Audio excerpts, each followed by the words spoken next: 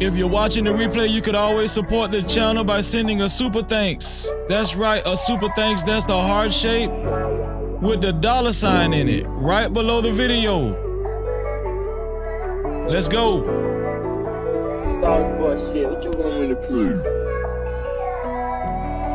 Spacey got this sauce on.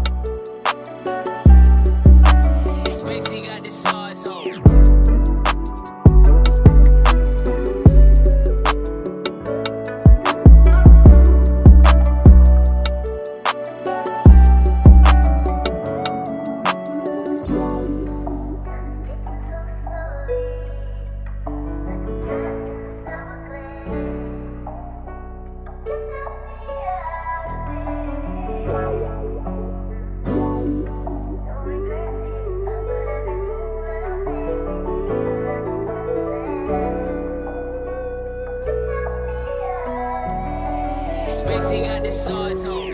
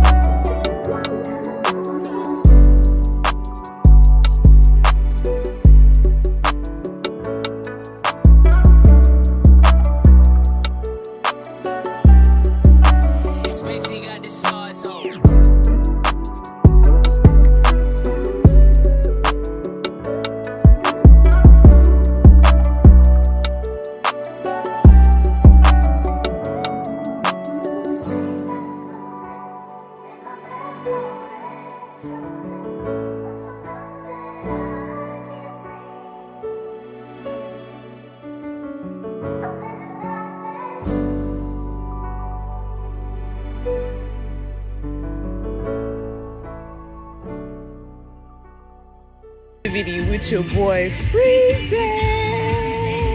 Join in tonight. No captivity. Only the boss motherfucking bitches fuck with motherfucking Freezy. No captivity. Get into it.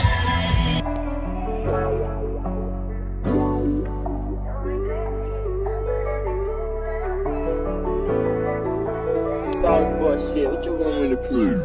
Share the live stream, ladies and gentlemen. Shout out to the early No Cap crew in the building. A lot of things to cover tonight. Big special shout out to my special guests. Tawana G, MJ, and 2G. We're gonna have fun tonight. We're gonna relax. Nothing too tough, you know. Just a little conversation amongst adults, you know. Make sure you hit that like button. Shout out to the 10 people that hit the like button so far. I appreciate you.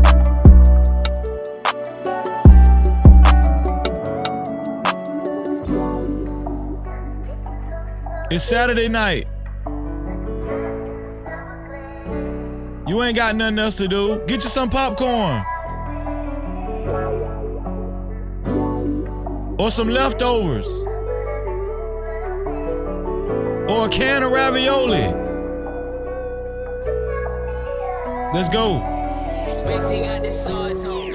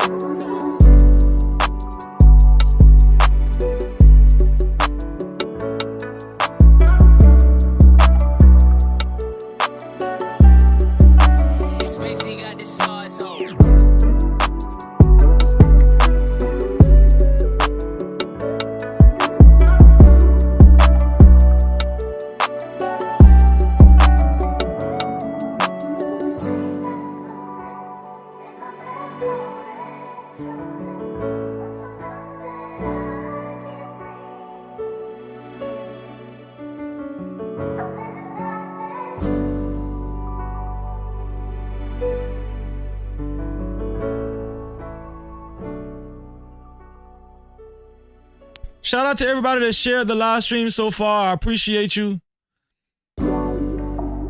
Become a part of the No Cap campaign, why don't you?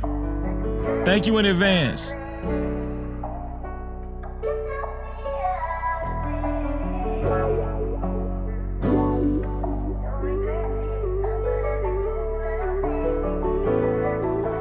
Sauce boy shit, what you want me to prove? Spacey got the sauce on.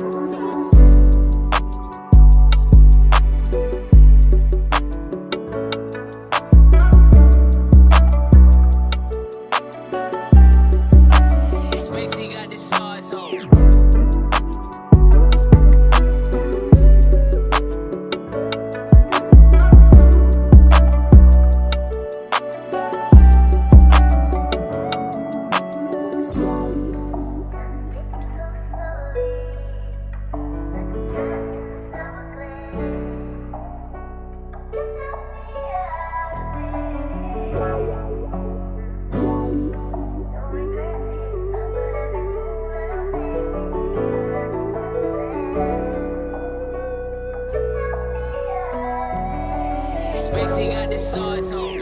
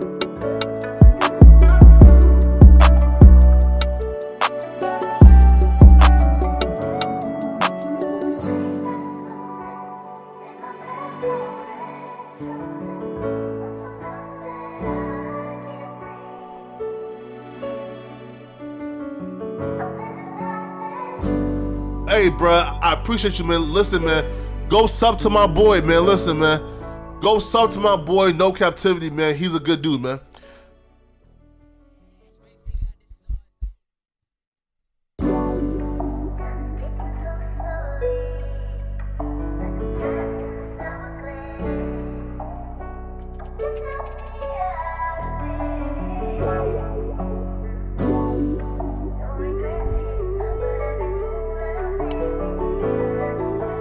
Sauce boy shit, what you want me to prove? Spacey got the sauce on.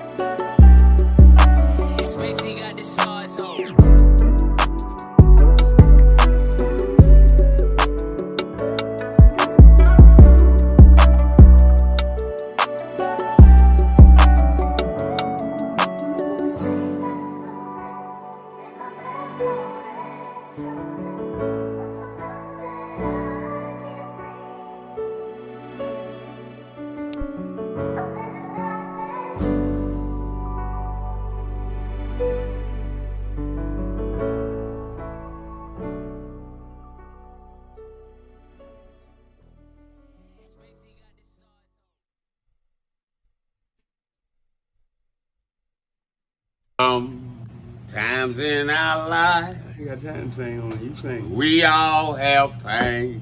So man, you gonna sing it. We all have sorrow.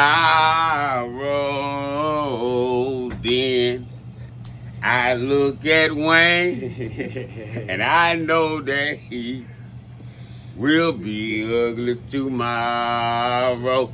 Lean on me when you're my cousin and I'll be your friend. I help you carry on, for it won't be long till I'm gonna need my cousin to care.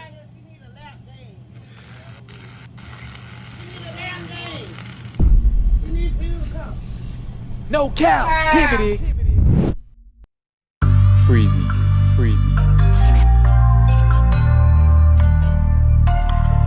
What up? You are officially locked into No Captivity with Freezy, where we tackle issues that sometimes have us trapped in this thing that we call life. But if you know me, you know my motto.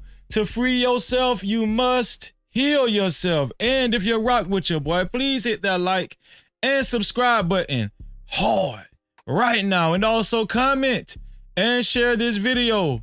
That is if you rock with your brother Freezy. No Cap-tivity. We got a special one. It is Saturday night. We usually do this on a Friday, but I consulted with my brothers and sisters, and we're going to try a Saturday night. Pretty sure it's going to be a banger just like the rest of them. Thank you to everybody that's already here. We're going to do a roll call in one quick second, but without further ado, let me bring up my sisters and my brother, man. There we go. Hello. I don't know why it is, but every time I have a show with y'all, it just seems like y'all be looking better than me. Except for 2G. I look better than 2G. You know? I'm just playing 2G. 2G like, what you doing? Texting 2G? What the hell are you doing, man? He looked up like, what y'all talking about? Can y'all hear me good? Or Yeah. I hear you. I hear you good. You got a volume on your mic? I do. That's why I was trying to see if it's too low. It's good. Is that better? Yeah, I hear you just fine. Yeah. Hear you good. Okay. So right. Y'all listen, I'm gonna just be honest with y'all. We just gonna chill. We gonna have a good show. I'm not trying to be too formal. Okay. We just gonna have a good show. Okay. I'm not trying to think too hard. I got a lot of good questions, and we're gonna react to some videos. Cool. It is Saturday. Naraya was supposed to come, but she had some stuff come up. And I hope everything's okay. She let me know in the message, but Dang. Naraya. Yeah. She was supposed to come, but yeah. Blessings to her, Naraya, and her family. First, I want to let me start with MJ. MJ, how has your weekend been so far? It's been all right. It's been okay. It's been good. Yeah. MJ's been cooking on her channel, and she knows I'm a subscriber and I've been watching. So Much appreciated. Yeah. Make sure you guys subscribe to MJ's channel, and make sure you hit her notification bell. Her channel is called Conversations with MJ. Conversations with MJ. Mods, if you can remember, please put the link in the chat. If you can't, I'm gonna put the link in the chat pretty soon. So shout out to MJ for being here. Also 2G, man, how your weekend been, 2G? Your mic. Hold on. That was me. Go ahead. No, okay. I said it's been good so far, bro. Just been taking it easy. It's been a real chill night for me. I told you wasn't here, but I was talking about you behind your back on the channel, and I was talking to El Cheapo about you. I said, man, that ninja like money too much. That ninja always chasing money. Golly. You funny. I said that ninja is you know, he's like a, you know, and then and El Cheapo was like, that ain't a good way to be though, bro. I started measuring my days by whether or not I made money. Like a good day or a bad day, like depending on how much money I made. You don't want to get caught up in that. El Cheapo was like, ain't nothing wrong with that, Freezy. I like that. tell 2G what I said. That led to a lot of depressing days. Cause days I couldn't make money, days shit was going bad. I ain't know how to make myself happy. Well, you know, I mean, I'm pretty sure the women wouldn't disagree that, you know, that they find that to be a good quality in a man, you know, want some money, you know. What? Being depressed or what you talking about? No, wanting some money. A man trying to get money. That's a good quality, right? Yeah. Not she told me, yeah. Yes. I'm saying not to the expense of your mental health, but obviously. Right.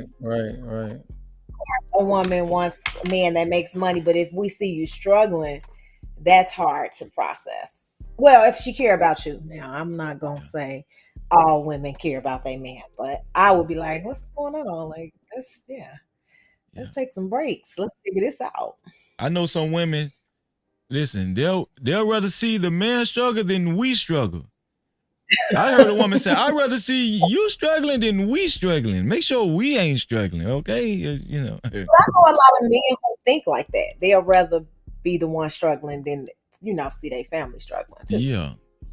That's different, right? Because you just be like, man, I can deal with that, right? Lack of sleep, whatever. But yeah. He said depression, which changed my mindset about what you was saying. That's all. How's your weekend been, Tawana, so far? Tough. It's tough. But I'm school started Monday. I got 4 kids. It's a lot. Life be life. It is a lot. 4 different schools, 4 kids, 4. Yeah, this a lot. Y'all have to take weekend. Like some of y'all kids take the bus, and some of the kids you take to school personally, or what? All 4 we take to school. Y'all take all 4 of them to school? Damn. Yeah, same here. My kids never rode the bus. Really? Yeah, they don't. Because my son got to be there so early that it's not really any buses. He got to be there like 6 almost, But y'all ain't got nothing against the bus, right? Shit, I do. These kids bad as hell. Yeah, I got a lot against. Hold on, man. Let me put the button. Hold on, man. No Cap-tivity. We rode the bus when we was younger. That's why my kids ain't riding the bus. I know what I was doing on the bus. MJ was shaking her head. Why are you shaking your head, MJ? I was cutting up. No, it's not the same. These kids are ruthless on those buses. Right. Like your kids will straight up be getting bullied, like poked and everything, and the drivers won't do anything. And even if you bring it up to the driver's attention, even the principal, nothing can happen. Still won't happen. So. Yeah. Dang. Yeah. Even when my son did take the bus, we dropped him off at the bus stop, and then we picked him up on the bus stop. Like I didn't, you know what I'm saying? Because I just knew it was like a straight ride, so I was like, all right, this is cool. And then it was like in the opposite direction of the hood, so I was kind of like, okay, he can do this. This fine, but I still didn't let him walk from the bus stop to the house. So yeah, I know. Yeah, but I mean, well, you do live in Chicago, but right. That's what I'm saying. We live in Chicago. Ain't no way. With a boy too, it's just it's tough out here for me. Yeah. But I feel you. So let me go ahead and see who's all in the building. Let's do a roll call, and I appreciate y'all, man. Shout out to Emperor Kojak 313 the Great. Let me move this up. Shout out to Emperor Kojak 313 the Great. I appreciate you for being here. He said, "What up, though, Freezy and chat? Smash that like button hard." I appreciate you, bro. No Cap-tivity. Shout out to Justin Wade in the building. He said, "Yo, he's always ready. He's always ready for a dope show. Great to see you, bro." No Cap-tivity. I see your super chat. Living Humbly. Thank you for your $5 super chat. I'm going to acknowledge it in 1 second. Shout out to Gray Matter, saluting everybody on the panel. No Cap-tivity. Losa Wave, where you been at, man? Great to see you. Say yo. No Cap-tivity. What's going on, bro? How you doing? My sister Mel, she said, hey, Freezy and No Cap Crew. Shout out to Mel in the building. No Cap-tivity. Cartel, what's up with you? What it do? He said, salute Freezy and No Cap Crew and panel. Shout out to Cartel. No Cap-tivity. Thank you for being here. Also, it really would help a lot if you know, the No Cap Crew would share this live stream and become a part of the No Cap campaign this evening. Shout out to everybody that's a part of the No Cap campaign tonight. And anybody wondering how to share the live stream, the share button is right below the video, right next to the like and the dislike button. As soon as you hit the share button, it gives you an option to share it out to any one of your favorite social media platforms, or you can copy the link and share it out to any one of your close friends and family. Either way, thank you for being a part of the No Cap campaign, and I wish all of y'all $11 million. No Cap-tivity. It don't change. And shout out to the 21 people that hit the like button. Thank you. You didn't have to do it, but you did. And I know sometimes it's hard. For the people that don't want to hit the like button and you just, you know, disgruntled already about the show, please feel free to hit the dislike button, especially if you are continuing to watch the show, right? We know how y'all do out there. So please hit the dislike button. We encourage y'all to. Do y'all encourage people to hit the dislike button? I mean, why? All the time. You gotta utilize the dislike. I'm gonna tell you why you gotta utilize the dislike button. It's engagement. It's still engagement, you know? You know who I learned that from? My wife's favorite content creator, Tasha K. She loved Tasha K. She loved Tasha K so much, I get jealous and envy. I be like, why you, listen, you don't supposed to be liking Tasha K more than No Cap-tivity with Freezy? What's wrong with you? You know? I love What'd you like to say, Tawana? I love Sasha K. Love her. Hold on. Love Hell her. no. Hold on. No Cap-tivity. Hold on. You like Tasha K too, MJ? She's okay. She's okay. Oh, hold on. Wait. Oh, hell no. No Cap-tivity. Hold on. You like Tasha K too, G? No, I don't keep up with him. So I can't say whether I like or dislike. With me. So, come on. Yeah. But nah, you know. You knew 2J. You know 2G didn't watch no dang on Tasha K. No. You was setting us up. No, Well, she cool. Tasha K though. Well, for those who do watch Tasha K, well, you guys are familiar. She does encourage people to hit the dislike button, and you know, I didn't used to do that. My wife was like, "You should encourage people to hit the dislike button too. It's still engagement." I was like, "You know what? You're right. You're right, man. You know, it's like an ego thing. You don't want people to dislike your stream and stuff, but it's engagement. You know what I'm saying? So that's what it's all. That's the name of the game, man. So hit the dislike button. Hit the dislike button, please. Now if we get more dislikes than likes, you know, something might be wrong, but you know, please, I pray to Jesus that don't happen. How does that affect that? How does that affect the algorithm? I never seen that happen before. You know, I've never seen it, but is it gonna change? You know what? That might be effective though. Imagine everybody hitting the dislike button. Imagine you got like 100 dislikes and only 2 likes. That might be a successful show. Think about it. You know. She said, "Oh no, I gotta see." Look, we got 1 dislike.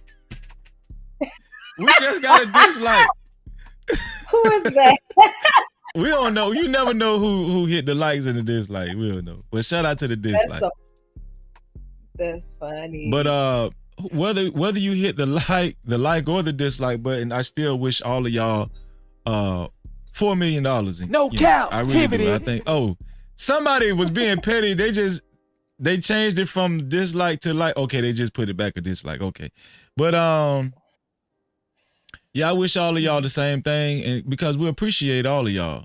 Also, to support this platform, and especially if you would like your voices to be heard from the chat, is a very easy way to do it. The first way is the super cap. The super cap is aka super chat is the rectangle box with the $ slap dab in the middle of it. You can find that icon right there where you type your chat set in the chat box. That's the super chat. Also, just like my brother did, Living Humbly and Rush Enterprise Stars. Super chat. Shout out to Living Humbly for his $5 super cap. Thank you, bro. He said, "What it do, Freezy and No Cap crew? Let's get it." No Cap-tivity. Thank you, bro. I appreciate the support, the early support. It really does matter.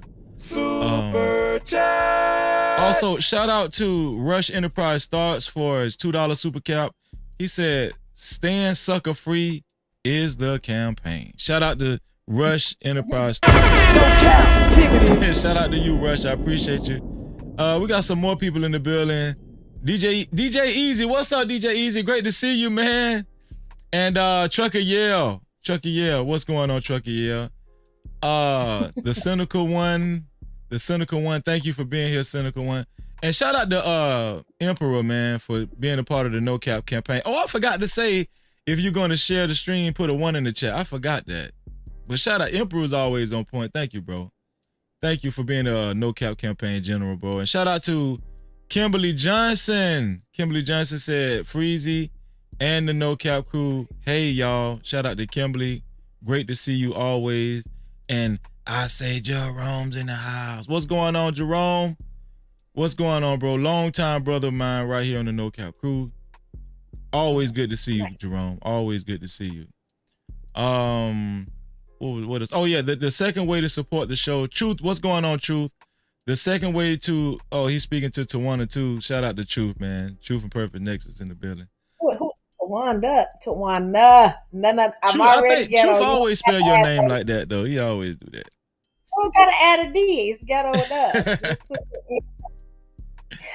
up. The second way to support the show is by Cash Cap. The Cash Cap is right there above Tawana's head. You know, $ Freezy No Cap. That's $ Freezy No Cap. Thank you, Tawana. You're such a sweetheart. $ Freezy No Cap is the Cash Cap. And the third way is PayPal. That's No Captivity with Freeze. No Captivity with Freeze without the Y. And don't ask me why. How to become, last but not least, how to become a sponsor of tonight's show. It's very easy. How to become a sponsor of tonight's show. It only takes $20. $20 or more, and you will be the initial and official sponsor of tonight's show. And your name will appear either on the ticker and primarily the sponsorship board that's flashing below.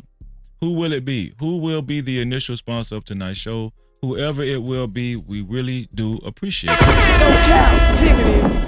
Oh, man. Y'all ready to get this show started? Lego. Sure. I got some somewhat controversial issues we're gonna talk about. We're gonna talk about the church. We're gonna talk about and we're gonna talk about men and women, like we always do, right? I got some questions and I got some videos that we're going to react to. All right. Let me go ahead and set up this. Let me see. Let me set up this Jumbotron. Let me see. Yeah, let me set it up. Okay, yeah, this is good right here.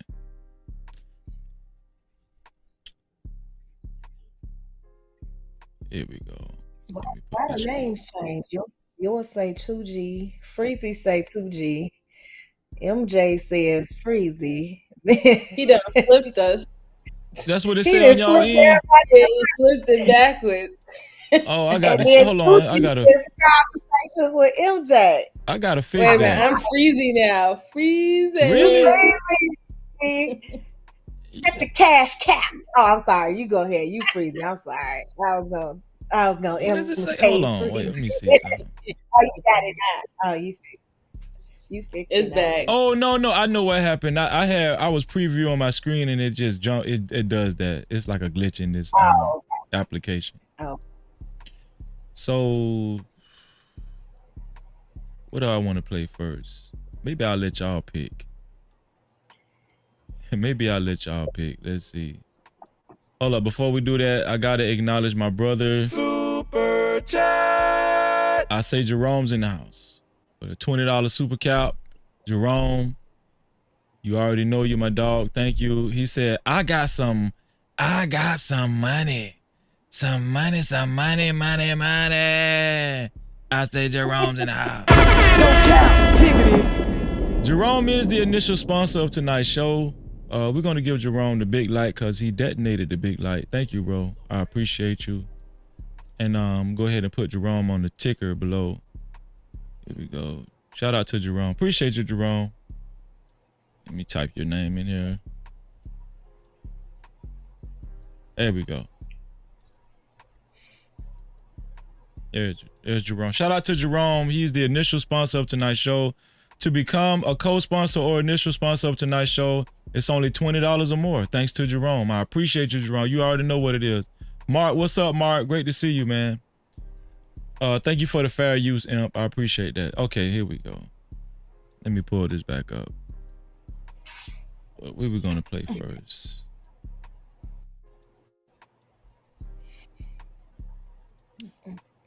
You know what? Let's play this first right here. Let me just play this. Let me play this right here. Here we go.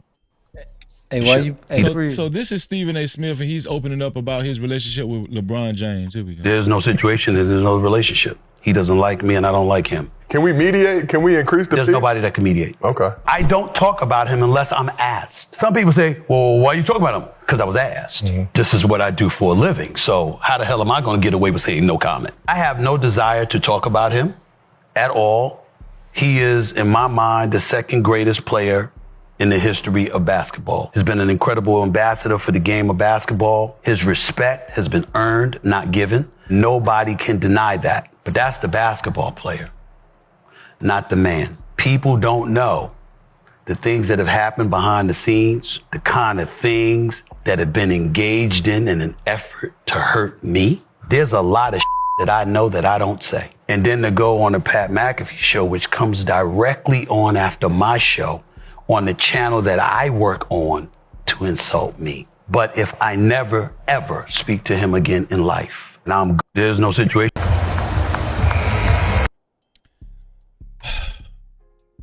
So that was Stephen A. Smith talking about his destroyed relationship with LeBron James. Of course, LeBron James is iconic. He's going to go down in history. LeBron James is going to be a easy Hall of Famer. Let me ask y'all something, man. If somebody has a high status and is perceived to be a very important person, and just to add on,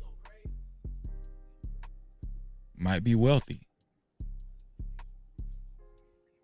might be very resourceful, will that make you more apprehensive of speaking your mind to that person and about that person in fear of losing that person's relationship? If you feel like that person is out of pocket too much or disrespectful, will that play a part in you kind of being slower to speak your mind to that person and about that person? I know I just hit y'all with one, but I want y'all to put y'all thinking caps on. I just want to know what y'all think. It's just really, it's nothing really hard. It's everybody's opinion. It's very subjective. So, my opinion, no, because you gotta think about the reason for that relationship. If other people have that relationship with that individual solely on to networking, benefiting in that type of way, being seen on the same light as that individual, then yes, I guess they will move with caution, right? But if that's not the reason behind your relationship, if they're acting out of pocket, you're going to call them out because your relationship is more deeper than just what is on the surface level. So no, I wouldn't. It wouldn't change one bit. It doesn't matter how much money you can make. You can make $500 a month. You can make $500,000 a month. If you're out of pocket, you're out of pocket. So you wouldn't feel like you kind of lost a resourceful relationship? And it wouldn't be resourceful for me because that wouldn't be the dynamic of why I have that relationship or friendship with that person. It's not going to be built on just on networking and stuff like that. I will expect a deeper connection if I'm going to call you my friend or whatever not. So once that is broken, once that trust is broken, I have no use for you. what about you, Tawana? What's your viewpoint on this issue? Would you be a little apprehensive and a little more protective of kind of preserving the relationship with this type of person, like a wealthy, very notable person? If they've had a history of being disrespectful and all that kind of stuff, to you, would you kind of? Oh, wait, disrespectful to me? Yeah, if they did something disrespectful that towards you, obviously they might be a disrespectful person in general. I don't know, but the reason why I'm personalizing it is because it could have more of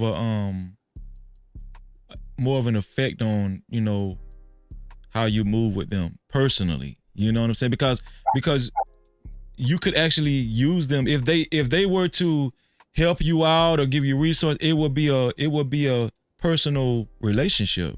So if they were loose-lipped, disrespectful, even subliminally towards you, would you be apprehensive about speaking your mind to that person in threat of ruining that relationship? Or would you be like, I don't give a damn, I'm gonna speak my mind, you know? I know this gonna shock people because Tawana G goes off on a mother. Okay, I know I do, but I'm thinking about just even in the office, I feel like I have been disrespected by so many managers and supervisors, and like I never have said anything in the moment. And if anything, if it occurs multiple times, I think I've addressed it differently, right? Mm-hmm. So I'm thinking about a person of status that could potentially ruin my career, do something to affect my livelihood. It depends on the nature of the disrespect, right? So from what I hear from you, some disrespect I address immediately and I won't allow it to go on. But I have noticed that will change the dynamic in relationships a lot of the time. So it is important because disrespect, I guess everybody has their ideas of what disrespect is, right? People say, people right now, I would say we're a sensitive culture. A lot of things are disrespectful to people in this culture. And so, I'd be hesitant to just call somebody out that I don't, depending on the relationship and the dynamic of it. So I believe for me that I would not necessarily call it out if it happened once or twice, but maybe depending on how often I'm around that person, yes, right? Eventually I'll have to address it. How I will address it is not like you address somebody on the street. And see, that's what people get confused. It's not a brawl. We're not about to go toe for toe. And you can't embarrass people. See, that's what people try to do. You would use discretion on how you approach it? Yeah, I would definitely. Oh yeah, because I'm an adult. Like, let's go to the side. Let's talk about it. Like, can I speak to you for a minute? And I ain't got to embarrass. Sometimes that, I think a lot of times that is the first intent. Sometimes from my experience, even though you can take that approach, the other person can feel so powerful. Right. They could just feel like they could still respond to you in that very arrogant, arrogant way, as if, hey, you need me, I don't need you. It's like, you know, like smirking in your face or not even taking you serious, because to you, you know, they feel like, hey, I don't need you, you know.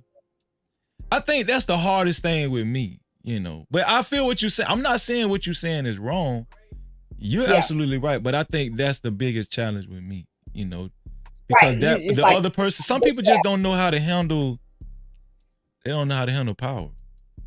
I mean, I think you always have to be true to who you are and feel good about what decision you made, regardless of what the other person's reaction is. Yeah. So if I think I would feel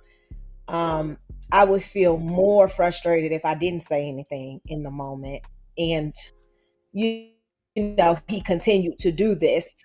But if I have to say it in a crowd or call it out, I will. It just depends on how egregious it is, right? Yeah. But I'm with Steven. I can just ignore people. I'm very good at that. Everybody that's rich ain't gotta be my friend. Everybody that's in this circle ain't gotta be. We don't have to be associated with each other. I can ignore you, and I'm very good at cutting you off completely and pretending like you're not there. So that's my superpower. I walk right on past you. That is a superpower. Shout out to Prime in the building. What's going on, Prime? You said what's good. Good to see you, Prime. What about you, 2G? For me, like personally, I'm gonna like, if it's disrespect, I'm gonna address it. Like, but I can understand other people not doing so, or like the reasoning behind somebody like letting stuff slide or just looking over certain things. Like, if your reason is just because the person got status or they popular and you don't want to be like on the outs, you don't want to go against them because of, you know, status quo, then no, I don't agree with that. But like Stephen A on that same interview, he pointed out like when you speaking out against him publicly, you should be like weary of what you say. Like I think he basically said like speaking out against him can change the trajectory of your career if you on the same line of duty as him and his counterparts. Because he say like basically he got friends in higher places and he may not who in a lot of LeBron situations James he don't even have to, or Stephen A. Smith. LeBron James or Stephen A. Smith. Stephen A. Smith, he's saying like if you're you into journalism or you trying to be on some of these platforms, these podcast shows, or you want to work for certain networks, like speaking out against him publicly, you need to like be cautious of what you say. Because he said it may not even be him. It could be some of his counterparts. It could be some bosses he know. And they feel like, oh, you don't rock with Stephen A., then like we're going to take note of that. We ain't rocking with you. Like you ain't going to be able to work in certain places. Like a blackballing situation. Yeah, but I wouldn't even call it blackballing, bro, because in real life, if you like speak out negatively against my friend, I feel the same way. Like I ain't fucking with you either. Like I'm the type of person I choose sides. Like you either with me or against me. You either with us or against us. So if you ain't rocking with somebody that I'm with, then I don't rock with you. So I wouldn't even. I guess you could say blackballing, but that's like. People act like that's real life though. Yeah, but okay, so my only pushback with that is I feel the same way. I kind of feel the same way, but I'm not finna be hanging around somebody who just purposely is an asshole. Like that's gonna make me look. That's gonna be a reflection on me. Like what I look like just taking up for. Okay, but that's a different conversation though, bro. Like we not really speaking on like if the person is a good person, bad person. You just said like basically. I was just speaking on like how what you say can affect the trajectory of certain situations, certain lines of duty, certain career paths.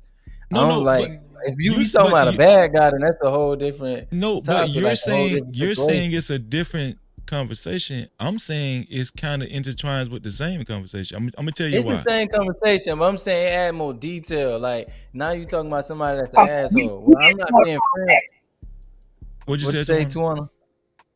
No, I was saying, were you just giving us more context to what Stephen was saying afterward?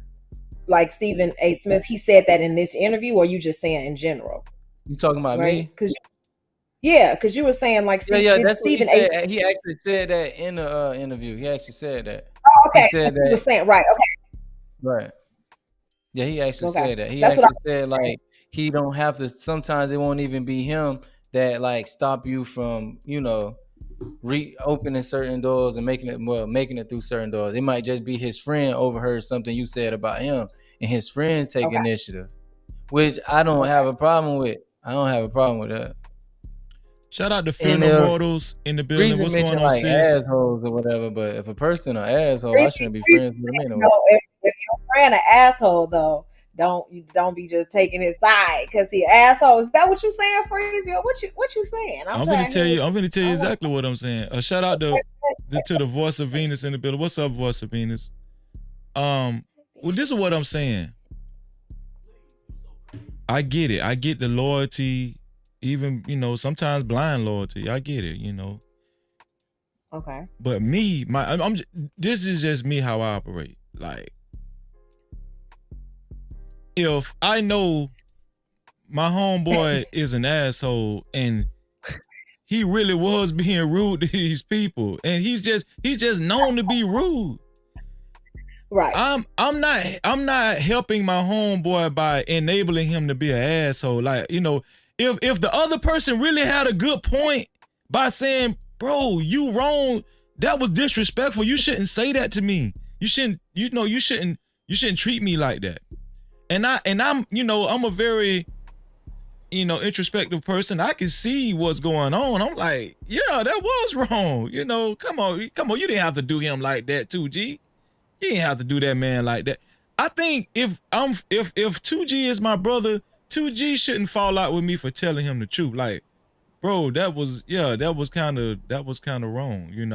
I could see you, 2G. I rock with you, but bro, I mean, that was kind of out of pocket. God, me, I agree with what you're saying, but no, I was speaking on. Go ahead. What you say? I was speaking on like the exact thing he said. Like he said, you should be cautious of what you say and how you say it when talking about him. I don't know if he like an asshole, if he was being disrespectful. I was just talking about that exact that exact example that he gave. Like, be like, choose your words wisely. Like, he could be wrong, but that fact still would remain the same. That he could cut your ass off.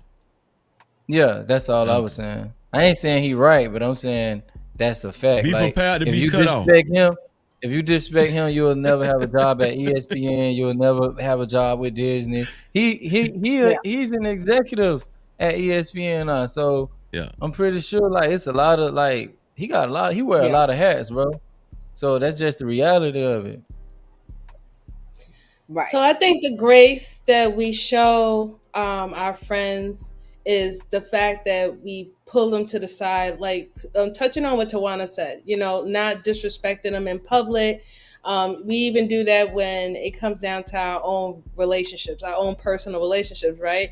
Keep certain things, in-house. Don't let everybody necessarily know all the conflict or the discussions that's having on in your relationship, right? So that's the grace that we show, but that doesn't mean that you don't let someone know, hey, maybe this was out of line, this is out of order, this is something that's out of your character. Maybe we need to talk about something. There's something else going on that is making you lash out this way that we might need to discuss, you know what I'm saying? Because this is not like you. I've seen you handle the situation differently, right? So we do that professionally all the time, going back to what Tawana says, right? We know the dynamics of us being in the workplace. We know that we have a professional image that we have to uphold, but we do know that there is a time and a place when we're supposed to address certain things that is uncomfortable and is not productive for work.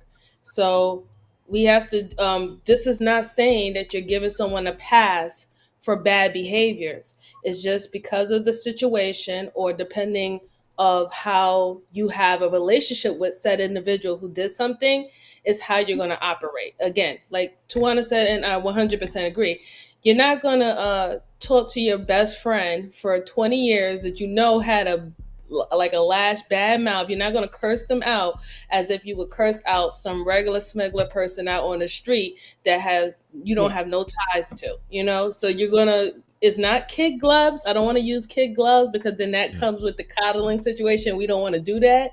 Yeah. But you want to show a certain level of grace and respect for the person that you have created a relationship with. Yeah. Maybe I heard the question wrong. I thought we were talking about how we respond to people based off like their status, their position, and like I didn't know we were talking about friends. I thought we were talking about No. Listen. The question is still on the table. What I was saying was, if that friend with a high status was my friend, let's say you addressed my friend because my friend, you felt like my friend was out of pocket with you, and he was just it's just too many times you let it go, and you just had to go ahead and let my friend know. And my friend is that high status person, right? You know me to hang with him. You know. Like, I would be the type of friend that would tell my friend, yeah, that was kind of, even if it wasn't in front of you, like, just if we was in private, I would be like, I could see where 2G was coming from. I mean, I rock with you, but that was disrespectful. This is reason. I thought the question was, like, basically, how would you go about responding to somebody with based off their status or their position or their success? How would you respond to them being like disrespectful? Would you worry about like being like basically blackballed or shut down? I thought that was the question. No. The question was, would you be apprehensive of addressing that person and have more of a mindset of preserving the relationship even if they are continuously disrespecting you? Would you be apprehensive? Maybe I because of the video you played, maybe I just was like combining your question with the video because I was thinking LeBron and Stephen A. They're not friends. It's just strictly like a business relationship. But LeBron is an iconic sports player. He's very right. So I was influential. I was thinking about their relationship, like that type of relationship. And Stephen A. Listen. Even though they're not connected. Business wise, LeBron is not in the sports anchor business, right? What I'm saying is it's still conducive to have a friend like LeBron James. It's still conducive to have a relationship with LeBron James. You feel what I'm saying? Even though they're not in the same industry, it's still so I was going off thing. That type of relationship, like basically you trying to be on the right side of like the winning team or whatever. I thought you were saying I ain't know like because him and LeBron, they don't know each other personally. So it'll be like maybe like some bandwagon shit or not wanting to burn a bridge or like I wouldn't really say it's like a friendship though. Right. Like if he if he held his tongue, it wouldn't be to like preserve their personal relationship. It would be, I don't know if I ever need to, walk through certain doors that he can open for me. Like it'll be, I thought you were saying like, would you let somebody's status affect like how you respond to them? Yes, that's the question. I wasn't saying they had a personal relationship. I'm just saying like, you good. This person is, the door is still open to use this person as a resource. Okay, let's just like, Stephen A. Smith has a podcast, right? Correct? He has a podcast. One day he might be able to use that option to reach out to LeBron and have LeBron possibly be a guest on his podcast. Hey, that would be a great look. That would be a great look. Why not keep that door open? Right. But the problem is you open up another door, right, Freezy? Right. So like you use this opportunity to network and get more business. You're giving this person more power than they necessarily supposed to have over you, right? Or your business that they help, fund by networking and having connections. What if they use that against you? The door swings both ways. So I think that people need to just take that into consideration when they're trying to use or network or use resources from other people in that way. They can be giving in the beginning and they can take it away. So that should never be like the foundation of anything. Yeah, it sounded like I was basically saying what she said at the end, like that's the foundation of the relationship, just networking, resources, like that's the foundation. Right. So I could see somebody holding their tongue if that's what the relationship built on. those resources, I could see somebody feeling like compromised in that way, like they can't really speak their mind. But because if it's your friend, then you would be more prone to say how you feeling, because it's built more on like an actual, relationship. But if it's just business, then I think the person would be more hesitant to say how they feel. Even if the other person is just feeling, they just feeling like they can talk down to you and be disrespectful to you, even though it can happen. That's life, bro. I mean, I get it. This all I was saying, and we're gonna go to the next video unless somebody else want to say something. All I was saying was the world would be a better place if the arrogant or the disrespectful person's associate or colleague or friend can just be honest and tell them, bro, that was disrespectful. You didn't have to do him like that. I just think the world would be a better place because I would be that type of friend. I would be like, yeah, man, that was kind of out of pocket.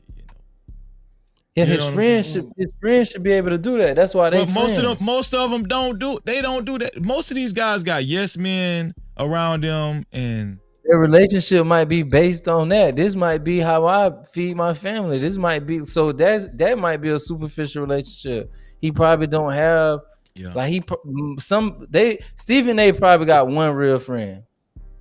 Everybody else that's how they feed their family. So all his relationships may be superficial at this point. That's a good point. Bro, me and you, like I probably could say something to you that somebody else that just worked with you wouldn't say. They probably feel like you wrong, but they might feel like I don't have room to tell him he wrong. Yeah. But me personally, I feel like I should be able to say, nah, Freezy, like you wrong, like, or you should go back and fix that. But our relationship is built on that. That's what our relationship built on. LeBron James, that's a good everybody point. around him, that's how they feed their family. Like he is the business. Yeah. So just let him run amok. Stick his chest out. Well, we always see what happens with that too, right? When they don't never have real decent or good people who really is concerned about them. In the long run, they keep on playing it out until they hit a situation where they can't control it. And then now everybody who used to be the yes man is now the away man, like the go away man. Like you don't even see them. Then you don't know where they at. They just disappeared. They just went out of space. They don't got no time. They're busy and everything, Yeah. So that's why I would say is, be careful with the whole situation in totality, really. Even whatever side you play. If you're the side where you're trying to network and use those resources, be careful that whatever you are asking for, that can be taken away. And you need to make sure that there's a level where even if they do take it away, you're not all the way down at that point. And then if you're on, I guess, LeBron James' side, remember, you surround yourself around a whole bunch of yes people. Eventually those yes people are going to disappear. They're going to go to the next yes person who's in the right light at that particular time. And you're going to be by yourself. Yeah, they was never real friends. All right. Okay. Freeze, I sent something to your phone. Go ahead. No, I sent something to your phone. If you can check it, yeah. Okay. You want me to check it now? I just wanted you to know it was there. Oh, okay. All right.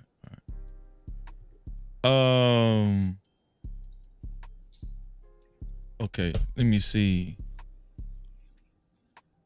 So this next video that we're gonna react to, I just want quick answers and then we're gonna move. I just want quick answers. Here we go.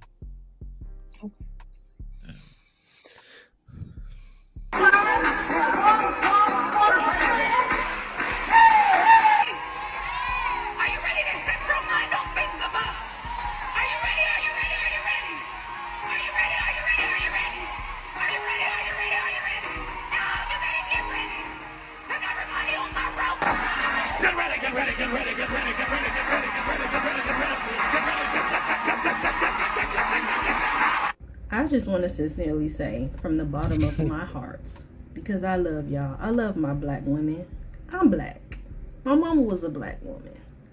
And we also went to church every single Sunday. Praise and worshiped, fellowshipped, the whole 9 yards. But this conference and conferences like these are a clear example of what Proverbs 22:16 reads.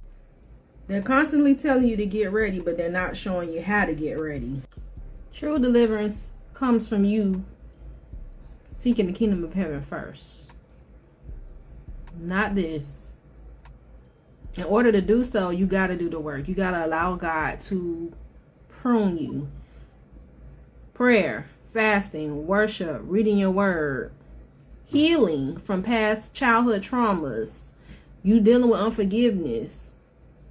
It's not you going to a conference, hooping and hollering, and having somebody to constantly tell you, get ready, your breakthrough is coming. That's not it. Let's normalize having our own personal relationship with God and getting in our word so that you don't get tricked out of giving your money to these people and it's only making them richer. They already got their bag. And they relying on you, your problems, your poverty to make them richer.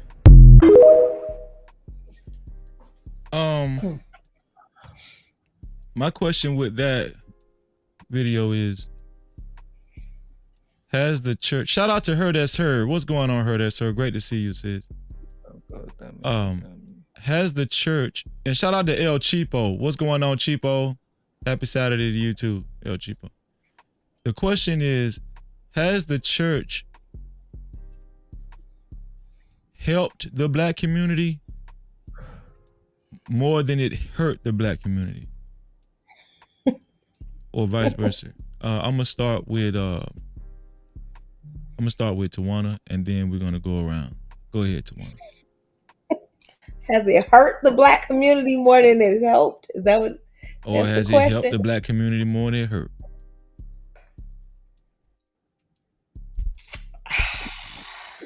Okay, so here's what I'll say, that the church gave people of color an opportunity to make money, wealth, right? Mm-hmm. They took it from the poorest folks. However, it was limited roles for us back then, right? And I think churches gave pastors and certain people different access to wealth and money that, necessarily getting into corporate America and other ways was difficult for us, right? Back then. Mm-hmm. So I do see that helped financial gain. Is there good churches that invest in the community? Yes. Are there terrible churches? Yeah, a lot of terrible churches. Can I speak to that? I don't know. I don't see how Christianity is necessarily, if you're talking about Christianity, right? Because I'm sure that's what we referring to in general. Yeah, the Christian church. Yeah, Christian church. Yeah, everybody has mass church, whatever. But yeah, Christians in general. Mm-hmm. Do I see how they're helping the world? No.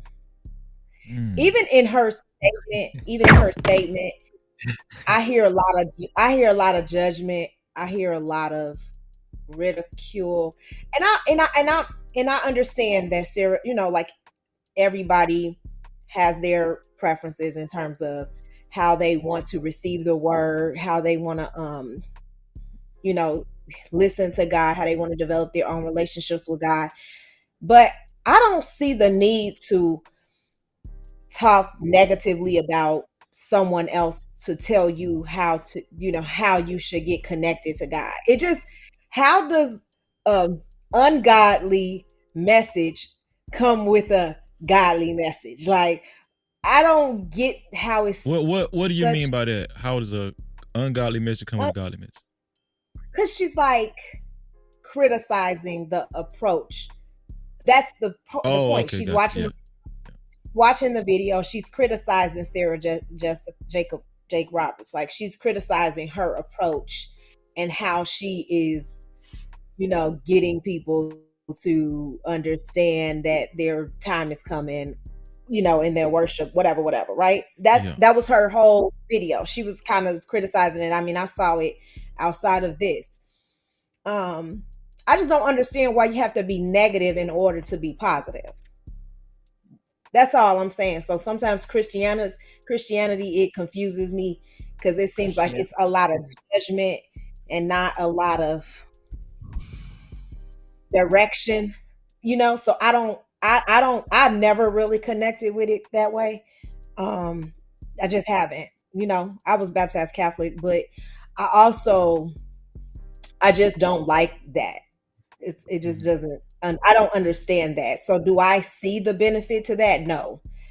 I don't know how else to describe it. I don't want to degrade all Christians because I don't believe all Christians are that way. And I got Christians in my family. But do I see how it's had an impact on our community? I don't. I do not. No Cap-tivity. Thank you, Tawana. That was very riveting. Shout out to Aunt T. What's going on, Aunt T? Great to see you, man. What about you, 2G? Has the Christian church helped the black community more than it hurt, or has it hurt the black community more than it helped? What's your take on it? What Tawana said? Hurt? Yeah, she said. Yeah. Okay, we got two hurts so far. Then we got two hurts. I'm gonna go with hurt. Two hurt? Yeah. For one, bro, like the hood I came from, bro, like it was a church on every corner. Mm-hmm. But the hood is still the same. The hood is still the same hood it been like when I was. I'm pretty sure my mama was a baby. Like it's still the same hood. Ain't nothing changed. Mm-hmm. And if y'all posted on every corner, and there's no progression, like same old cycle, then clearly you're not helping. So I'm not even gonna say they hurting in that way, but that's just proof that they not helping because the community is still the same. It's in the same condition it's been in, and so they not helping. How I would say they hurting, to want to say that they can be like judgmental, I feel like they not judgmental enough. I feel like the Christian church is like too forgiving. Like in a way, like it take away accountability. Like it allow you to just be who you want to be Monday to Saturday, and then show up on Sunday, wash it all the way, and then start all over again Monday back to Saturday. I feel like it took away accountability. So in that way, I feel like it hurt. So it didn't help in any way, and that's how I would say it hurt. It took away accountability, and it made you feel like that's acceptable, like that's okay. Like it basically promote that, like that we sinners, we never really gonna be perfect, we never really gonna get it right. Come as you are. So you can go, you can do whatever you want to do on Saturday night. Like a lot of people literally go to the club Saturday night, living the fast life, and then they stumble into the church Sunday, and that's totally acceptable, and that's acceptable basically forever. Like you can do that from like all through adulthood until you get too old to go to the club. But as far as like just bettering yourself and doing away with that, nah, they not really trying to like push or force you to do that. They not trying to like compel you to do that. Mm-hmm. They saying just come next Sunday and get it right Sunday. Try it all over again. So I would say it hurt. It don't help and it hurt. Shout out to 2G. No Cap-tivity. MJ, what's your synopsis? Do you think the Christian church has helped the black community more than it hurt the black community, or vice versa? I really think that it's both, right? And I'll explain why. I think that the ones who needed it, they needed something of a higher power to live for more than themselves, and they can utilize it where it made them a better person. It was beneficial.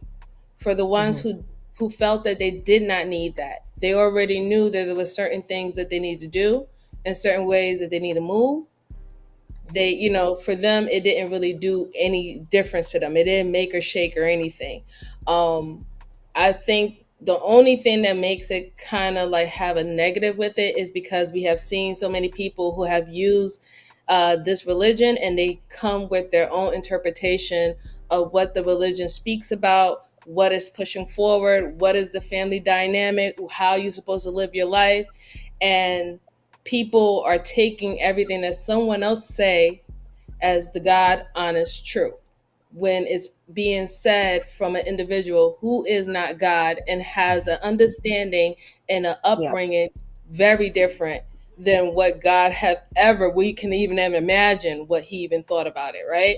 So because we lead by trust and faith and hope, and these are all great things, it's been misconstrued around the years. And then we even had situations where people was supposed to be this holy individual, and they're caught out there cheating, they're caught out there scamming their community, they're caught out there doing a lot of crimes and criminals. So I think seeing that and knowing that that is a possibility, and these individuals are still human and they're going to err and they're going to stray away, that has made people feel a little funny and weary about the book.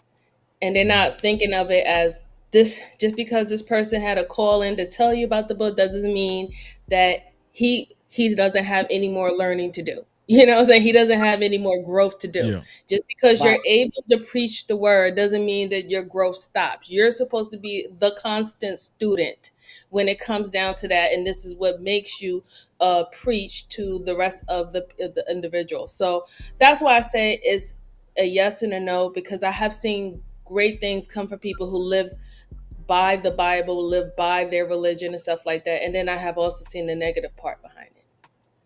Yeah. Well, if I may,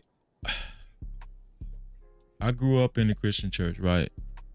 And I do think it's a good thing, like the seeds that's planted when you're young, the seeds. It's a good thing to plant those seeds in people. But just like any basic agriculture, just because you plant a seed doesn't mean it's going to grow properly. Like you have to actually cultivate it correctly and make sure, you know, everything is done properly. You got to water it. You got to make sure, you know, get some sunlight out, you know.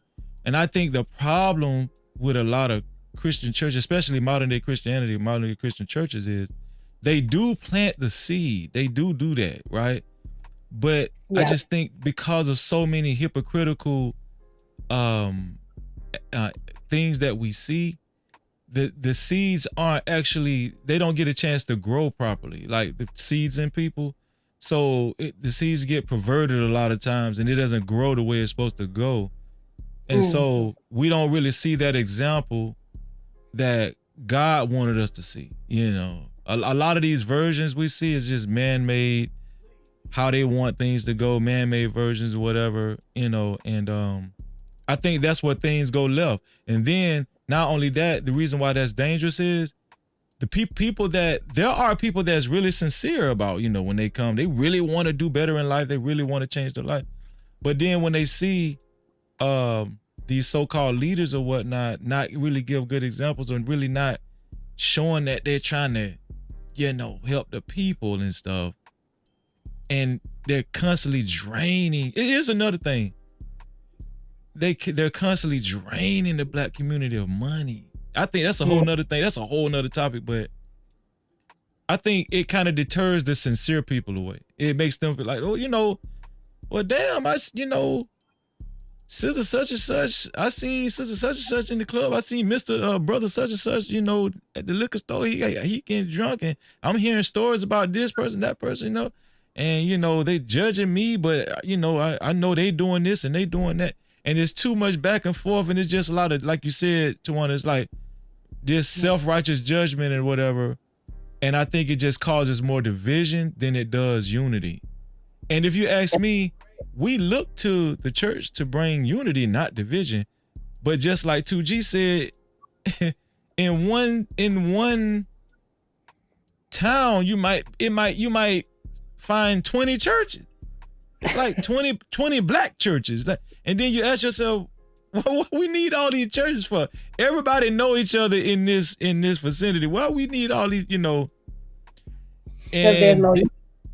And then it Because starts what? seeming like they gang banging, Because it's like unity, right? Like every institution has their own how they want to govern and what agendas they want to push, and so they separate. In churches, that's how churches started to separate, because there's leaders who they have their own way of thinking and what they think is right and what they want to push into the community, and then so everyone, it's hard for people to get in one big church when all 10 people want to be the chief, and not enough.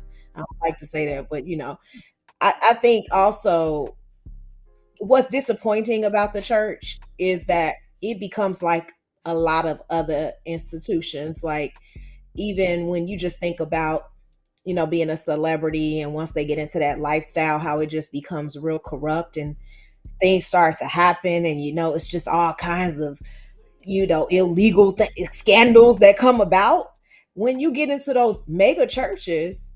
Just think about some of the mega pastors that's been exposed, had gay relationships, stealing money from their congregation, having a mistress for years, having inappropriate relationships with minors. I don't want to say the word on your channel because I know some words are, but yeah, just like being exposed for all this corrupt behavior. It happens, right? Where boys are, and I think a lot of people didn't watch Boys because it was always, oh, cross your legs.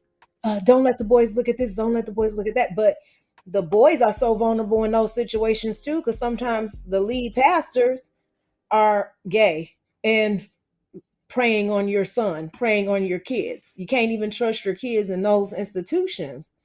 So people have lost a lot of hope and faith in the churches. But yes, the churches used to be the cornerstone because there was a lot of wealth that came through.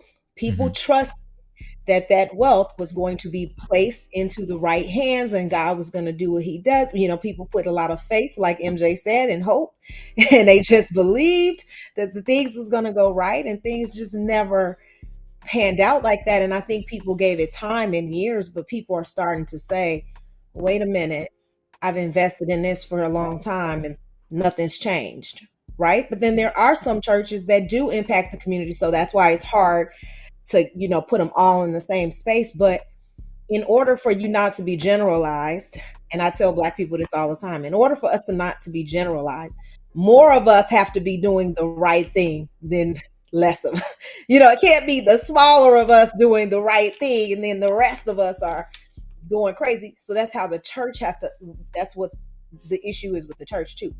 If they want us to see the church as positive, more churches have to be doing all of these things, right? Investing in the community, changing lives. You shouldn't be abandoning buildings around a big ass church.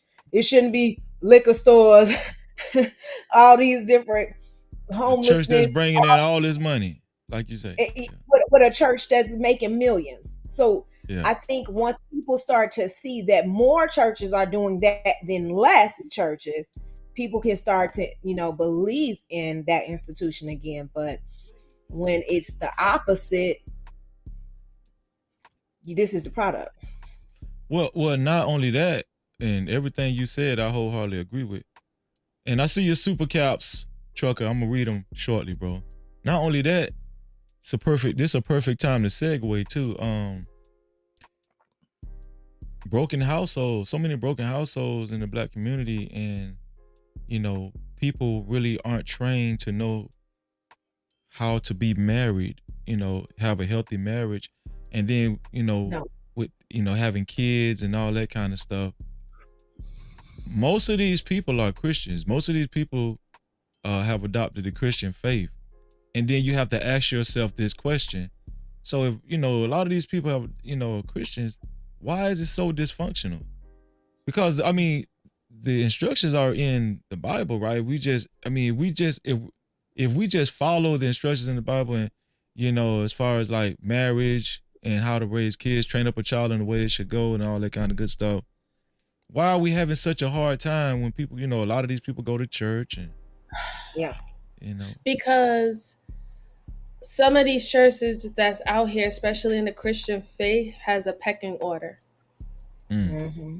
The religion is being used Captivity. for social status. And that's where the problem is. Where are you supposed to be all equal, whether you're supposed to be coming together to worship the Lord and read the good book and live in the ways that he wants us to. They're using it as a way to climb the social ladder and still participate in society, which you technically, if you go by the book, you're really supposed to refrain from. So it's conflicting. And that type of contradiction that people are living with day to day is causing and showing all the confusion that's going on in our communities now.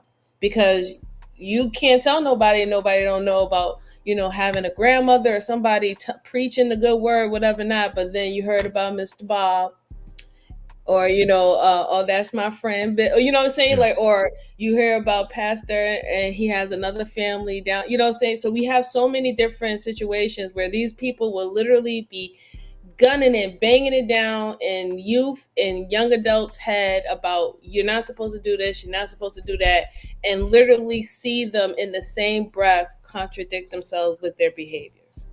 And you know what? It doesn't help when we see these mega churches and these TV evangelists.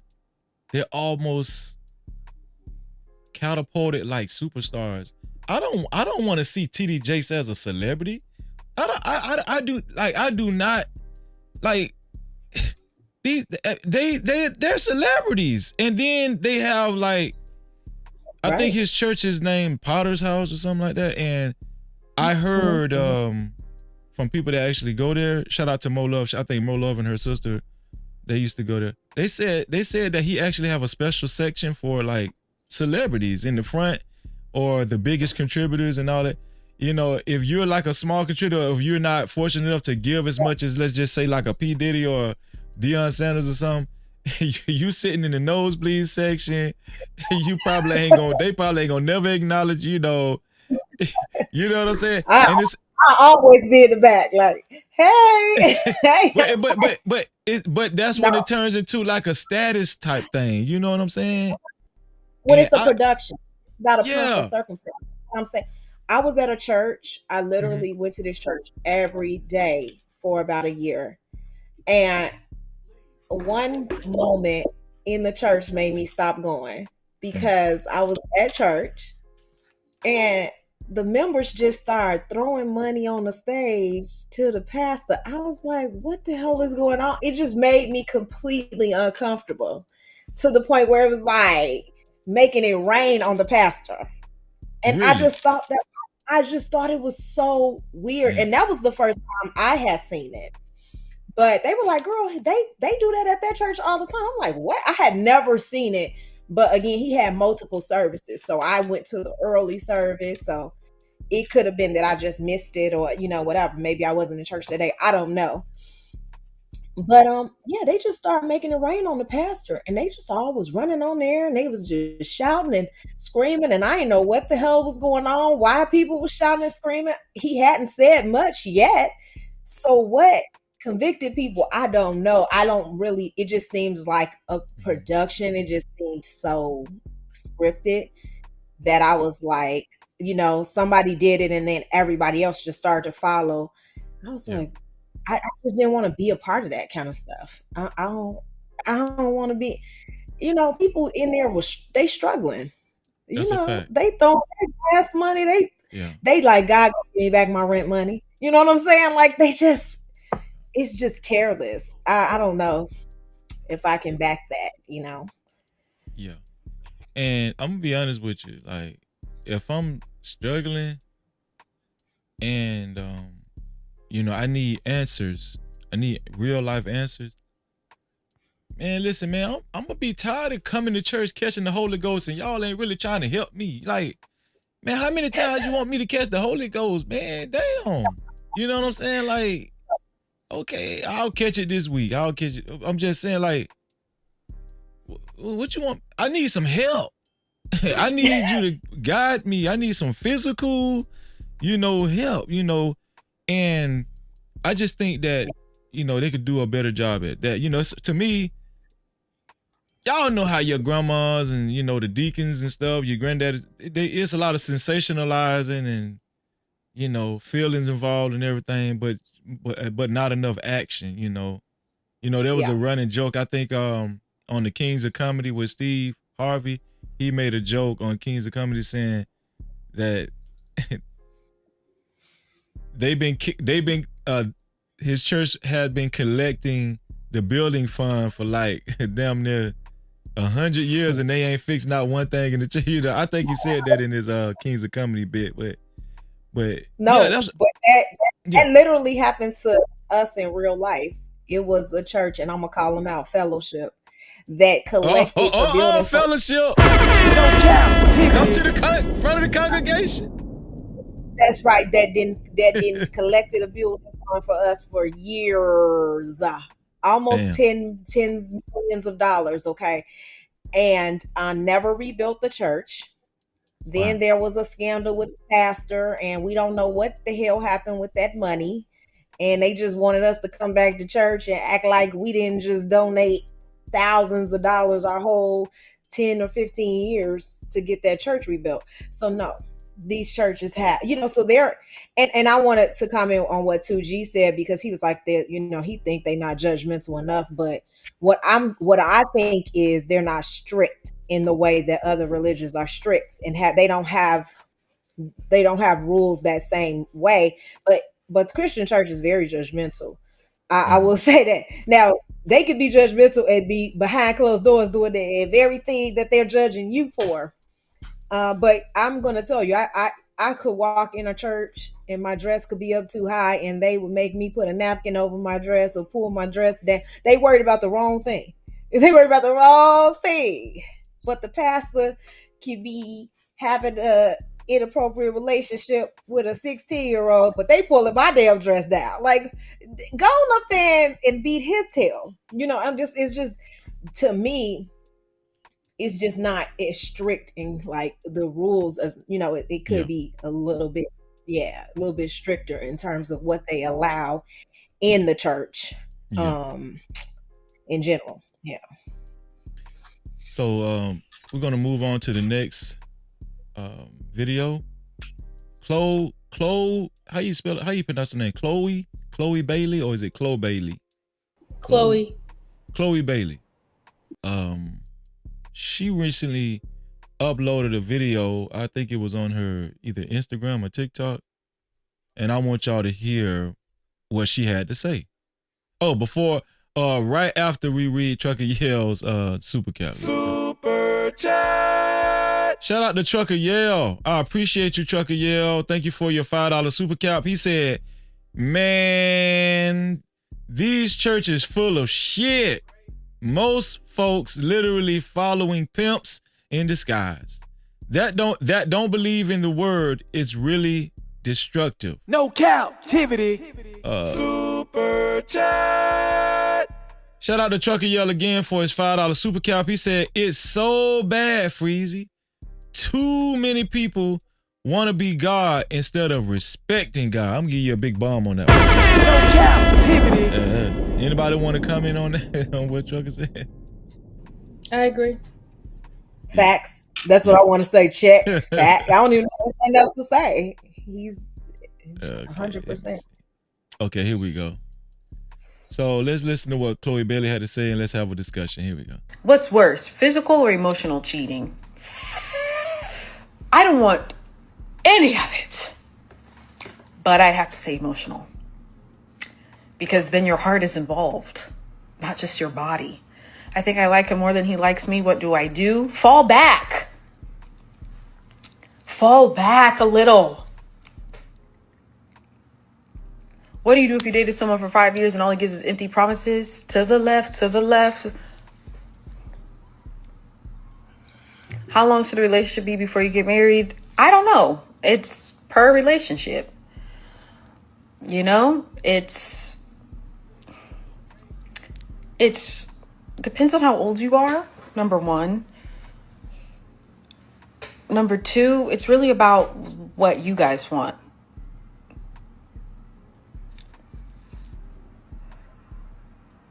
Oh, someone said ex hitting my... What's worse? Mine saying she was checking up on me. What she really want, fam?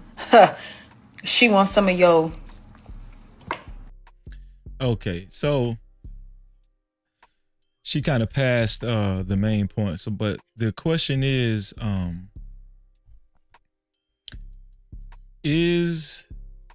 emotional cheating worse than physical cheating? Chloe Bailey's opinion was that she feels as though emotional cheating is worse than physical cheating. You know what? I'm gonna start with 2G on this one here. 2G, is emotional cheating worse than physical cheating? What do you think?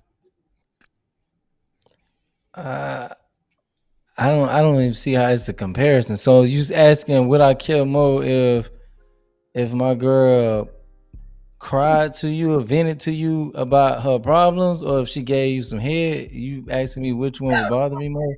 Okay, would it bother you more? What? I would rather her vent to you than like give you some head and you challenge her. Like, okay, this is the vice versa right here.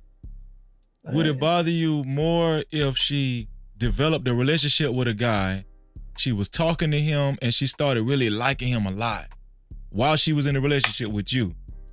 She never had sex with him, but she started really confiding in him and liking him a lot and talking to him and, getting close. Versus her just getting drunk and cheating on you one time and having meaningless sex with a dude, but not really being close to this dude. Bro, I don't know. I guess I'm just which one is worse? Bro. That's the question. Which one is worse? Which one is worse? You gotta answer which one is worse. You got. My girl takes another dude. Like, Chase, I'm talking about Happy Father's Day, anything. Like, bitch, you cheating. That's a problem. You cheating. What? You say Happy Father's Day. Like, if somebody tell my girl Happy Mother's Day and she hearted, she cheating. Oh, no Cap-tivity. What? Bro, I don't know. I ain't going for none of that. None of that. Yeah, but you still haven't answered the question though. Shout out to Carmel. What's up, Carmel? Great to see you, sis. Okay, I'm saying you ain't got no choice but to answer one of the two. Which one is worse? Emotional cheating or physical cheating, in your opinion? We know both of them are super bad in your eyes. We know that already.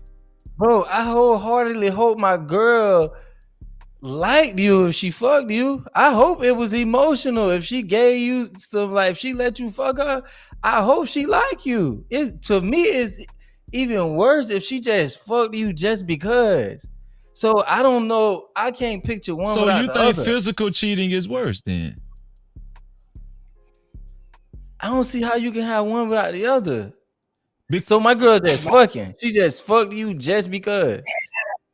Yes. Okay. So people do it all the time. People just have recreational sex. So that means people putting your health at risk all the time. Like, how could that even be a comparison, bro? Like, even if I had to choose, one of them can literally kill you. Like, one of those choices can lead to like your health declining.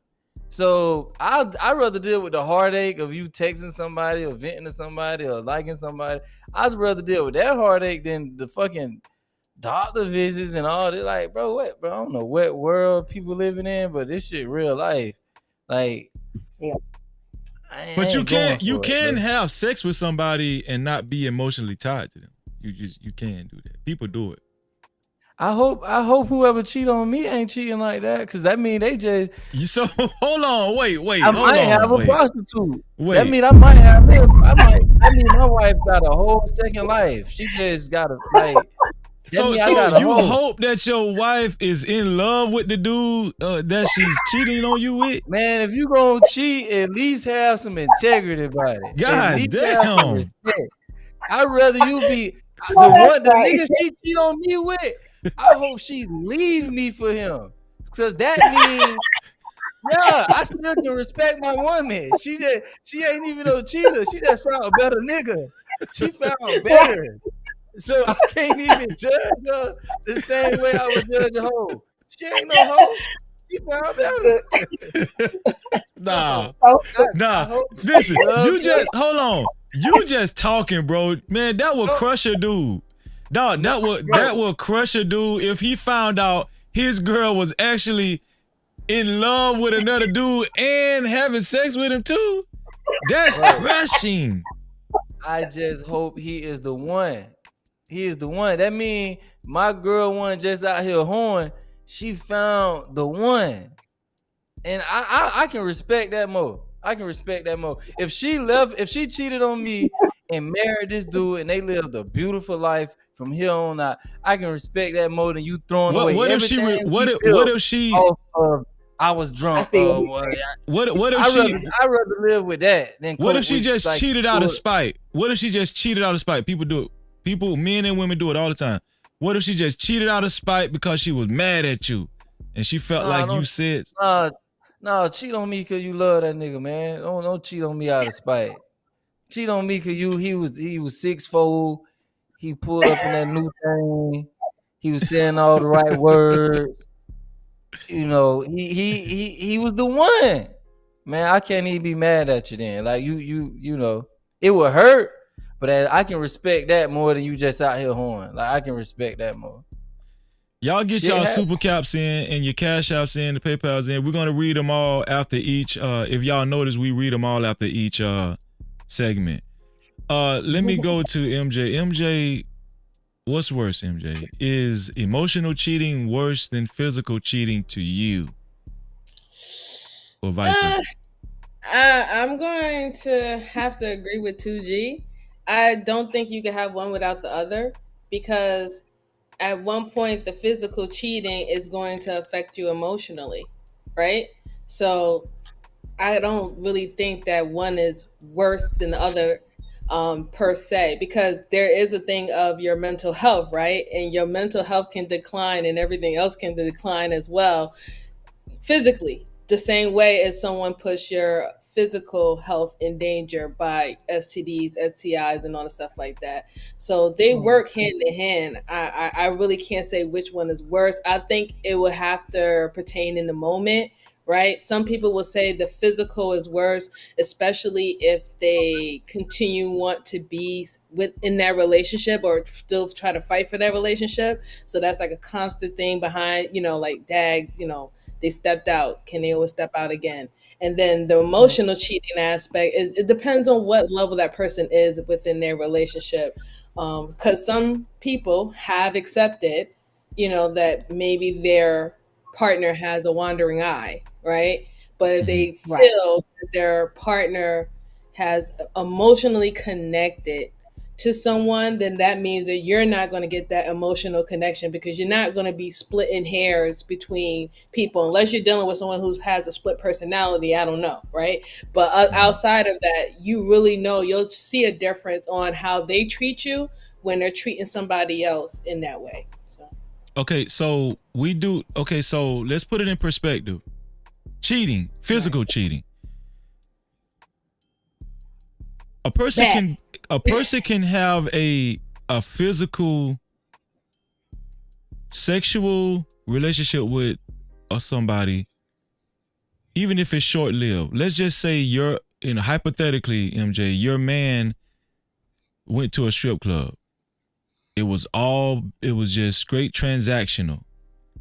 He went to the boom boom room and you found out he went to the boom boom room and he did God knows what with a stripper that he met at the strip club. It wasn't emotional or nothing, but you found out. Right. Versus another incident, you found out he's been talking to another woman, but he hasn't had sex with her, but you found out he's been texting her and actually talking to her via phone and telling her he loves her. But while he's in a relationship with you, but he hasn't had sex with her. So with both of those incidences on the table, which one is worse? The one where he had a sexual relationship with a stripper and it was just strictly transactional, he got his rocks off, or the one where he's been communicating with another woman while he's been in a relationship with you, but he hasn't had sex with this woman, but he's been professing his love and he's grown close to this woman. He's been telling her he loves her and he's been sending heart emojis and heart eyes and stuff. See, that's the thing. To me, I believe that both is transactional. One is just a physical transaction and the other one is a transaction of emotions. Y'all are cheating tonight, man. Come on. You guys are cheating. It's the truth. It's a transaction of emotions, right? Because like I said, if he's giving all that to somebody else, you're not going to be getting the same element of it. That's how, significant others and spouses, they know a change in their spouse, right? They be like, wait a minute, I'm not getting as much kisses anymore. I ain't getting that much hugs anymore. You ain't saying I love you anymore. You very short with me. You don't want to have conversation with me. No more deep conversations and stuff. You're busy. Right. That's how they, have those red flags that pop in their head to let them know that something is up. So, I mean, what if he is telling you he love you and all of that good stuff, but he's every now and then he go to the strip club and if you know your partner, you know that if they're telling you I love you, but you don't feel the energy behind it, you know that something's up. There's a difference, but that's that's going to be a while if you're if this is a real relationship. I'm not talking about like a situationship or a hookup or something like that. So we know both of them are bad. Which one is worse? And just choose one. You want me to choose? You actually want me to choose? Yes. Okay. I'm gonna 2G said the physical. That's what I took from what he said. I'm gonna go. If I have to choose, I would say the physical, due to the fact that you're putting somebody's health in danger. Yeah, how could the physical compare to? Because if they were just talking, he could say, "Hey, we were just talking. I never did anything. I was never gonna act." Yeah, but you seen the text messages that that she is saying she really loves this guy. She loves him and all of that kind of. You see the mushy stuff. You see it. This your girl communicating with another guy like that, but she hasn't had sex with him. This is a real tough on me because that's not your girl. If that's going on, that's already not your girl. And then for two, how can her actually having sex? She can come back from them talking. Y'all can come back from that, but she had sex with somebody else. How does that compare? I don't see how that compare, bro. I'd rather my girl find out I was texting another female and confining pouring my emotions out of her, talking about what's on my mind, clearing headspace, whatever, than for her to find out I was having sex with somebody else. Like, I'd rather talk my way out of, hey, yeah, I found emotional support in somebody else. I apologize. Like, I'll work on trying to come back from that. I'd rather work to come back from that than I was sleeping with somebody else. Like, I don't even see how that compares, bro. I agree, because just think about it. Don't we get emotional support from other people, other different types of relationships, and we don't feel that that's a betrayal to our relationship with our mates, right? Mm-hmm. We do that with our friendships. We do that with our religious leaders. We do that with our mentors. These are you going to support for different reasons and in different spaces. We don't say that that's betrayal. We know that we don't put that type of weight on our spouses either. So, I see the super caps. I'm gonna read them. It's right after Tawana answers the question. So Tawana, what say you, sis? Is emotional cheating worse than physical cheating, or is it the other way around for you? You gotta choose one, and you can break it down how you want to break it down. Go ahead. Shout out to Miss Jennifer in the building too. What's going on? I'll say this: that if we're saying that it's emotional, it's strictly emotional, no sex involved. Yeah. And we're comparing that to the physical. For me, it's always going to be physical is worse. Because for me, I just cannot get past you actually having sex with another person, just in general.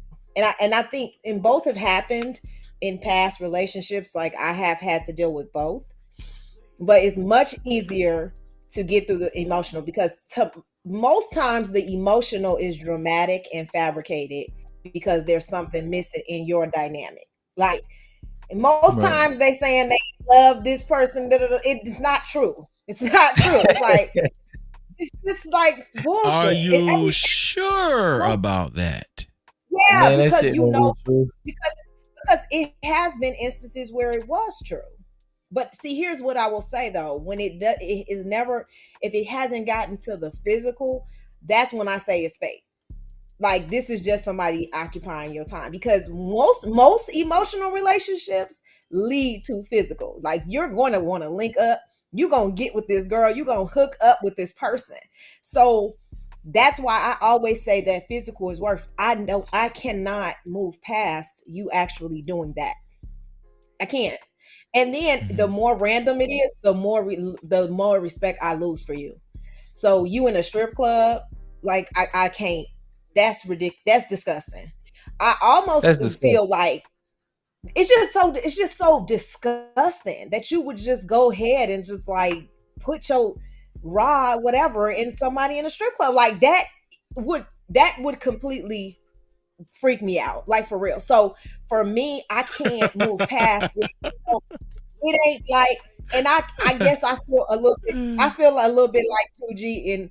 Well, if you gonna marry the bitch, then maybe I might not feel as bad. I might be like, well, he fell in love with somebody else. He'll been not been. I don't know. I mean, I think it's gonna hurt regardless. But to me, if it's just like some random chicks that he just constantly hooking up with, like, oh, the girl down the street, this girl, that girl, whatever, like that it would Yeah. just it would creep me out At a that little bit. at that point, you don't even know who you married to. They doing shit like that. Yeah. That's why physical to me is like I can't compare it to emotional. Now that's why I was gonna preference it. Emotional physical cheating, oh, that beat all of this. Okay, because you emotionally tied, Of course. physically having sex, and you like that's the worst thing because now I have discovered you in love with somebody else. I gotta try to figure out how I'm gonna navigate this relationship. And I know that there's an intimate relationship, potentially children, or all kinds of things that come with that. No, that's horrible. Emotional, I could deal with. Whatever. We can get some counseling and get through that. Let's check the poll. Let's see what everybody. People say. So mostly everybody on the panel said physical cheating. So far, well, it was emotional cheating has been winning so far. Now it's went back to 50%. So a lot of people really do, huh?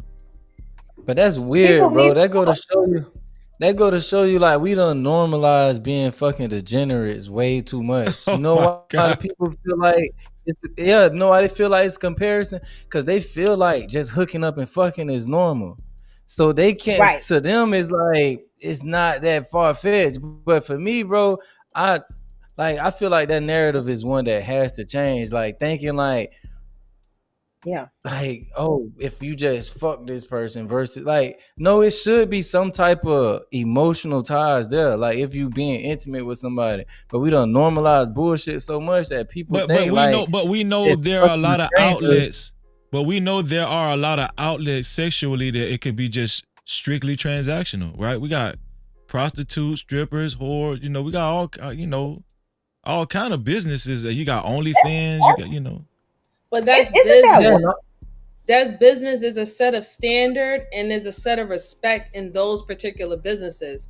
Respect goes right out the window when you commit, that to your actual significant other. You took your respect away from them. You completely disrespected them. So you see the difference of the relationship now is ruined. Now the only that they can't trust you, you disrespected them, that you put their bodies in danger, all that stuff like that.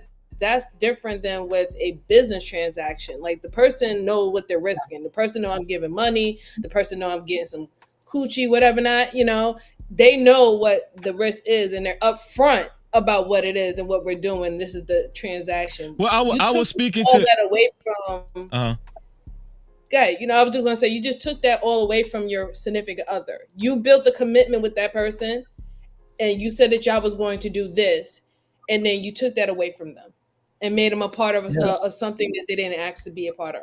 Well, I was speaking to 2G. What 2G was saying, he was saying, we need it's a like if somebody's going to physically cheat and have sex, they should have emotions for that person. That's what 2G.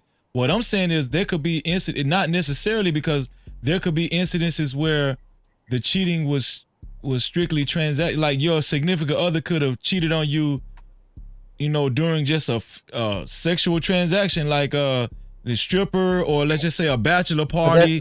Because women go to bachelorette parties all the time, and I'm gonna tell you right now, get a little. Yeah, but that's what I'm saying. Or We talking about just out of town. They just out of town. They meet somebody and they hook up. You saying it could just be something like that? Yes, it doesn't have to be like they're just they should be emotional attached to No, but that's what you're making my point. You're making my point. You saying there's always room to be a degenerate. That's what you're saying. It's always a time and a place where you can be a fucking degenerate. Where you can just meet somebody in a strip club and decide you're gonna fuck them, or you can just run into somebody that you usually just see on social media, but now y'all in the same place at the same time, and one thing leads to another. That's all garbage, bro. Like all that is garbage. And even with the example that MJ said, with the prostitution and all that, they understand that they taking it's business, and they both understand we engaging in some degenerate behavior. Your fucking wife or your girl shouldn't be acting the same way that the prostitute the customer act. Like that's not how we should be living. If you're in a relationship, it should be a standard. It shouldn't be I was drunk or come on, that's all bullshit, bro. That's some like the shit really sick. That's if wild. You ask me, that shit is sick. That's wild. You just seem thirsty. Like, you just sleeping with a stripper, a prostitute. I know a nigga that's married, bro. I think we did a number. And you just we did a number on ourselves when we accepted the verbiage of casual sex. We did a number on ourselves because there's no such thing as casual sex. There's no such thing as casual sex. Hold on, y'all. And what we doing right now? What we doing right now, bro? Casual about having sex with someone, if you really think about it. And what we doing right now is the same. Freeze, you doing the same thing you accused the church of doing, bro. Like the same way when we was talking about certain standards they don't uphold, certain standards like not being set in place, and they kind of allowing certain stigmas to like stay in place or whatever. Like, bro, we talk about the church and what they should be doing. Like, look what we doing. Like, we still talking about casual sex and casually fucking it. But that's just like, well, if the church ain't gonna make a difference, then maybe we should make a difference. We can start saying, no, that's bullshit, that's garbage. And that's not how we should be behaving. That's not how we should be moving. I see people in the comments saying that's human nature. Well, if we can be let off the hook because it's human nature, then we shouldn't have anything to say about a church or anybody else then. Because them same people human like us. So I just feel like go ahead. It can't be human nature, because I ain't never been to a strip club and thought about let me hook up with one of these motherfuckers in here. No, it ain't never even crossed my mind. Well, it's different for females though. It's different. He's saying it like human nature. I'm a human, and that's definitely not a damn nature. Bro, you can't say it's different for females, dog. Like no. What I'm saying is, this is what I'm saying. Like, if a female most females go to strip clubs, like female strip clubs. Okay, I see what you're saying. Most females go just for the entertainment purposes of it. You know what I'm saying? They just like, yeah. I've been men might have other things on their mind. You know, they might have worked overtime that week, and they might got a couple of extra dollars, you know, for the boom boom room. You know what I'm saying? But I want to push back on what MJ said. She said there's no such thing as casual sex. Shout out to Team Fatty in the building. What's going on, Fatty? Good to see you, man. Shout out to Fatty, the untouchable raid in the building. Shout out to Fatty. With MJ on that, 100%. What I'm saying, I was gonna push back on MJ because she said that she in her humble opinion, she don't feel like there's no such thing as casual sex. I'm gonna push back on that because listen, we've heard of people having like quickies and stuff after the club, just quickies. Dude, like there's been situations where women have been totally disappointed. Like the dude done did like 3 pumps, and he climaxed and he gone. He pulled his drawers up and said, "Ugh, that was so good, thank you." Y'all remember? Do y'all remember that movie? Waiting to Exhale. It was a scene. I don't know if it was it Whitney Houston? It was Whitney. Yeah, the dude. Crazy. Yeah. You ain't even got to reference that movie. It happens every day, B. It happens that's what I'm saying. That's casual sex. That music, bro. That movie is fucking garbage. That movie is fucking garbage. But that part is real. But I don't think that. No. I'm saying I agree with you, Tawana. I'm saying, like, wherever we get this concept of just having casual sex with people being okay is a fucking problem. Whether it came from music, whether it came from movies, whether it came from Whitney fucking Houston, whoever, it's bullshit, it's garbage, and should have never been pushed on us. I agree with MJ 100%. That is no such thing as casual sex.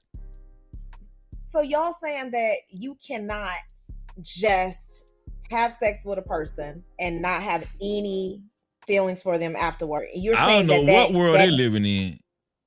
I'm just asking if you're saying that has happened where y'all feel that every intimate interaction there is some feelings attached to every intimate interaction. What I'm saying is,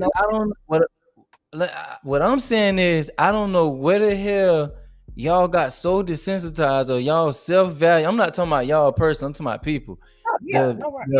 Self-value or whatever it is when it comes to their body, people they connect with, their spirits.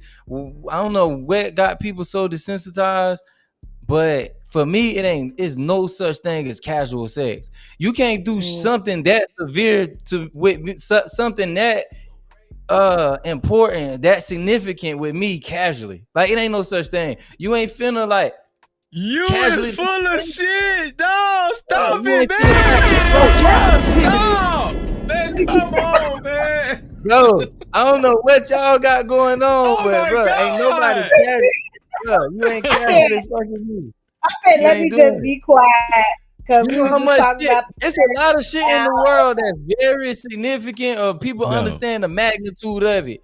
And you can't say you casually did that. You can't say you casually did this and you casually did that. You can't say you casually did 2G. Fuck no. You can't casually fuck me. It come with a lot more than just you horny. You finna get to know me. You got to love me. You got to understand me. You got to appreciate me. It's a lot of shit. You ain't finna casually fuck me. A stripper? It don't even have to be a stripper. You could have a casual relationship with a chick you've been messing with for years, or with a guy you've been messing with for years. See, people be like, "Oh no, that ain't casual because we've been messing with each other for years," but that doesn't mean that it's not casual because there could be. What y'all saying. I'm sorry. My bad. I understand what you're saying, though. You're saying in your eyes, you don't acknowledge casual when you have sex with somebody. It's beyond casual because that moment is more. It's a spiritual connection that you shouldn't just engage in freely without thinking about the consequences of whatever it is you're doing. I understand exactly what you're me saying. And my girl, the person you're in a relationship with, y'all can have casual sex, quickies, or whatever you want to call it. But I'm talking about if you want to consider me and my girl just before she go to work, we do it. We just casually have sex, okay. But talking about somebody I don't know, like it just happened. Fuck no, that'll never happen to me in my life. Never in life would it happen to me. But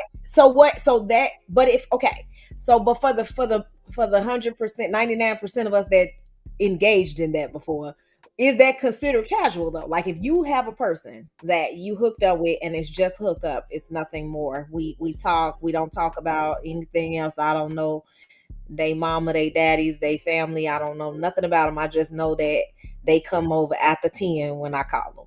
Is that not considered casual to you? Man, I don't play them type of game. Man, if I'm fucking you at 10, But I'm saying, what is that called? If I'm in a what they call degeneracy. You but a if they call it, degenerate. but if you have a fuck buddy, right? Or you No, know, I don't play that, fuck right? buddy game. I don't play fuck buddy game.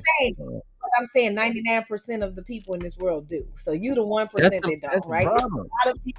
It's a lot of people who engage in that. What is it called? You're not calling it casual. What are you saying that is? Man, I know you saying it's reckless, it's degenerate, but it is a casual relationship, right? It is a casual relationship. I mean, it's considered a casual relationship, you know, to that definition. But I'm in agreement with 2G. It shouldn't, to me personally, it shouldn't be something that should be treated as casual. Okay, so okay, so it shouldn't, and what it really is two different things, you know. I mean, for me, I just don't think that sex should be something that is casual. I don't. I mean, this is what people are doing now, and that's fine, you know, whatever. But I don't think it should. I mean, the act itself has so many things that's involved in it, right?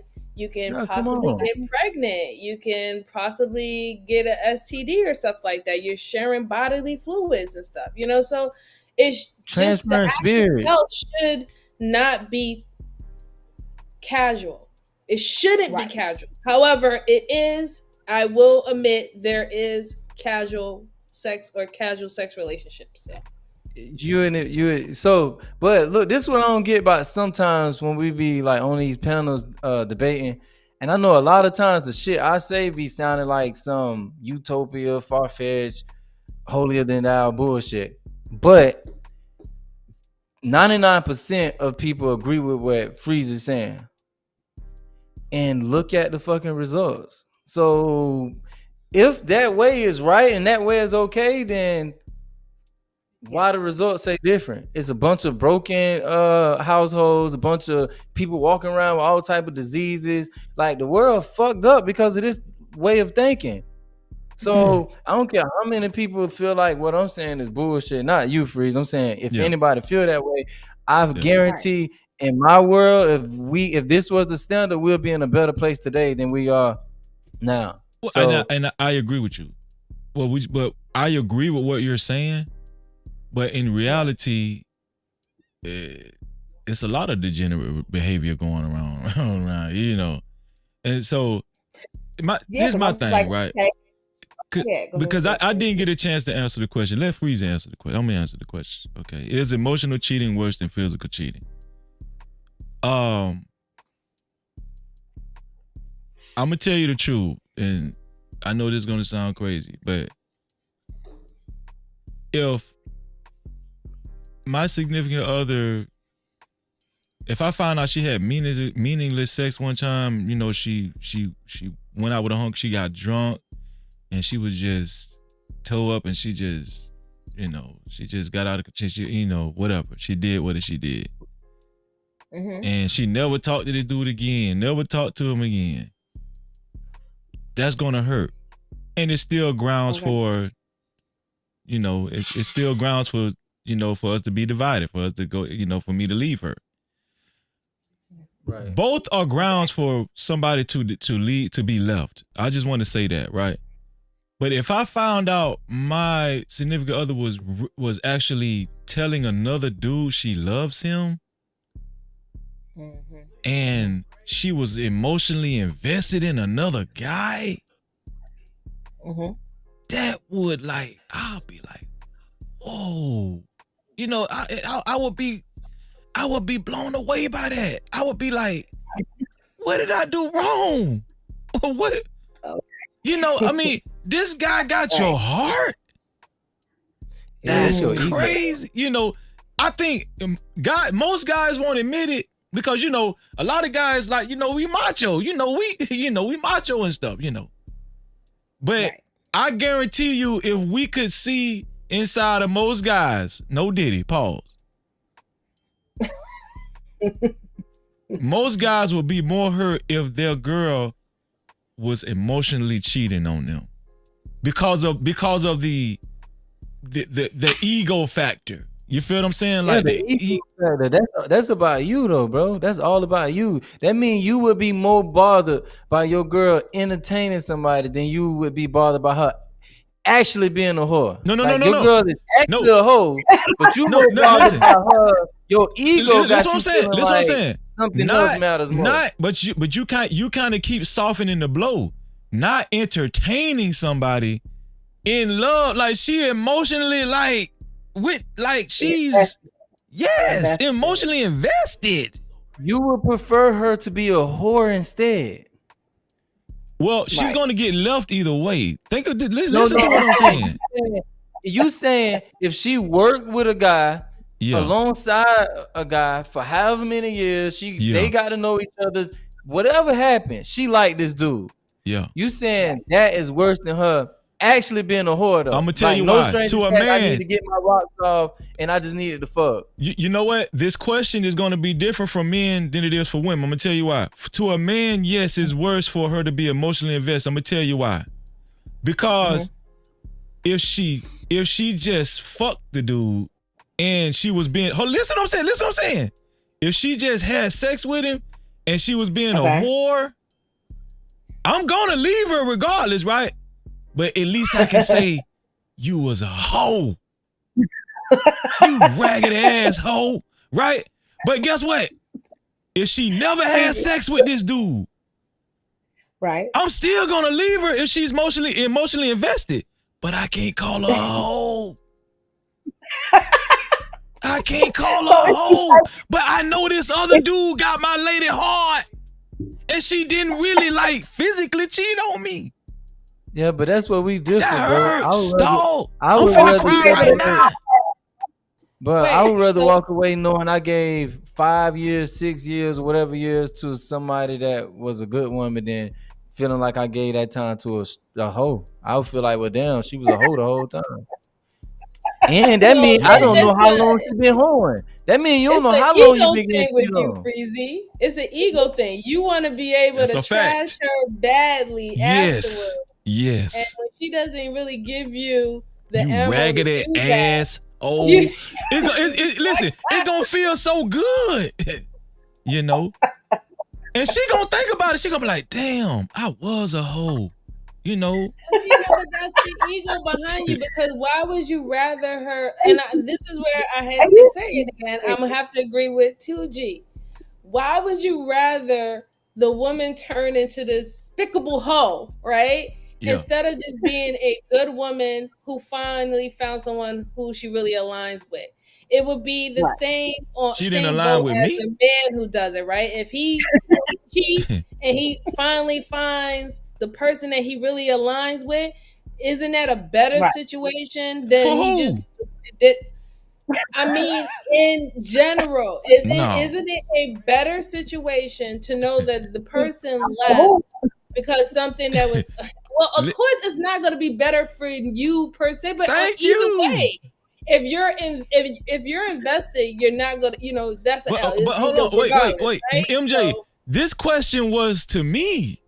This question was to you and Tawana and. But that's what I'm just saying. And 2G. To me, it would be better. It would be more satisfying to just call her a hoe. You raggedy ass. Listen, this is what I'm trying to tell you. Go on, easy, go. Listen, and then I'm gonna tell you something. 9 times out of 10, the guy that she physically cheated with, and it was just transaction, it was just meaningless. She's not gonna be with him, but she lost a good man. But you know what? It's something that I actually did wrong. It's something. It's like if my woman was emotionally invested with a dude, but still had enough decency not to lay down with him. It's something. See, now I'm questioning I can't even call her a hoe And then after I break up with her, I'm questioning myself. I'm finna go fucking crazy. So again, do y'all see what I'm saying? You're more concerned about there might be something in you that you need to work on and change for the next relationship coming by. You're more concerned that you don't want to find that out than for you to just live on the narrative that this person is a bad person. That's right. So where's your growth at? Where's your personal growth at, regardless of how the relationship turned out? That's why it's going to be more intense, because I am going to be questioning myself. That's why it's worse for me, because now, like, she didn't even really cheat. She just, I can truly say, damn, like, let's just say, cause dudes talk, right? Like, this is me and 2G. We talking later on, me and my woman broke up, and we talking about my ex. I can't even tell 2G my ex ain't shit. I can't even tell him that. I can't. Only thing I can say is, bro. Listen, 2G gonna say, but bro, are you sure so she didn't have sex with the dude? No, dog. She didn't. Damn. So what does that? I don't understand, Freezy. I don't get it. Because here's what I will say though. I just think that it does sound like it's based on your values too, though. Because I feel like for you value that a little bit. Like you have, but I don't know how you're gonna feel after you've been able to get those emotions out. Call her a hoe, she's gone. Yeah. Is that? It's not gonna change. It's not gonna be like, oh, now I feel better. There's no captivity. You know why, Tawana? Cause I'm the good guy in the picture now. She the hoe. I'm the man. No, it just just the same way it was. You made it about you emotionally. It was about you in the bedroom too. You weren't doing enough there, so that's still gonna fuck with your ego. Especially when you find out you can't say that. See, you don't want anything. You don't want to think of anything that might paint you in a negative light. So everything. Listen. She might just be a hoe. I might be laying it down. Well, you might not be. You might not be. Freezy laying it down now. Come on now. But I'm saying not with you. I'm saying that's not why women. Trip, boy. That shit can go either way, bro. If your girl doing that with somebody else, that's gonna crush your ego. Freezy gonna leave her either way. He just gonna feel better about leaving her. Hell yeah. I'm gonna leave her there you anyway. Go. Bingo, Tawana. Bingo. Yeah. Bro, but hold on. Let's have a real conversation. Well, hold on, 2G. Let's have a real conversation. Isn't that what it's all about? After a breakup? Like, don't you go to war after that? No, see, y'all you don't want to tell the truth. You go to war after a breakup. Yes, you do. No, not every breakup. It depends it depends on the situation. Not every breakup, no. 97% of breakups, your ass gonna go to war. That's the problem, bro. You keep talking about what 99% of what a fucked up world doing. Yeah. Listen. Yeah, that's the problem. Listen. If you have invested so much time in another person, let's just say y'all was together 5 years, 7 years, 6, Mm-hmm. And then so many hurtful things done been said. Something has happened to cause y'all to break up. There's gonna be bitterness there. There's gonna be some type of resentment. You're gonna go to war. You're gonna go to, I'm telling you. Y'all just don't want to just sit up here and just listen. Think about it. There's not too many people that break up amicably. Come on, man. That's just some TV shit. No, that's not true. I have broken up amicably with a plethora of people that I've dated, and then I have ones that didn't go well. Everybody I broke up with still love me. I can call them right now if I needed to. Like, we good. So you emotionally cheating? Talking about they love you? No, I'm saying anybody I've been with, like, they fuck with me. No. I'm gonna tell you, listen. Listen, if you ask somebody I've been with about me, I don't get bad reviews. Hold on. Was you in love with that person? There you go. See, listen, if you breaking up amicably 9 times out of 10, it wasn't really that serious. Bro, we always think we in love at that moment, then we move on and we look back and then we question it. It's different in hindsight. I didn't have a bad breakup with my ex-husband, and I still just want to be cool. So, yeah, but I don't keep ties with exes. That's me. Once you're my ex, you're my ex. I don't care. You don't have to send me the I miss you and you're the greatest person alive. I'm done. Yeah. Tawana, you know you my sister, right? Okay. Right. When it was fresh, when the breakup was fresh. Oh, right. You mean to tell me y'all was still smiling and no, it was good while it lasted, No, I'm just saying it wasn't a war. It wasn't a war. It wasn't a war. You said a war, bro. Some wars are short, some wars are long. Some wars don't take place. Some wars are avoided.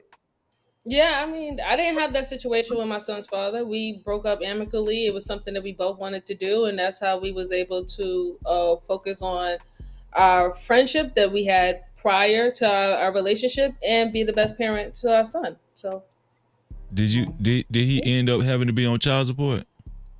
Man, what the hell? What?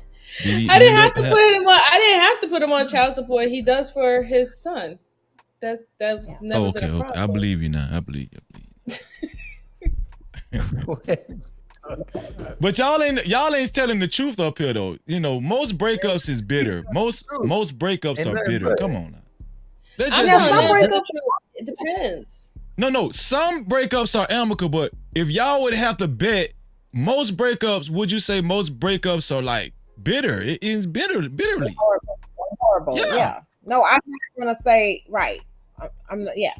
You go to war, like I said. Yeah, that's what I'm trying to say. Well, I'm not disagreeing with you. I'm not disagreeing on what the consensus is, bro. Like, okay, that's what's going on. The consensus is this: if we agreeing that most breakups end bitterly, it's more satisfactory. How you say it? Satisfactory? Is that the word? Is it? Yeah, it's more satisfactory if you can call your significant other a name, a derogatory name on the way out the door. See, it's better. It's better because now, okay, so we're talking about cheating right now. Let's bring it back to the context. We're talking about cheating, right? Not just breaking up, because people break up all the time for different reasons, not just cheating, right? It could be like, difference of outlooks on life or whatever, they just can't get it, But we're talking about cheating, emotional cheating versus physical cheating. If my old lady physically cheat on me, it's gonna hurt. I'm not saying it ain't gonna hurt. What I'm telling y'all is I'm gonna leave her either way, whether she emotionally cheat or physically cheat, right? But it's gonna hurt worse if she don't have sex with this dude, but I found out she actually grew to be in love with another guy. Because you think that calls for a war? Huh? Reese, what you saying don't really... Hold on, what, bro? Okay, MJ said because of what? Ego? It's because of your ego. You think that you should be all her all and be all, and that you was giving her everything that she needs. So if she found it in someone else, you feel that is a slight within your capacity to love or love her, that she would stay. And you got to stop thinking like that. It don't have nothing to do with you. It has something to do with what she's looking for, what she needed. You know what I'm saying? But because because you don't want to feel that, because you don't want to start having doubt with how you show up in a relationship, you will. I got to put my hoodie on now. I got to put a little thought or hoe, whatever not, so you can just say, oh well, you know what? The reason why it didn't work out because this bitch is a hoe. But that can happen with anybody. In what situation can a person cheat or not cheat on you. Some people do everything right, whether it is a man or a woman, and they still get cheated on. So it's never on the basis of what the fuck you can do, because it don't have nothing to do about you. That's a fact. Yeah. And to add to that, bro, if it's gonna be a war, it's gonna be a war because of the thing you claiming would be less severe. Like, bro, if it's gonna be a war, it's gonna be a war because she fucking other people, jeopardizing my health. She didn't give a fuck about me. She didn't give a she don't even know this person. Now I'm left to wonder how long this shit been going on. Am I okay? I trusted her. Like, bro, did you use protection? Like, this it can actually be a war now, because this really can affect my health, literally. Bro, if it's emotional, a conversation can be had. We can converse about that, bro. If it's an emotional cheating, whatever you like, either way, I'm leaving, but at least I can leave with some type of understanding. At least it's something to talk about. Maybe if a person want to know where did I go wrong, where was I slacking, maybe it was a time issue, maybe you wasn't there when she needed you. That's something to talk about. But bro, if you married, wait. If you're married, you mean to tell me if this person is your spouse and you found out your spouse, the one that you took her hand in marriage, she took your hand in marriage, you found out that she is in love with another guy? Dog, do you know what that is? Bro, I'm grown, bro. I'm a grown man, bro. Like, bro, if my girl been texting somebody else, I'm reading the messages, I'm seeing what they talking about, and then I'm talking to her about that. Maybe I was working too much. Maybe I was too consumed with making money. Maybe I wasn't making her happy. Maybe I wasn't listening to her. Maybe it actually was me. Maybe she never got over something I did in the past. I don't know. But I know there's still room for us to talk. Even if we don't be together, there's still something to talk about. But if she randomly had sex with somebody else, bro, what is it to talk about?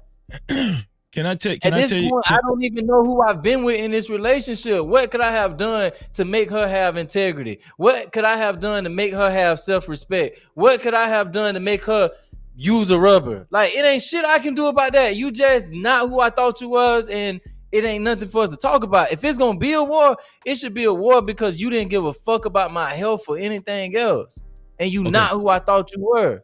But if it might be, I'm not saying it is, but it could be legit reasons on why she was entertaining this dude, and it may be a storyline to how this happened. This is where you lost me. And it could be my fault, or it could just be she was ready to move on. But either way, that doesn't mean it have to be a war. But you saying you would prefer it be a war, but you not siding with the I don't want it to be no war. I want us to get along.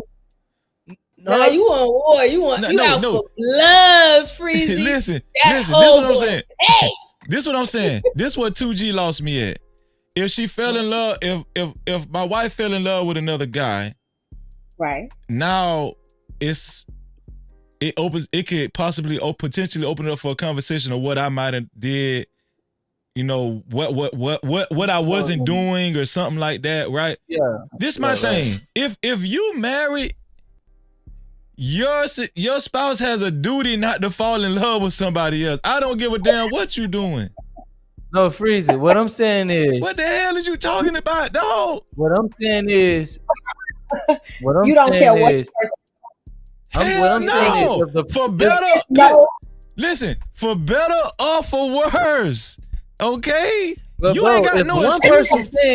If one person saying they want a war and they prefer it be a war, how can they then say they would go with the choice of it just being the two were conversing with each other? But that's gonna lead to war. See what you keep doing? You keep watering it down. You're watering it down, 2G. First you said entertaining, then you said conversing. Two people fucking. You watering down two people fucking. I'm saying they converse about their love for each other. They converse about their love for each other. It's just talking, Freezy. No matter how you put it. They talking about how much they love each other and they can't wait to meet each other. They can't wait to leave my ass But they go off in the sunlight. They booking shit, all that. They just talking. Hold on. There's room for me to talk. There's still room for me to talk too. I can't believe y'all saying crazy. But let me say this: 50% of emotional cheating relationships, they never turn physical, right? So that's 50%. That's just something that after they've surveyed so many people who've engaged in emotional cheating, if it actually took it to the next level, 50% said no, that it never went there. So what if that was never even a concern? Okay. That there be any intimate physical interactions, that there was literally an emotional bond that she shared that was over. Because emotional bonds can shift and change. Just like you have friends that you could be friends with for 10 years and then y'all not friends no more. You have people in your life that you once connected with, you don't connect with them anymore. The reason I don't think emotional cheating is as bad, because I feel that people's emotions can change so quickly. And after you realize, okay, this has been wrong, I do want to invest back into my relationship, because regardless of what people say, things happen in marriages and relationships. There's disconnects, there's all kind of unhappiness, people go through all kinds of changes in their relationships. It happens all the time. Right. It's not something that is why emotional cheating is a thing, because people have done it because there's a breakdown in communication in marriages. It's been going on for years and years. So if there's a clear breakdown in your marriage, it's a breakdown in your marriage. Yes. Right. Find out your wife is talking to somebody else, and really it is just having talking, because you're saying, okay, that's watering it down. But to G's point, having sex is a real tangible thing that I can say you actually opened your legs for the woman and let a man get inside, or I climbed on top, right? That's a physical thing, a tangible thing that I have actually done. Whereas emotionally texting, you cannot have those feelings. It could be I'm just neglected in this space, so I need someone to validate me. That could be that. So that's the difference between emotional and physical, is what I'm saying. So in an emotional cheating situation, I think y'all I think you guys are underestimating how serious that could be, right? Okay. In an emotional cheating situation, and I'm going to read the cash caps and the super caps after this, and we're going to go to the main topic after this. Okay. In an emotional cheating situation, do you know what your significant other could actually do? They could be telling this other person your most vulnerable personal business. You don't know who they talking to. It could be Tyrone, who used to rob and shit. You don't know who they talking to. You feel what I'm saying? Versus right. there have been people that just strictly have sex, but they is not finna give up no information. No, I ain't finna do my boo like that now. I give you the coochie. I give you the dick. But I ain't finna just no. This is right now, strictly, bro? Huh? You serious right now? Yeah, I'm serious. But you do know that emotional cheating, most times it's not about talking about your spouse. It's about those two people connected on it, emotional. Most times it has nothing to do with let me tell you my deep dark secret. Now that woman is a criminal, right? She gonna try to get robbed. That's not the same. Man, she's talking to him to get away from all of that, bro. She don't even want to talk about all the drama in her. This is her paradise. most of the It's time the way that's probably a red flag too. If they most trying of to the bring up most of the time the way people end Exactly, up Tawana. If she listen. bringing up that dude, the nigga she talking to, he probably gonna fall back. He ain't finna be here to hear you vent about your man and how shit ain't right. He don't want to hear that shit. Okay, but This guess man what wanna though? talk about Guess Santa how he Claus got being in. lost in the Guess rain. how he got in the door. He was there to listen. And guess what? Most of the time, people end up on that type of level because look at what MJ said. She down up being quiet. Look, MJ said that Freezy is just an ego thing with you. Okay, right? You might not have been doing something, that your wife really needed. Even 2G said, he said it's a grounds for it might be grounds for conversation. She didn't have sex with the dude, right? So here's the thing. Most of the time when people open that door, right, it's how they open it is the complaints of the spouse, or it's the complaints of the significant other. You know what I'm saying? Yeah, my man ain't doing this, and he just make me so sick, and I'm just so tired. But you gotta understand, Freezy, the gateway drug is not necessarily the drug that is going to hold that person. You see what I'm saying? Mhm. So yes, that might have been the entryway. They were both trauma bonding. My bitch ain't shit, my nigga ain't shit, blah, blah, blah, whatever good stuff. But literally majority of the time it's not going to be about that, because that ain't sexy. Sitting up there talking about what your significant other or your partner is not doing or this and that, because you know why? It shows the person that you're trying to smash. You showing them that you're still emotionally connected to that person when you're supposed to be letting go. Ain't nobody trying to play the third wheel.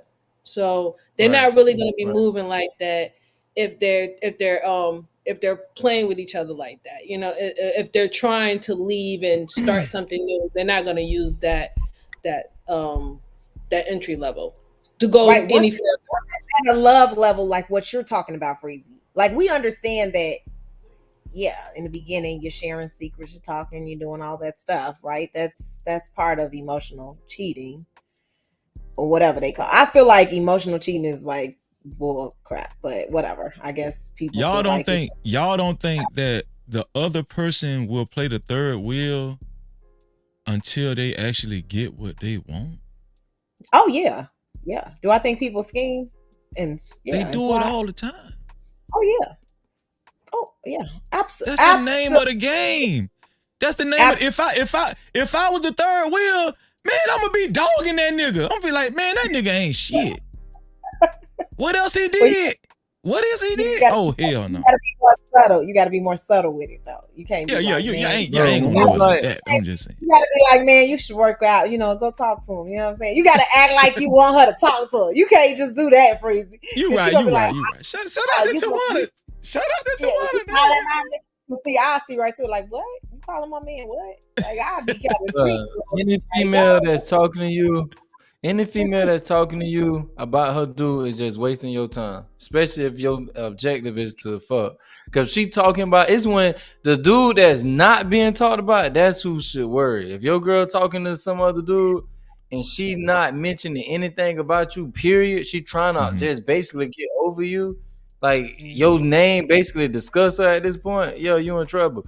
If she talking to the dude about you, bro, 9 times out of 10, when it's shit like that, this man gonna feel like his time was wasted, because the dude she constantly talking about, she just waiting on him to come and say the right thing. She just waiting on him to come fix whatever is wrong. She just waiting on him to come walk in with flowers. Then she gonna block whoever on Instagram, Facebook, number, all that. He gonna feel like, damn, you just left me hanging like that. He just gonna feel like his time was wasted. If she talking about me, 9 times out of 10, she's still stuck on me. That's a good not point. Talking about your ass. That's the first point you beat me on tonight. That's it. All I made was good points. First one. You just ain't. You gotta pick these gems up, bro. You tripping? These gems, dropping gems. So now everybody made good points, and one thing I will agree, MJ, she said Freezy is mostly ego. This just it is MJ. I never yeah. denied that. It's ego, and that's why it will hurt more. I'm telling you, the ego with men is it could get out of control, right? But and it may be to a fault. With a woman. It's just as bad as a woman. I say for both people. Just ego ego in general. I don't believe you would leave. I don't believe you would leave if it was emotional. I honestly feel like you would just be hurt. Like you would be sad, you would be crying. You might leave for a little bit, but you going back because then you'll be like, "Oh, she ain't do nothing though." Nah, like it'll be fine. He'll leave. For Let him know, TG. He out of there too. Out of there. Gone. Nah, he'll play it off until he get his get back, and then he out. I'm out, bitch. Like that's what he's gonna do. No, this what I'm trying to. This why I know emotional cheating is worse. You know why? Let's take Tawana scenario, and I stay. Man, I'm gonna be crying in front of my lady. Listen. I'm gonna be like, you ain't staying for so long. You gonna stay to the point where you you flip the script, and then you're gonna be out. As long as you get your ego in check, you soothe your ego, then you're gonna be dipped. You're gonna be out. You might be right about that. You might be right about that. But what I'm saying? Then what I'm saying? I won't cry if I found out she fucked somebody. I'm gonna be calling them bitches and hoes. That's what I'm trying to tell you. I'm gonna be mad. But if I find out she was like in love with another dude, man, I can't stay with her. I'm gonna be crying. I'm be like, why? What I did? Why you did me like this? You know That's why I know you're gonna find out either. Remember, because you don't want to challenge what you don't want to think about what was the problem. So you ain't gonna never find out anyway. You ain't gonna never put yourself in a situation to ever find out. Like, you know what? Just fuck you, bitch. You left? Okay, fuck you. Damn. Tawana say I'm gonna take her back. You know, I believe 100% that Freezy gonna take her back. Because why is that even that? Because it don't mean.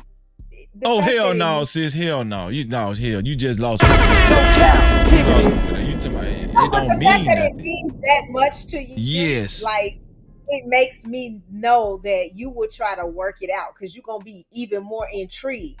Like what? Intrigued about what?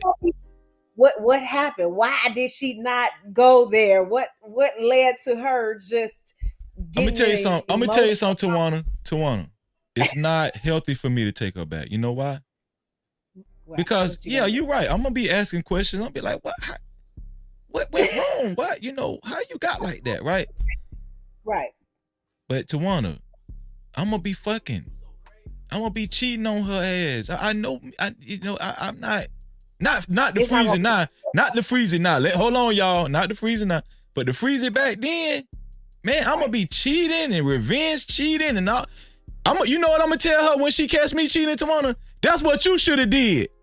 You should have gave up that coochie. You should have did what I'm doing right now. I'm physically cheating. This is how you do it. That's not gonna make you feel no better. It ain't. It really ain't. It's gonna. It really ain't. That's why it's good for me to just leave. That's why I said all that. It's just good for me to.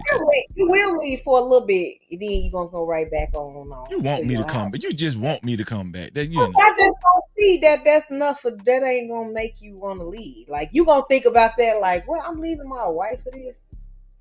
Nah, hell yeah.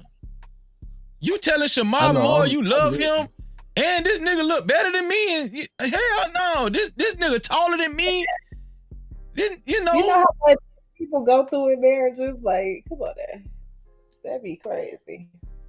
No, y'all right. This is good. That was a good topic. 2G. You don't pay this mortgage no more because I'm mad because you had an emotional texting. No, I'm good. Come on back to the house.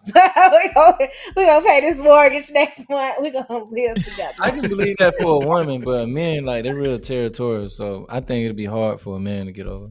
I mean, I'm not saying that it wouldn't. I'm not saying that it wouldn't be like I wouldn't be pissed and like it wouldn't be like separation for a little bit and stuff like that. But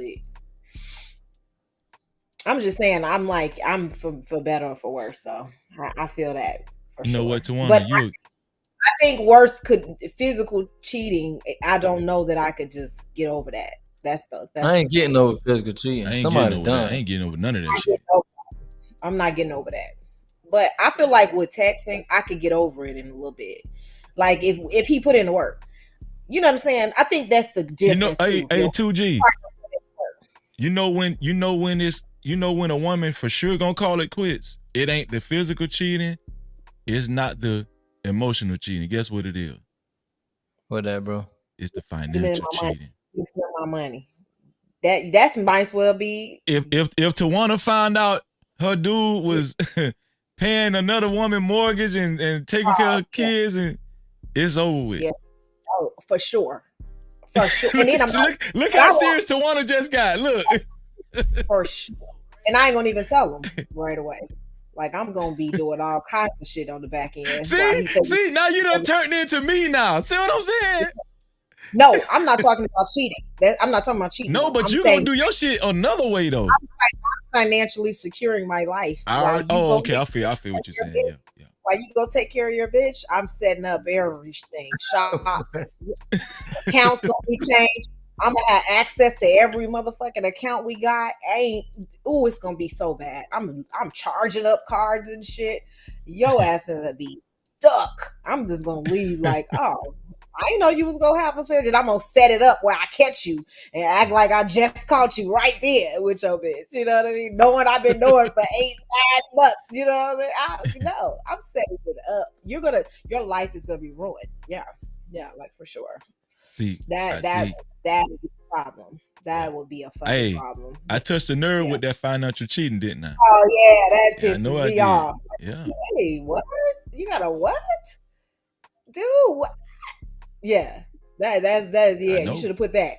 Emotional, financial, or physical. I should have put that too, huh? Okay, so until 2G come back, I'm gonna read a couple of super caps and cash caps, and we're gonna go into the main topic. Shout out to Super Chat. Shout out to Trucker Yale for his $2 super cap. He said, 2G, I'm with you. She giving rhythm, she going. She giving rhythm, she going. No Cap-tivity. Super Chat. Shout out to Doug Will for his $10 super cap. He said, 2G, 1000% correct. If you gonna blow our relationship / marriage up, let it be with a ninja who you're gonna be down with for years to come. I'd rather that than a random drunk night with a nobody. No, I don't agree with that. I don't agree with that, Doug Will. Shout out to you, Doug Will. Shout out to Doug Will. No Cap-tivity. Shout out to Living Humbly. I appreciate you, Living Humbly. Living Humbly said, let me get rid of it. Okay. Living Humbly said, thank you for the $10. He said, hit the like button and support the show, y'all. 100. He said, casual sex clearly does exist, and I'm not saying if it's right or wrong. Shout out to Living Humbly. I appreciate you, bro. No Cap-tivity. We do got a couple of cash. Anybody want to respond to some? Okay. We got a couple of cash caps. Oh, man. Let's see. Shout out to Black Hawk. Thank you, Black Hawk, for your $5 cash cap. Check the cash out, bitch. Shout out to Black Hawk for the $5 cash cap. He said, woman cheating physically, it's emotional too. Not necessarily, Black Hawk. We covered that. Not necessarily. It could be strictly transactional. Well, I think. Go ahead. What'd you say, sis? I said men always think that. Oh, if she cheating, it's got to be emotional. No, the hell it don't. It could be because you whack. It could be because you ain't pleasing me. It could be because I literally am not happy in my relationship. It could be the very same reasons. It could be nothing about emotion. You may not like this person for real. Like, you don't want to be with them. Most times, like, women be like, I know I'll never be with him. But, like, your man ain't hitting whatever spot. Now he got diabetes, so he can't get right. Now he fat.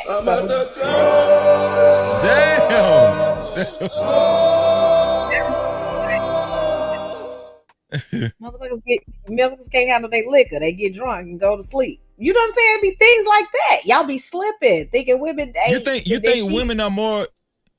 I kind of agree with Living Humble. I think women are more likely, if they do cheat on their man that they actually love, it has to be something that it can't just be like they want to get their rocks off. I think a lot of women have to have some type of conversation or some type of connection, with a man in order to move forward in that fashion. You don't think so?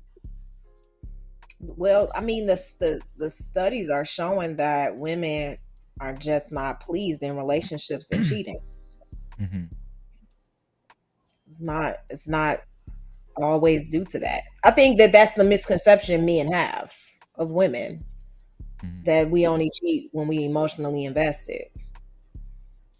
I think that's a common misconception. I think that's why men be so hurt when they find out. What they be like, what? It's just like a blow. But if you think about, that there are reasons that women cheat that's not connected to just, oh, I love this person, or I want to be with him. Well, no, not necessarily love that person, but I think for a woman, there's more nuances than just, like with a man, he'll fuck a ham sandwich.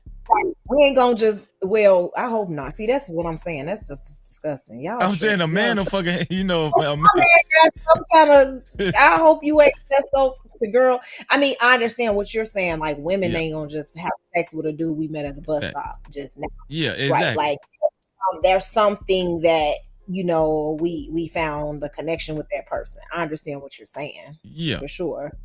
Exactly. Some women have a little more, but I don't know that that's not true. Right. That's why I'm like, I don't know. I was gonna say that but you gotta also take into consideration, just like how men can get into relationships that they have no emotional connection to the woman. A lot of women can get in relationships that they have no connection to the man either. So it would be very easy for them to step out on them because they wasn't emotionally connected to them. But that's where that whole concept of dickmatize or dick her down, and you can have your way with her, and a lot of men tend to really believe that, and a lot of women allow men to believe that. Yeah. A lot of women believe what? A lot of men believe what?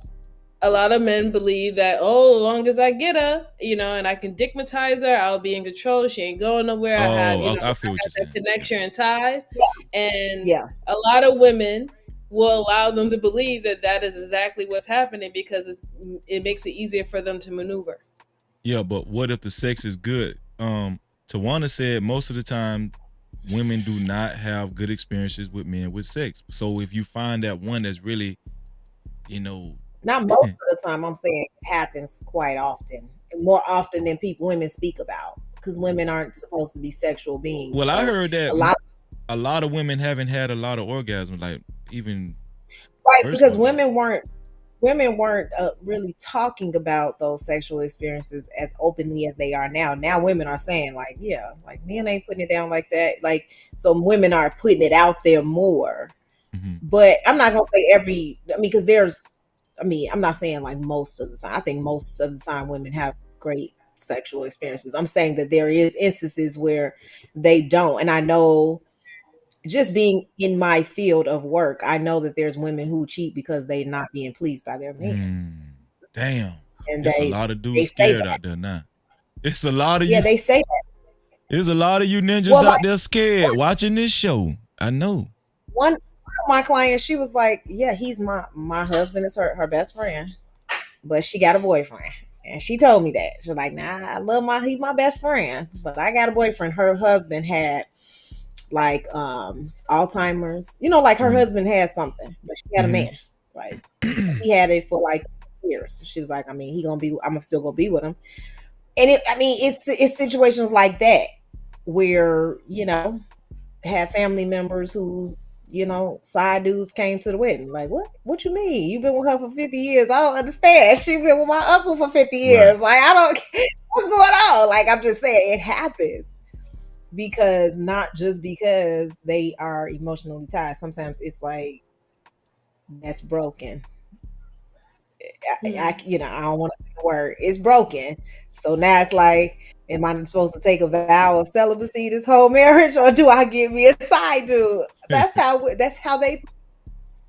And I mean, these are clients. These, like, I have Yeah, people who are like, older, of course, but still, I'm like, I'd be cracking up because like they'll tell you their stories and it's funny. So I'm just saying that yes, I have seen both. I've seen both, and women would never admit that, especially these women. They would never like say that to anybody else. But in that setting, in a safe space where, I'm not going to tell y'all who the clients are. I'm just saying in that Nah, I space. feel what you're saying. Actually, Yes. you're telling a lot of guys some new. Most guys wouldn't feel like what you're saying. You kind of, Right. And I'm gonna tell That's you something. why I know. That's scary though to a lot of guys too, like because. And these men have never been caught. These women have never been caught. Really? So that's what I want to tell you. Damn. That's what I want to tell the men, that these men, they've never found out.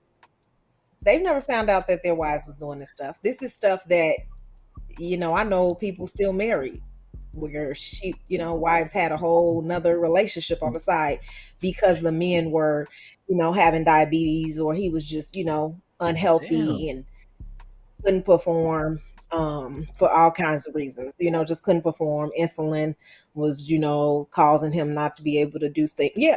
I've had all these things been told to me specifically. All right. That's enough for the horror stories now. Yeah, that's a horror story. Damn. That shit just I'm just telling y'all it's not always emotional. So I don't want men to just remove that fantasy from their minds. You know what? I think we're gonna further that conversation probably like on another show, because I don't think we've had that conversation a lot of times on these panels, you know what I'm saying? Yeah. So, that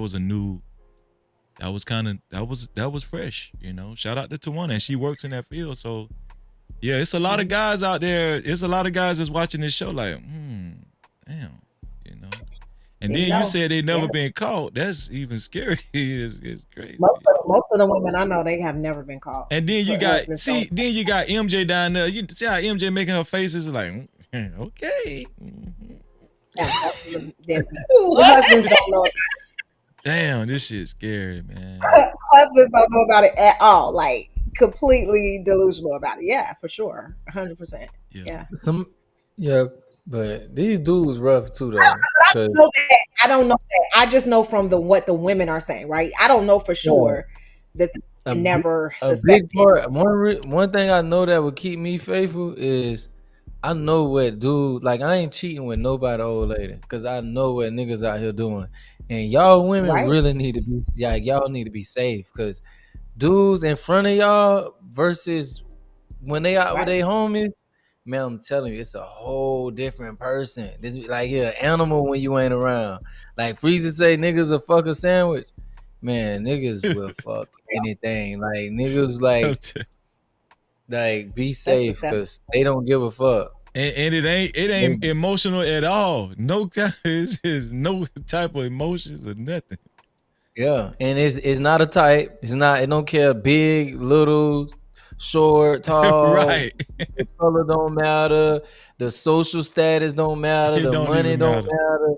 You like shit. You can be barefoot. And 2G. And a lot of these guys on these panels, they talking about, oh, she can't weigh this much and she got to be a certain. Man, these guys is full of shit, bro. I'm telling you, these guys will fuck a 400-pound woman if you know what I'm saying. If it's the right night and they they feeling good and stuff, and that's their only option for real, and they heard she had good head. Oh, they going. I'm trying to tell you. Oh man, some niggas aim for shit like that. Dudes have fetishes. So some shit they just want to do something else like different from what they doing at home. It could have like you could be doing everything. You could be his type, but this nigga might have a fetish for big girls or man, it's some people that like the way certain like if a female like a slut, like they like degrading women. So it might be the fact that she allowed him to just do whatever it is he can think of, like whatever his imagination can formulate. Yeah. Like niggas really be sick. So talking about me and you creeping, I got an old lady, you got an old man. Hell nah. I don't know what the fuck that boy got going on. I don't know what he into. And I'm not finna gamble with that shit.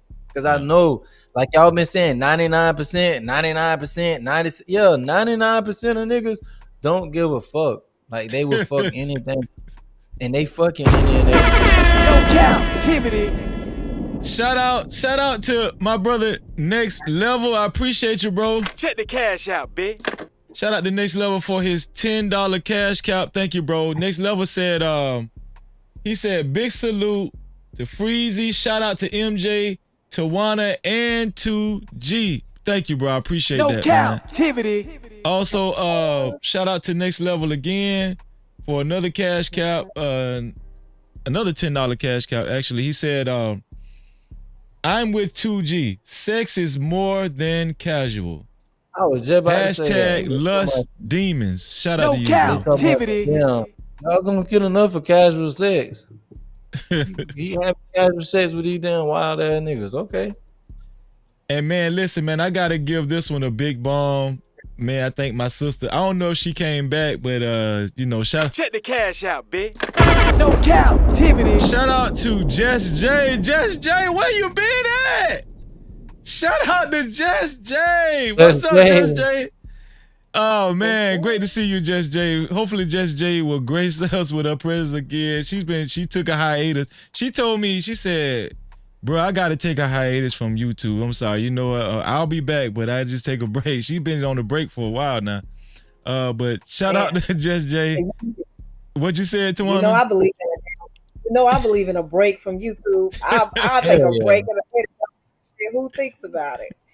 Y'all safe over here. Just y'all good over here. This is a safe platform. Don't worry about it. YouTube is not real people. You know that, right? For the most part. Like No cap crew is real. Okay. I ain't talking about no cap crew. But I'm saying the YouTube space is not real people. That shit is crazy. Me and MJ was just talking about that before the show started, you know. Shoot. It's insane. But I was like, oh no, I'm too real. I can't. No, these people, they fake. It's just too. You can't be a real person in some spaces. You just can't. Real recognize real, sis. Real recognize real. Yes. Hey, bro. Freeze. Hey, MJ look like somebody to you, bro? Yeah. MJ like. Y'all gotta tell us who it is, and y'all gotta give us the context. Now we need to know. Now I need to know who is this. I showed Freezer a picture of somebody. He thought it was MJ. Yeah. She looks like a somebody we know around our way. Okay. She looked like somebody we know. Oh, yeah, it's not a bad thing, MJ. It's a good thing. It's not a bad thing. It's a good thing. Let me see. Shout out to Just J. She said, "You already know." What that mean, Just J? You coming back? Shout out to J. She said, "Well, she saying she said she's still down. She's still down. She just had to take a break." So, Just J say, "You already know, Freezy. You already know." It's necessary. Yeah, that's Freezy, we ain't got to the main topic yet, and I gotta go. Freezy. Oh, come on! Can you give me? We ain't got to the main topic. Okay. Just give me just listen. I need give me 15 more minutes, please. Just 15 more minutes. Okay. So that was the last cash cap. And actually, Jess J is the sponsor of tonight's show. So let me change this right here. She is the sponsor. Let's see. Shout out to Jess J. She is the official sponsor now with a total of $25. To be a co-sponsor or official sponsor, it has to be $25 or more. Shout out to my sister, Jess J. Okay, so this is the main one, and we're just going to tackle this real quick. And if anybody has to go after this, you know, just let me know. And I am going to open the call lines. If somebody want to stay and take some calls with me, you can. Okay. Okay, let me go over here to Gram Spam. Open it up, man. Okay, there it is. All right. Where is it at? Boom. Okay. So, I'm pretty sure everybody on the panel and most people that's watching have heard of the incident with Shakari Richardson, and you know how she got arrested at the airport because of a DV situation with her boyfriend, Christopher Coleman or Christian Coleman. So Ryan Clark is a member of the Pivot podcast. I don't know if y'all seen the Pivot podcast, but they actually talked about the Shakari Richardson situation, and what Ryan Clark stuck out to me, and I want to play it to y'all, and we're gonna discuss it right quick. Here we go. Hitting a man under any circumstances, that should not be allowed. So, but men should put hands on anyone. Male hitting a woman hitting a man under any circumstances, that should not be allowed. So, but more importantly, man, shout out to Christian for just handling that thing like a man should have. You should never, ever hit a woman. Yeah, Charlamagne's saying that it's a double standard in domestic violence from women to men is true, and it should be. Just throughout history, men are freaking awful. You know, like it was the whole big thing back in the day, would a woman take a bear or be on the street with a man that they don't know? That's not because they want to portray men as a certain thing, it's because men have been a certain thing. It's also because of the level of physicality between the two genders, right? Now, it doesn't make it okay for a woman to hit a man. It doesn't make that something that we should allow to happen, but there is a difference in the things. I can see the difference. I know why there's a difference. And when you think about Shakari Richardson and Christian Coleman, largely black women protect black men. Black women protect our culture. Largely, that's something that black women want spoken about, that we praise them for. But there are these situations as well that do become aggressive, that do become violent. They are not without fault. But what Shakari Richardson has to think of, and any black woman that puts a black man in that position, is what could be the next step for him. Right. In a world that doesn't value him, with authority figures who have had run-ins with unarmed black men that turn violent, you've now put him in a bad situation. And I think those are the thought processes that sometimes when you're young and you're immature, you don't process in the right way, whether it's the initial action or it's the second half of it where you're pleading with the police officers and saying his name in those ways and now involving him in the second tier of it. And so like the thing for me would be protect one another. Right. Both Christian Coleman, who did the right thing. You could tell he wasn't taught that. Okay. So he was saying, that was Ryan Clark. He was saying that he feels like, especially when you're in a relationship, both men and women should protect one another. But throughout history, men have been more awful. That's what he said when it comes to DV or domestic violence. And he's saying that it is a double standard. Like a woman getting physical with a man versus a man getting physical with a woman. He's saying that it should be a double standard, right? And we should recognize that a man hitting a woman and getting violent and physical with a woman is far more detrimental. This is what Ryan Clark is saying. So my question is, and I'm gonna start with Tawana for time's sake. Let me bring it up. Let me bring up the question. Where is it at? Okay, here it is. Yeah. Should men have more grace for women in DV situations? Should it be like that? Okay, so Ryan Clark saying, it is a double standard and men can hurt more. Men can damage more. Should men have more grace for women in DV situations? I'm going to start with Tawana. I don't know if I understand what you're saying. Should a man So a man getting physical with his woman and he's hitting her right. or pushing her and she calls the police. Right. More people are going to understand that she calls the police. Ryan Clark is going to understand more that she called the police because usually the man is stronger and he can do more damage. Versus somebody like Shakari Richardson who is smaller and she's pushing you and mushing you. Should a man, vice versa, should a man have more grace when it comes to a woman pushing him or getting physical with him, you know, as far as calling the police and stuff like that? No. I don't necessarily agree with what he said because I feel that a person.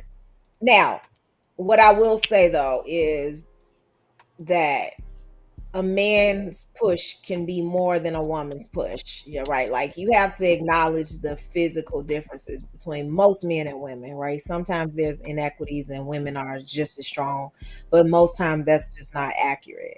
So I acknowledge that there is some inequities there, but do I think that if a woman slap you in your face, push you, withhold you from leaving, do some of those things that is considered domestic violence, if you shouldn't press charges or pursue it? No, I do think that men should start doing that more.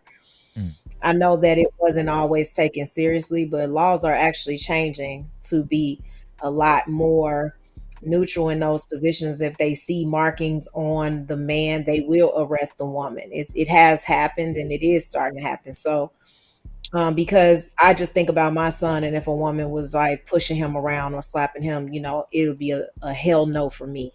Like I want the police to do exactly what they did to Sha'Carri, and they said we gonna press charges. He don't have to say nothing. We can press charges because of what we saw physically, what we saw ourselves.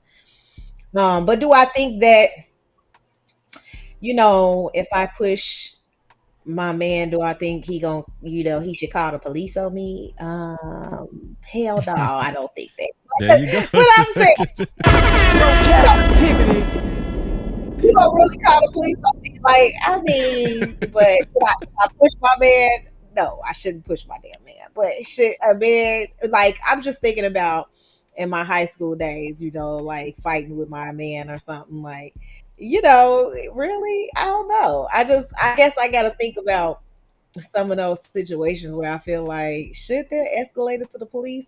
It could have. Like, I probably could be in jail for domestic violence. I remember slapping somebody before who cheated on me. I slapped him. Like, he ain't called the police on me.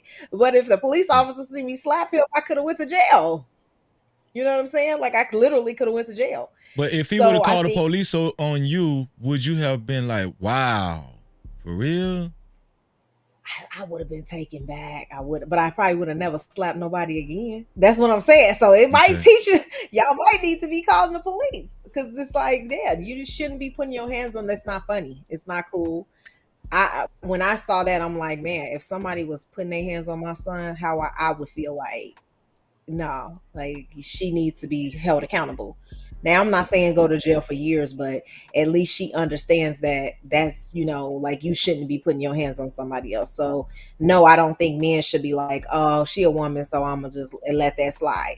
Because I know men who have gotten like not stabbed, but like, you know, a woman like scratched them with a knife and they still don't be calling the police. Like women be doing crazy stuff to them and they be like, nah, she, you know, she just a woman. I be like, no, like that's actually crazy. You know, throw something at them that can damage them, make them, you know, have to go to the hospital. And men do not report it because they feel like, oh, well, she's just a woman. Like, I ain't tripping. Like, no, you need to report her ass. That needs to be on record that she violent. But I know men don't do it as often, and I feel like they should do it more often to show that. But also people try to hide their aggression by reporting domestic violence too. So you just got to be careful with it. It can be like a tit for tat thing too. No, I understand that. Shout out to you, Tawana. No Cap-tivity. I'm going to go to MJ. MJ, what do you think? Should men have more grace for women in DV situations when we know usually the man is stronger, you know, if he's implementing that type of force versus a woman trying to implement force? So I'm not in agreement of anybody touching each other, and especially when it comes down to a DV situation. I don't know if you was there, Freezy, but I think like the last live stream that I had, I covered a case of a woman who was abusing Yeah, I was her there. boyfriend, literally attempted murder almost like 3-4 times until she actually did take his life. And when he went to his friends and his family, and they were like, "Yo, what are you doing?" He was making excuses for her, and saying, "No, don't call the police, don't call the cops on her," and everything. And he lost his life. So no, I would never advocate for men to just take a woman beating on them or anything of that sort. No, call the cops. Definitely call the cops. And if she doesn't That's learn, right. she's gonna learn now. You know what I'm saying? She has to F around and find out in that situation. But at the end of the day, everybody should not be putting their hands on each other. Period. And maybe getting that paperwork, together and getting that record on record that this is happening. This has happened before. This has happened numerous of times before you actually make your exit official like separation, because obviously now this is dangerous and toxic at the same time. It needs to be done. It really does need to be done because I think one of the reasons why a lot of men don't talk about it is not only because of she's the weaker vessel, and she can't really necessarily hurt me.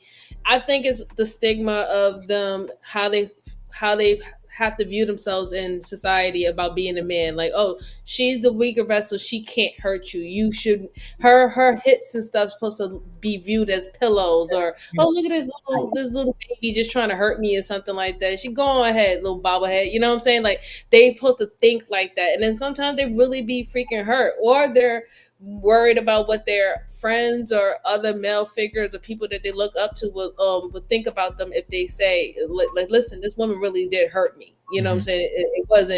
It didn't feel like, getting hit by a pillow. I felt like I got hit by a ton of brick. Like, she hit me I with ain't a gonna car. lie, some women do have heavy hands. Like, I ain't gonna. Yeah, so I just think But that even it's if a they don't, yeah. and I think it should Even be removed.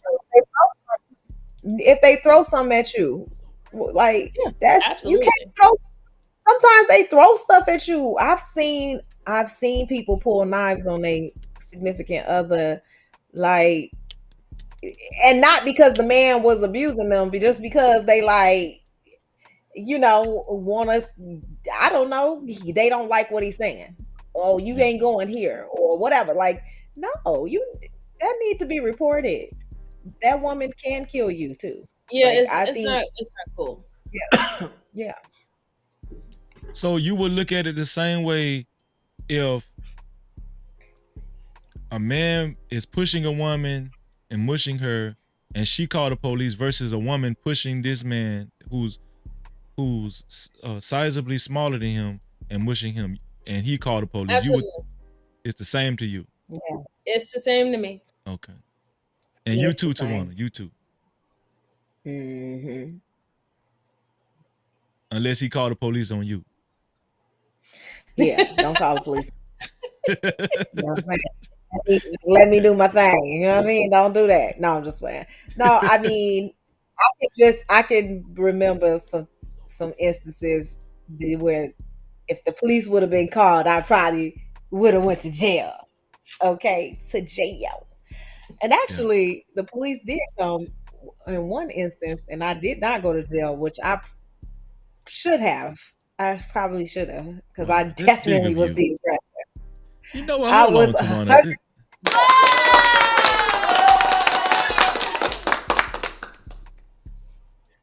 But see, I got pushed.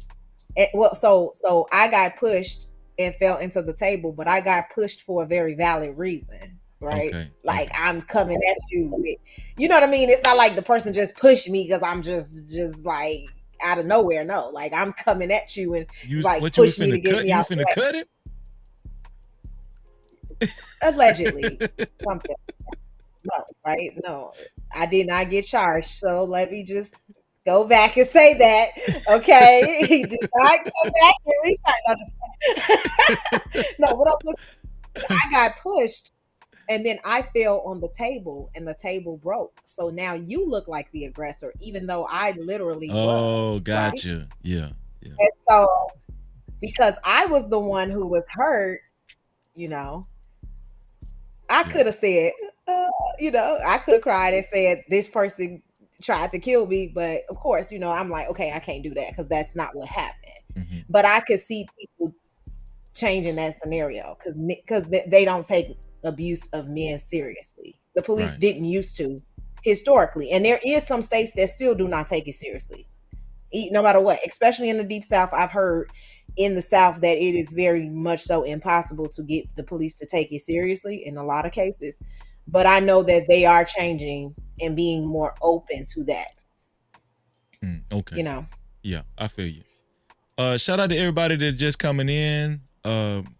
Rob Dub, did I speak to you? Shout out to Rob Dub, Sir Lord Sean, Bruce is loose. Shout out to you. Shout out to Black Lexicon, Travis Allen, Travel One, everybody that's been coming in. TNL, thank you for being here. 2G, what do you think? 2G, should men have more grace for women in DV situations if the situations were the same, if the use of force was the same? As far as calling the police. For one, I hate Ryan Clark. Like, dude done went so left here lately. Like, I don't know what's up with that. But, right. I agree with Tawana and MJ. I agree with them. You agree with everything they said? Yeah, I agree with everything they said. Okay. Well, so what I'm gonna do is I'm going to open up the call lines. Tawana, if you gotta leave, I do. Before you go, I just want to say thank you, Tawana. You already know I really appreciate you. Thank you for coming. You. I'm gonna reach out to you next week, just to see what you're doing. So, okay. Yes. Saturday, I don't know, free. I'm gonna work it out. No, listen. That's what I wanted to talk to y'all about because I was just trying out this Saturday, but we can go back to Friday. It doesn't matter, it's flexible. So yeah. But we'll talk. But okay. See you, MJ. See you, 2G. Y'all have a good show. See you. Alrighty. Thank Bye-bye. you, sis. Later. I appreciate you. And MJ, you too. Just let me know. If you gotta dip out. Whatever. Yeah, in a few minutes. I'm okay. And 2G too, 2G, but that's my dog. He can just whatever. So what I'm gonna do is I'm gonna open up the call lines. I like this one better. I'm gonna open up the call lines. And listen, everybody that's watching, I'm opening up the call lines and what we've talked about so far. If you have opinions on what's been said so far, please call in and give your opinion. The panelists, we're gonna listen to y'all, and anybody is more than welcome to respond to any phone call opinion, right? I just opened up, hold on. Okay, I just opened up the call line. The number is, oh damn. Shout out to the caller. Hold on one second, caller. The number is 1-863-320-1242. That's 1-863-320-1242. That is the call-in number. Anybody wants to call in, give their opinions on anything we talked about tonight, please do so. Feel free to call in. Thank you, Maz, for putting the number in the chat. Shout out, thank you, Unfair No Motors. I appreciate you. Shout out to the first caller. No Cap-tivity. Caller, where you from, caller? My name is James Buford. I live down here in Alabama, and the things she just said about the South, how they're changing laws to where we can't beat the shit out of our women. I can't say exactly that's true. I mean, I got into it a couple years ago with my last girlfriend, and she was tripping, man, and I had to hold it down. I mean, hey, hush all that damn noise. Got to hold it down out here in these streets, you know what I'm saying? But I mean, it's a sensitive thing for us people. I mean, I can't even afford the right lawyers. And, you know, what didn't happen, I didn't, you know, she got out of hand. I had to do what I had to do. And they done tried to haul me off to jail. I got hogs and raisins in the backyard. I got cows in the apartment. And who's going to run this farm if they haul me off to jail? Huh? It's just not right. Do you hear me, sir? It's not right.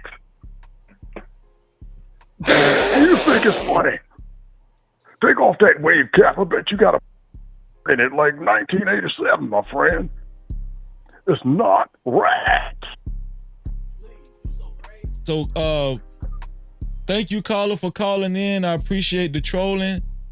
If you want to reveal who you really are, that's cool. But if you want to stay trolling, I'm just going to end the call and then we'll take another call. Okay, caller? Dust. Oh, man, this scam likely, man. No Cap-tivity. Scam, man, stop it, man. So damn crazy. I had to. I just had to do it. I just had to. So scam. Gotcha. Scam, listen. You know what, Scam? I'm very disappointed in myself for not being able to pick up on your voice, man. Damn, I'm very disappointed. All right, I still got it. Nah, you was very convincing just then. And you got my dog rolling over here, man. He just laughing, laughing away. All right, continue on with the show. I just had to do it. Couldn't resist. Scam, I appreciate you calling in, man. You know, you always uplift my spirits. You're my brother. Appreciate you, Scam. All right, do what you do, bro. All right, Scam. The call-in number is 1-863-320-1242.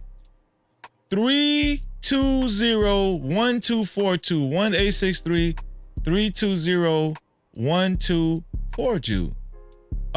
What all we talked about? We talked about should men give more grace to women in DV situations. We talked about is emotional cheating worse than physical cheating? Right? And what was this? I don't even think we got to that. Yeah, we talked about those two.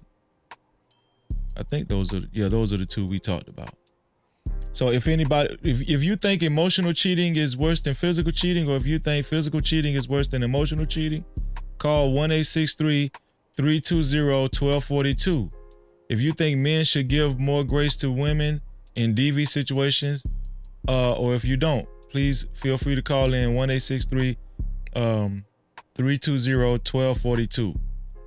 We're eager to hear from the callers. The call lines are open. As a matter of fact, let me put a timer up here like I did last night, because we ain't gonna keep these call lines open all night. Let me see. Yeah, we ain't gonna do that. Here we go. There's a timer right here, right above MJ's head, right here. There you go. Right there you go. So we're gonna leave 10. Y'all okay, right? Y'all okay with leaving 10 minutes open? 10 minutes fine. Yeah, 10 minutes. If we don't get a call, we're gonna shut it down, y'all. You know, I'm gonna let y'all go and then I'm gonna end the show. But I will say that what Tawana said, I might clip that up because, you know, she says she works in that field and she says she knows several women that have cheated because they just wasn't satisfied and they never got caught. And men don't believe that women just can cheat just because they're not getting satisfied. They just want to get their rocks out. They just want to, you know. Freeze life hard enough. Don't pour it on them like that, man. I think he's depressed enough as is. Well, here's the thing. I think that I am going to clip that up because she said the man got diabetes and he on dialysis and all this, and come on, man, that's horrific, bro. Listen, it's not funny. It's not funny. I'm just saying, what diabetes causes People be erectile happy out here with dysfunction. them type of thoughts. Diabetes causes the ED. That's what you were trying to. Yeah, it's a part of it. Oh, okay. Yeah. Damn. It's rough out here, bro. It is. It's rough out here, man. Y'all listen. Y'all need to stop eating that sugar, man. White sugar, and eat more fruits and vegetables, and green vegetables. You know what I'm saying? Like, it's time to eat healthy, man. So your woman won't do that to you. You know what I'm saying? Work out. Women do Kegels, right? Women are the ones that do Kegels. Men can't do Kegels. Right? No, we don't do What would they be Kegling?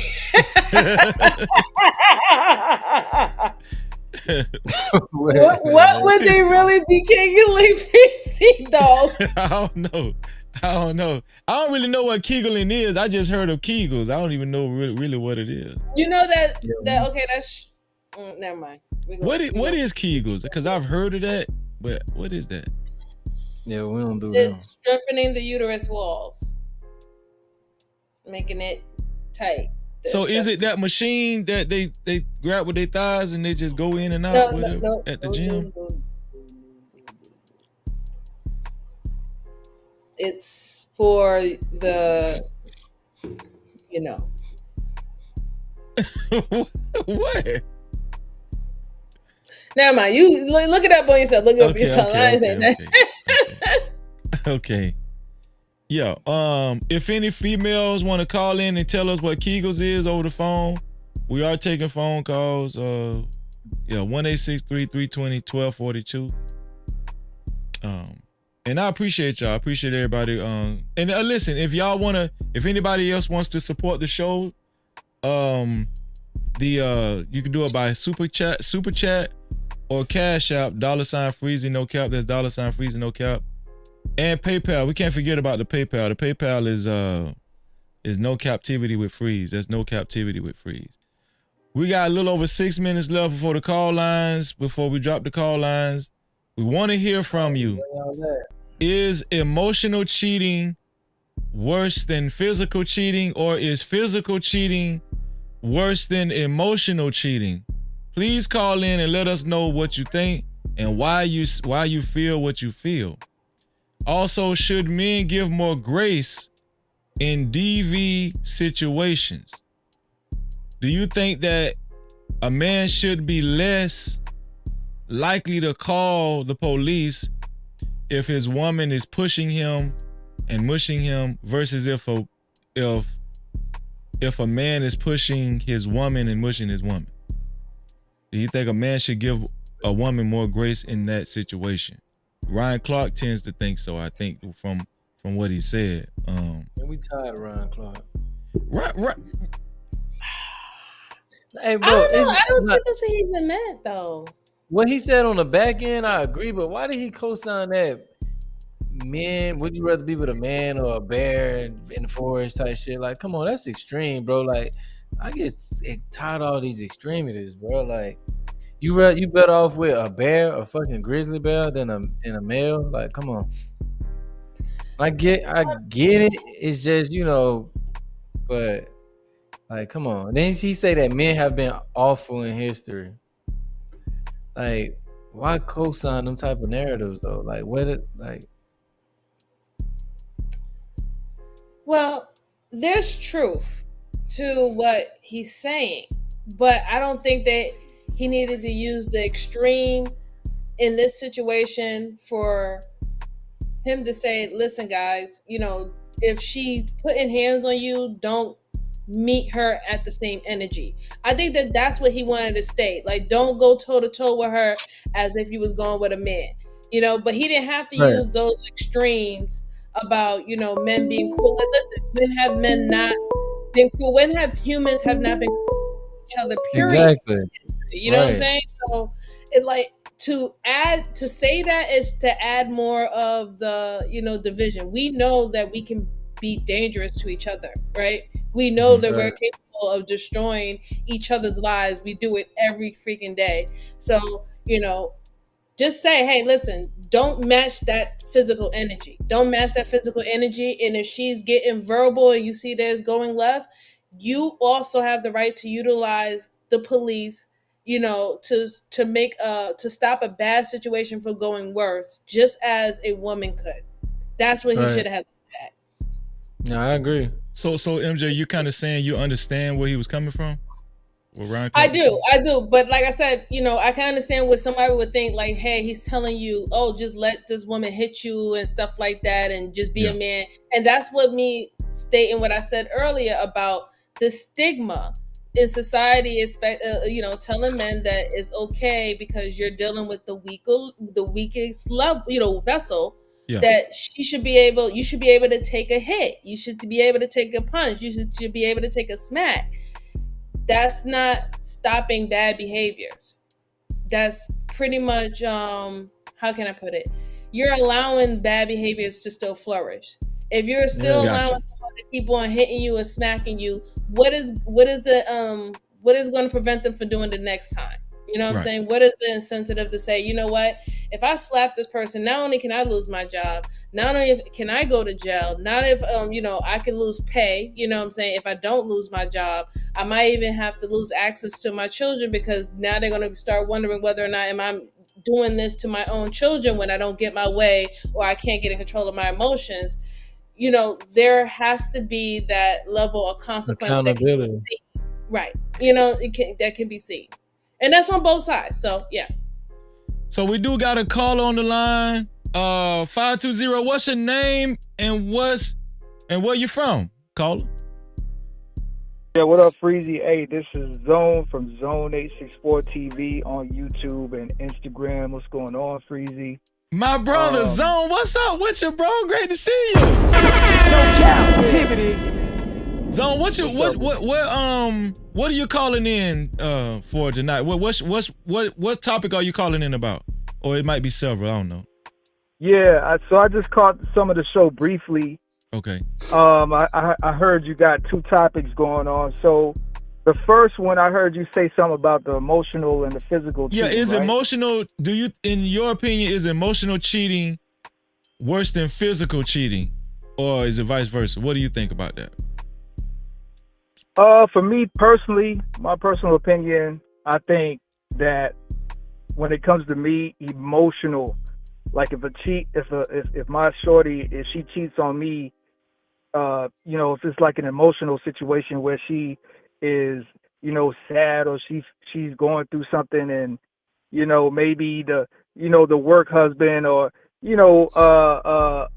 somebody that a close friend or something, and she goes and does something with him because she is feeling something emotional that I don't know about, I feel like that's going to be a problem for me. And I say that because, like, if I'm the man in a relationship, holding it down, you going to want your shorty to be down with you. Yeah. 100%. Like, she got to be able to talk to you about everything that's going on with her. And if she's not doing that with you and her emotional instability causes her to go and do that, you know what I'm saying? It's going to be a problem. The physical part of it, I'm not really too much worried about today, because to be honest, Freezy, like, it's not a lot of, and this is no Diddy what I'm going to say, but it's not a lot of guys that's like, that physically look better than me. You know what I mean? Like a lot of guys today, they got bellies. You know what I mean? Like all they do is play PlayStation, Xbox. They don't lift weights. So I'm not really worried about the attraction part, because a lot of these guys today, they don't really care about their external appearance. They don't care to get a haircut, keep a fresh lineup, you know what I mean? Like iron their clothes. Like, they don't care. So for me, the physical part, I don't really care about that today in 2025, because the standard is different today for dudes. So to you, the emotional cheating is worse for you than the physical cheating? Absolutely, because she is like, what? How we sleeping in the same bed, and we're doing life together, how I don't know what's going on with you. You see what I'm saying? Mm-hmm. And go ahead. yeah. Go ahead. Finish your Oh, thought. and then I would also have to look at me and question myself and ask myself, what am I doing that's causing her not to talk to me? Like, am I overly aggressive? Am I, too overbearing? Like, what's the deal with me? Why does she not feel comfortable with me? I'm gonna respond to what you said, and if any one of my my hosts wants to respond, y'all can. Shout out to Boot Camp in the building. What's going on, Miss Bella? Great to see you, Miss Bella. And shout out to Ed Unchained. Good to see you, Ed. Well, I was, I'm gonna let one of y'all go first. What do you think? Is anyone of y'all want to respond to what Zone said? Zone said he's not really worried about the physical cheating in 2025 because, for one, most guys they're just not aesthetically pleasing, and he said he goes to the gym, and even if she did physically cheat, he know most guys don't look as good as he do, so it's not going to be as big of a deal as the emotional cheating. What do you think, MJ? Yeah, dudes be 25 using honey pack. Like, come on now. I would just say that women have cheated on guys who are attractive and not attractive. They have cheated with men who had a lot of money, and the broke niggas always stay getting pussy, right? So, it doesn't really necessarily, matter. If that's not the reason why you're going to be jealous of someone or feel any kind of way because you feel that you present yourself better and you know that you're going to always have options, that's great. That's a great way to, to look at it. But, physical, like I guess we were saying earlier, it's more to that. You know what I'm saying? There's you destroy the trust, the commitment, you didn't, you disrespect it is a form of disrespect as well. And, with the diseases and stuff like that. So, it plays a big part. It plays a big part. And I wanted, I forgot exactly what he just said. The caller, I wanted to piggyback on something, but I'm going to go back to it when he comes back. If 2G wants to say anything. Okay. Oh, no, I agree with what MJ just said. Like, people get cheated on all the time. The best looking dudes with money. So that's something dangerous to flirt with. But if that's what help him, cope with whatever could potentially happen, then cool. But I'm gonna still stick with the physical. It's just a lot more risk when somebody physically cheating. So, to me, it's still no. I don't see a comparison. Shout out to Ashley in the building. Thank you for coming in, Ashley. Hope you hit the notification bell after you subscribe. Everybody, that goes for everybody that subscribed, because obviously you subscribe if you're in the chat. Hopefully you hit the notification bell too, so you can catch our live. Did you hear what they had? Did you hear what they said, Zone? So 2G said that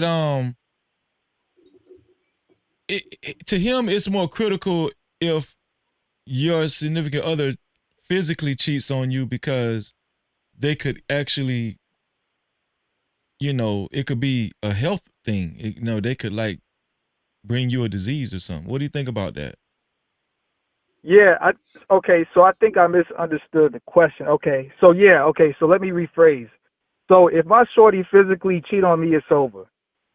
You know what I mean? Like I thought we were saying. I thought what you were saying is like if the emotional cheating leads to physical cheating. But yeah, if my shorty physically cheat on me, it's no question. Right. Like it's over, it's done. But what I was saying was a lot of times the emotional cheating can lead to physical cheating. But it's no question. It's not even no conversation. Just pack your bags. So and here's the have a good thing. life. The question is. The question is what will hurt the most, right? Mm. So, that's like a caveat as far as like if, your significant other brought you a disease or something, or sexual STD or something like that, right? But without that in play, just you finding out that they cheated on you, because you're not gonna know if they had a disease initially, right? You're not gonna know if they had an STD initially.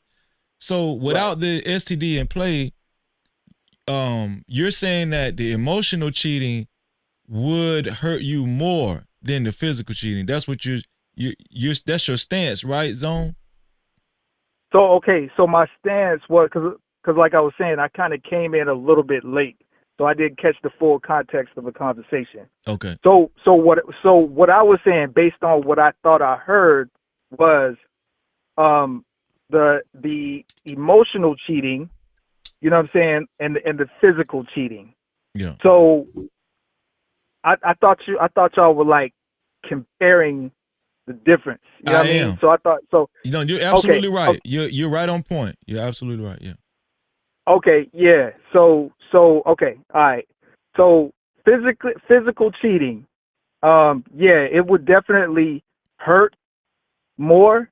It would definitely hurt more. So now that I understand the question, so physical cheating would definitely hurt me more than emotional cheating, based off of what I'm hearing and based off of what y'all saying.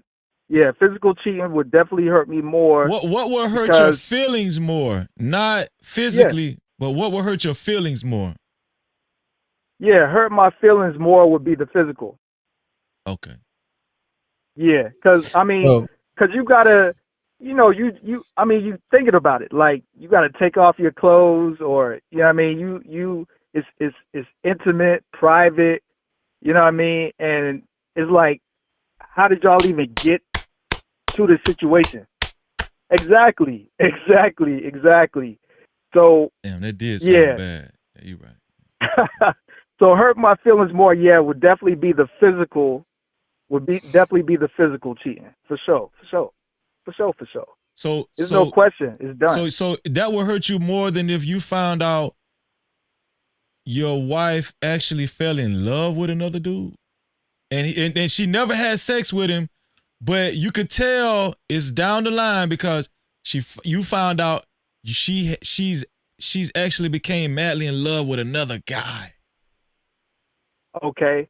See, this is what I'm saying. See, like, okay, so it's like, damn, there's more to the situation then. So, okay. No, it's always been a situation. Let me just lay it out to you, you know? Let me just lay it out like this. Mm-hmm. Let me just lay it out like this. Physical cheating is done. No question. It's done. That would hurt me. Okay. Falling in love with a guy, for me, right, it's going to hurt me equally. Because if you fall in love with a guy, that means that you probably already did something, or you're going to do something. We know under this pretense, she didn't do anything. Under this hypothetical, she didn't do anything yet. Okay. So if she didn't do anything, yeah, it's still a rap ski for me. For me, it hurts me equally. You get what I'm saying? It hurts me equally. Because I look at it as, okay, I mean, he already got your heart, your mind, but y'all ain't physically did nothing. And then obviously if y'all physically did something, then you took it to the next level. So I can't really speak for anybody else, right? Because I know everybody else is like, yo, physical might hurt me more, or emotional might hurt me more, right? Mm-hmm. But for me, it's the same for me. I understand where the call is coming from. I do. I understand where he's coming from because.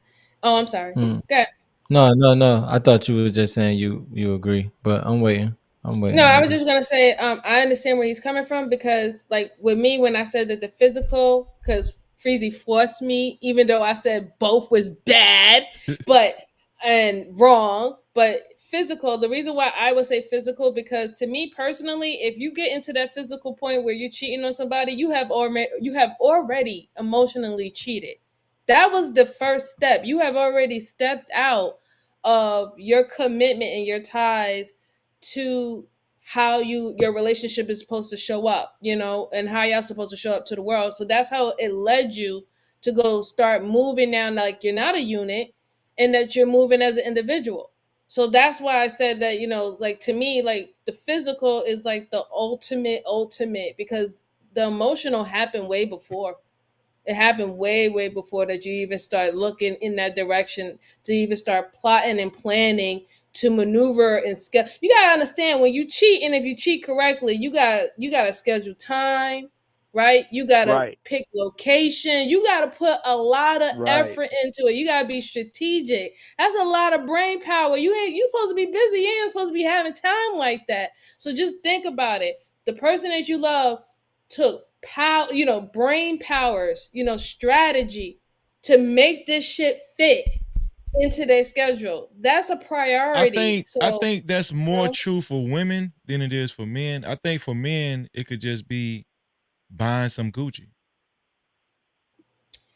yes, but even with that, I say with buying with the coochie, even with that, you still have to separate some time, right? And one of the main things that's important to men is time, and they don't want to waste time.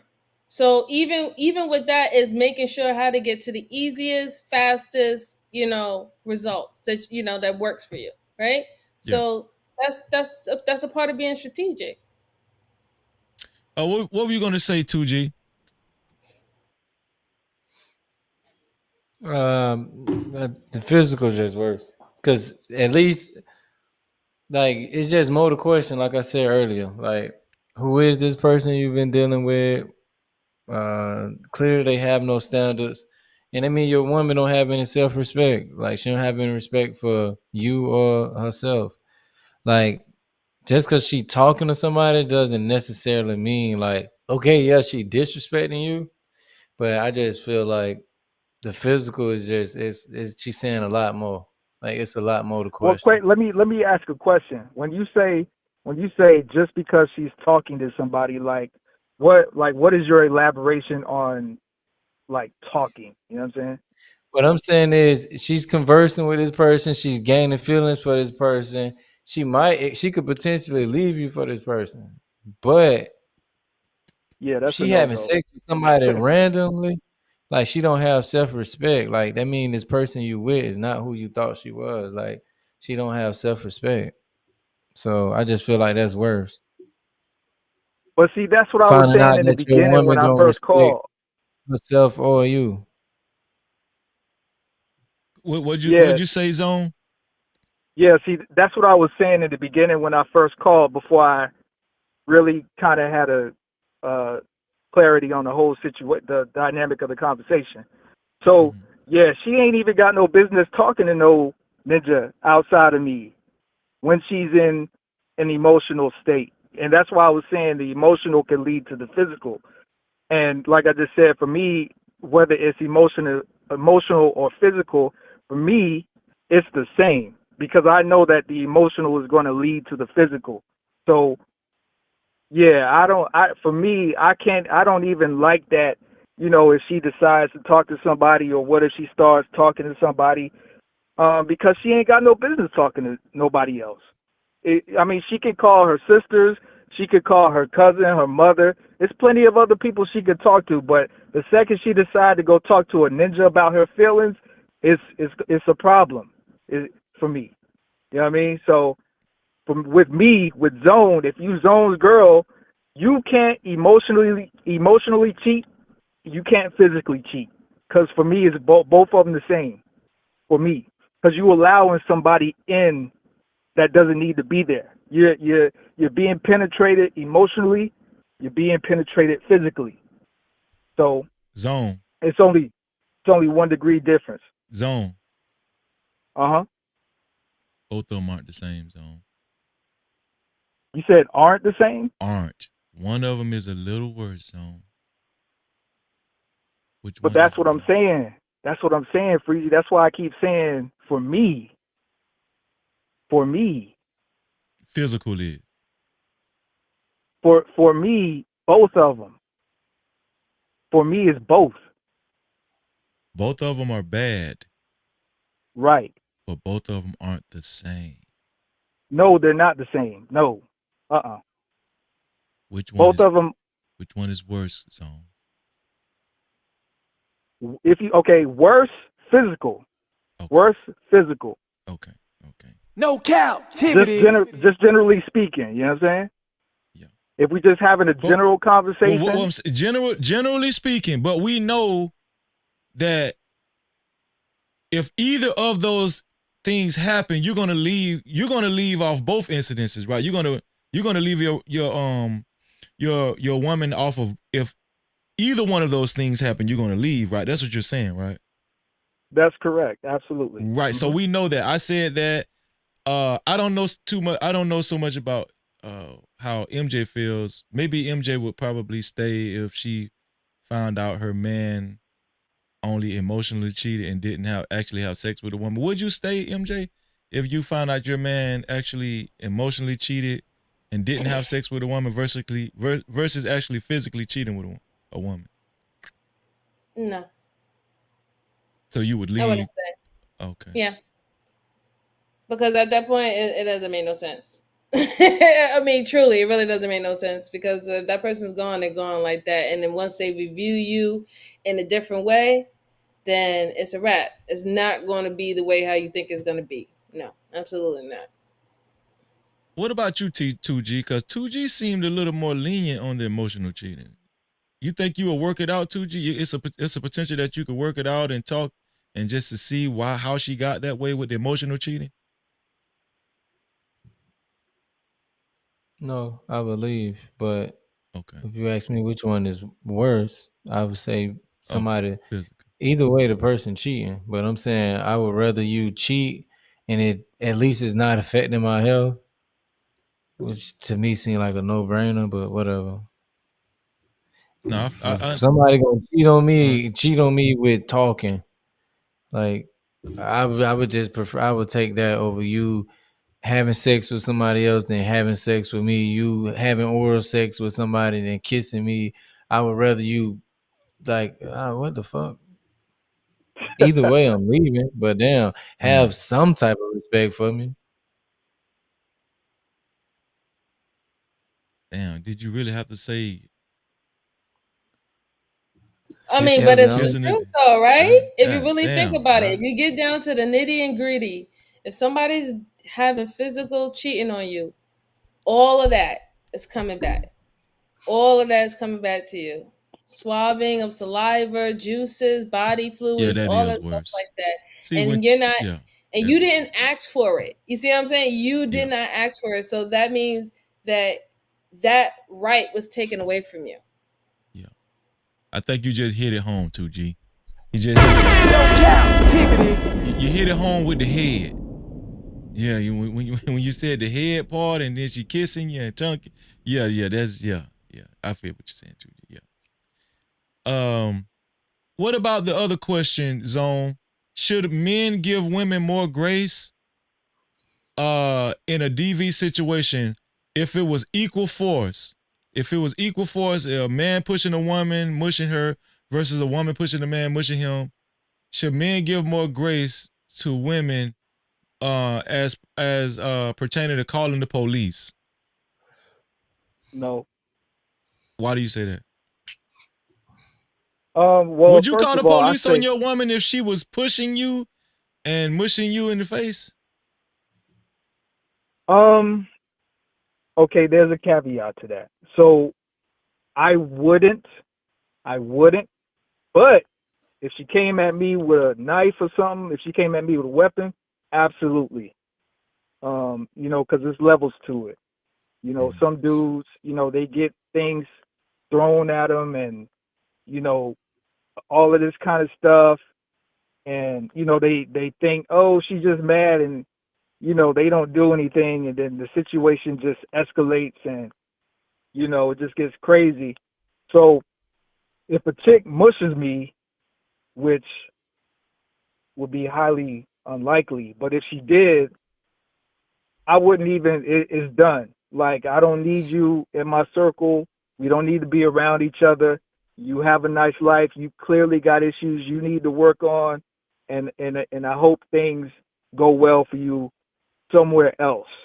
But if she got a weapon and she, acting crazy, I'm definitely snitching on a bit and you know, that's how we gonna do. But but the reason I said men shouldn't have more grace for women who are the aggressors in the domestic violence situation is because I have 2 daughters. So one of the things I teach them constantly is you should never hit a man, and you should never, be aggressive with a man, because, a man is going to show you what a man is when you act like one.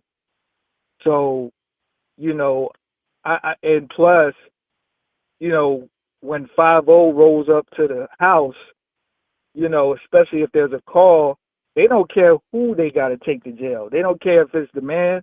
They don't care if it's the woman. They're just there to enforce the law. So, just in my years on this earth, that's one thing I notice is that when law enforcement gets involved, they trying to figure out people's stories, and they trying to get somebody in a cell. And they don't care if it's a man or a woman.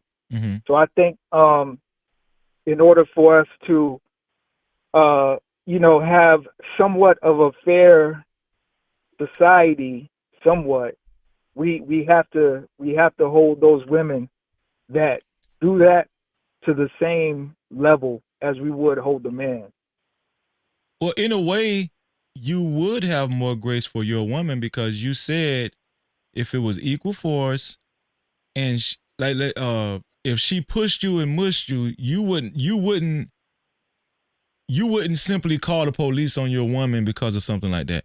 But if you push, being that you go to the gym, like you said earlier, if you pushed and mushed your woman, it would be more understandable if she called the police on you. So in essence, you would have more grace for your woman than she probably would have for you. Well, okay. So I see what you're saying. If it was equal force, do you understand what I'm saying? Like just same pushing and mushing. I get that. But just can I use my anecdotal? Yeah, if you want to, go ahead. So just I'm gonna step off. I'm being sorry, in, guys. Hold on, Zone. Hold on one second. Go. What you say, sis? Okay. Listen, MJ and 2G, thank you. I appreciate y'all, man. I got a lot of love for y'all. Thank y'all, and I will be bothering y'all next week. Okay. Just I don't know if it's gonna stay on Saturday, but I was trying out this Saturday, but I'll let y'all know beforehand. So I try to give y'all some cushion. All right. Yeah. Thank you so much for having me, Breezy. Good night, everyone. Good night, 2G. Good night, caller. Everyone, take care. And listen, y'all put MJ's one of the mods put MJ's link in the chat as well. Did they put a link in the chat earlier? Hopefully they did, but we're gonna make sure we put your link in the chat so they can subscribe to your channel. Thank you, MJ. Later, bro. All right. 2G, man, thank you, man. I appreciate you, bro. Yes, sir. Till next time, bro. Yeah, man. Listen, man. My brother got a channel that he's brewing, right? Painting narratives, man. So I'm gonna keep represent for my dog. Keep represent. Yes, he already know what it is. And 2G, man, I'm gonna bother you next week, so just get ready for it, dog. Okay? Oh yeah, I'm here. I'm locked in, bro. All right, man. Salute, bro. All right. Love, bro. Love, you know what it is. Yes, sir. So, Zone. You there, Zone? You still there, right? Yeah, I'm still here. So, Zone, do you understand what I'm saying? Like, you saying that you would have grace for your woman. You saying that? Yeah, okay, so I'm saying that. But because my thing is, I don't want to speak for everybody, but just generally speaking, right? Mm-hmm. From what I've seen from my own personal anecdotal experiences, I'm talking about leaving the club at 1:30 in the morning. I'm talking about being at kickbacks, at some of the homies' houses. I'm talking about just being in public, in a mall parking lot in Atlanta or something like that, like just out and about. I mean, I've seen dudes, you know, do certain things to females, and they got some straightening. And the females, they never call the police. They still remain with the guy. And I'm not saying it's right. I'm not saying it's wrong. I'm saying what I've seen in this, you know what I'm saying, in my life, in my own anecdotal experiences. Yeah. So I know there are women that, you know, they will accept that kind of behavior, and not get law enforcement involved. So if a chick mushes me, for me, no, I'm not gonna just, you know, up and call law enforcement. But if she's coming at me with a weapon or something, yeah, we gonna get law enforcement involved. I get you, because you're saying that the context matters. That's what you're saying. Like if she's coming at you with a weapon that could, where you could possibly be in imminent danger, yeah, you know, or if she possibly stabbed you with it, you know, you're gonna call the police. That's why I painted the picture as far as like equal force. I wanted to keep it on the Shakari Richardson situation. You're familiar with the Shakari Richardson incident with her boyfriend in the airport, right? Absolutely. Right. Absolutely. So what I was saying was that if your girl was pushing you the way Sha'Carri was pushing Christian Coleman, and you know she mushed you a couple of times in the face, possibly slapped you one time. If you was doing that to her, more than likely a female would be more likely to call the police on you as a man. What I'm saying is just you looking at it from a broad spectrum. Do you think with the same type of force, the pushing and the mushing, do you think men should have more grace when it comes to that type of DV situation? Not the stabbing, not the knife, but that type of DV situation. Do you think men should have more grace when it comes to calling the police on their woman with the pushing and the mushing specifically? You feel what I'm saying? I think that you got to do. Man, I'm trying to word my answer the right way. I think you got to do what's best for you in that situation. Okay. Like if you want to call the police and be like, "Yo, my girl mushing me," you know what I mean, and you know she won't stop, and I told her to stop, then that's what you feel like you got to do, because these women, when you raise your voice, they be like, "Oh, I'm gonna call the police," because that's what they feel like they got to do to stop you from turning up. So it's like you said, man. Context matters. But what I'll say about that situation, the Sha'Carri situation, it wasn't him. We all know that it wasn't him that called the police. But look at what the general public thinks about that. For somebody in the airport, whoever, to contact officials, TSA, I think that's who it was, or one of the airport officials, look at what they think about that. So if they believe that Sha'Carri's behavior on her boyfriend, if that's DV, think about the next time a chick mushes a dude. I'm sorry, hold on. Hold on 1 second, bro. Yeah.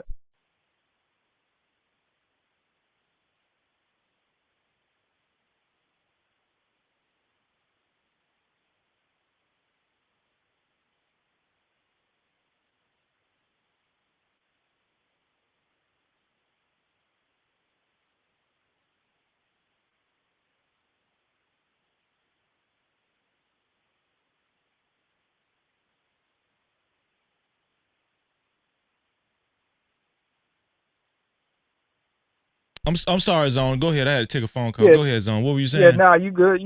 But what I was saying is, look at what the general public thinks about that. Just that little bit where she was pushing him and shoving him and stuff like that. That goes to show you that that is, you know, apparently domestic violence. You know what I'm saying? So we have to take a closer look at, you know what I'm saying? We have to pay attention when these things happen. Look at what just in general. Hot sauce. Hello? Hold on, Tony. Hot sauce. Yeah, I called the number on the screen. Yeah. Do me a favor and call right after Zone get done because I can't hear him. I can't hear him and you at the same time. I just noticed. Okay, Zone.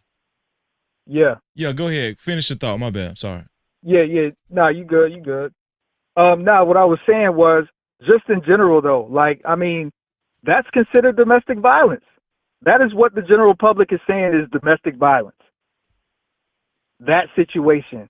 And that's why it's a simple question, but it really requires thought when you ask, should men show grace to women that apply equal force, you know what I mean, in a situation like that? Because, I mean, the airport, we just seen it. They're saying that's domestic violence. And, you know, us men, particularly black men, we don't look at that as domestic violence. We look at it as, oh, she's tripping, you know? So I just want to throw that out there that, like, you know, something as simple as that is domestic violence. So, you know, like I said, man, you just everybody got to do what's best in that situation, man.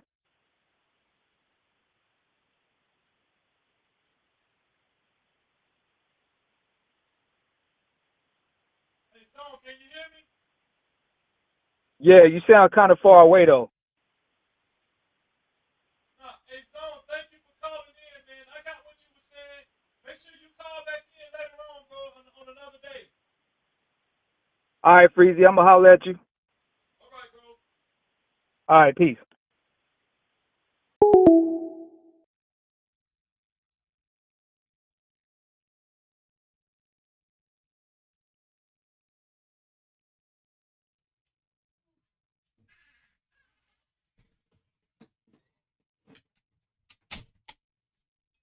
Okay, I'm back.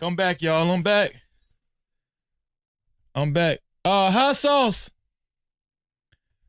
Hot sauce, call in now, hot sauce.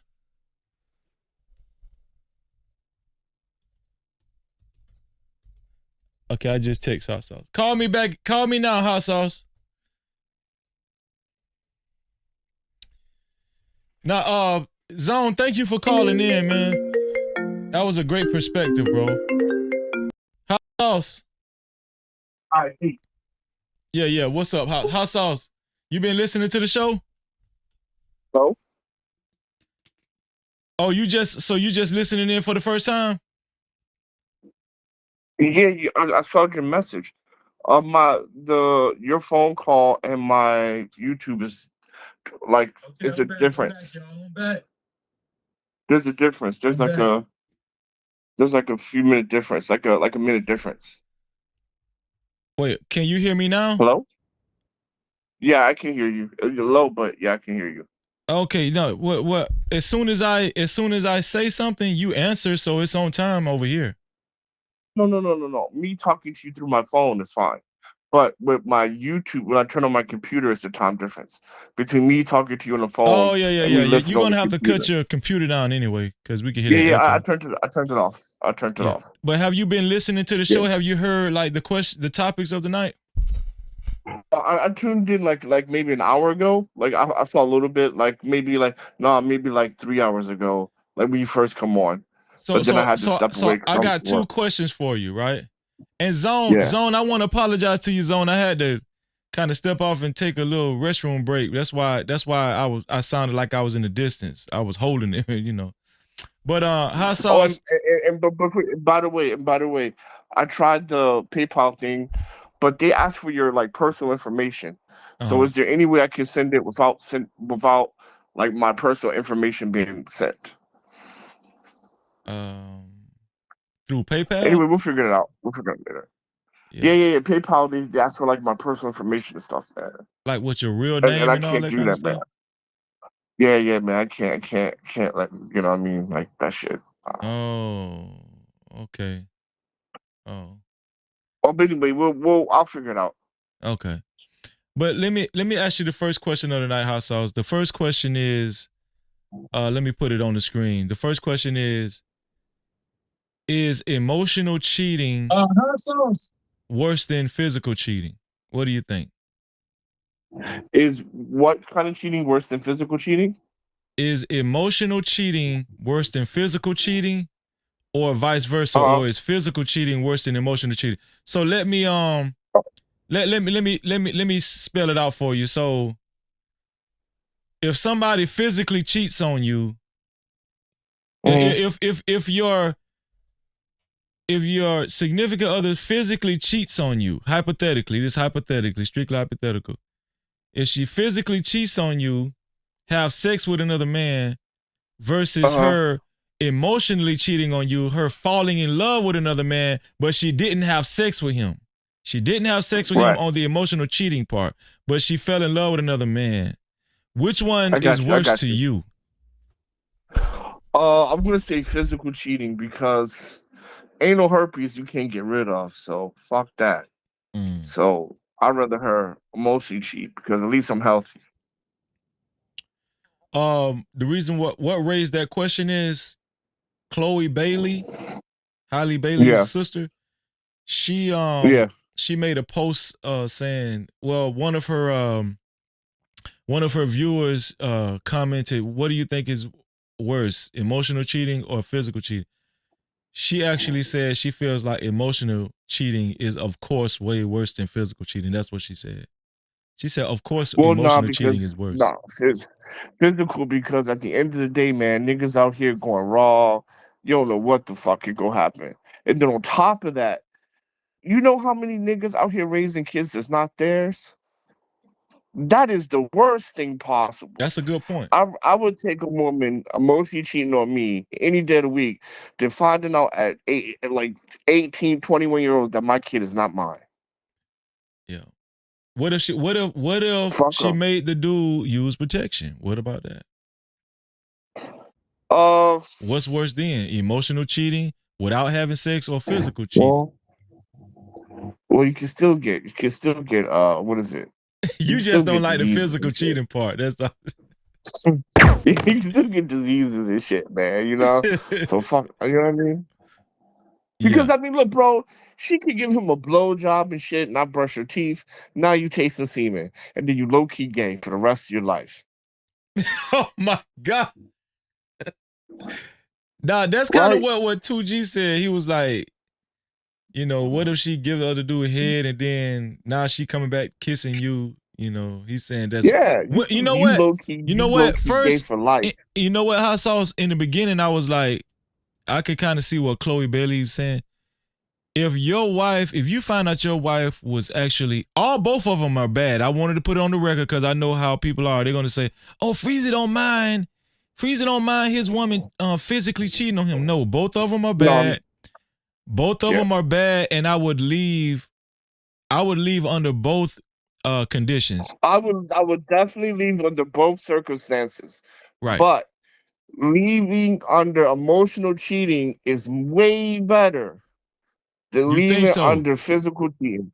Yeah, because it's complicated. You not in her, he not in her. You get a call. Bro, this is why, listen, gentlemen. This is why when you break up with a woman, you always break up with her on her period. You'll never, ever get a call 8 months later talk about, I have a kid. You always break up with a woman because I believe in leaving cleanly. Right? You busting nuts, the dude busting nuts. You break up with her because emotional cheating or cheating and shit like that. Now you up there in a fucking paternity office waiting for who's the kid and shit, who the kid belong to.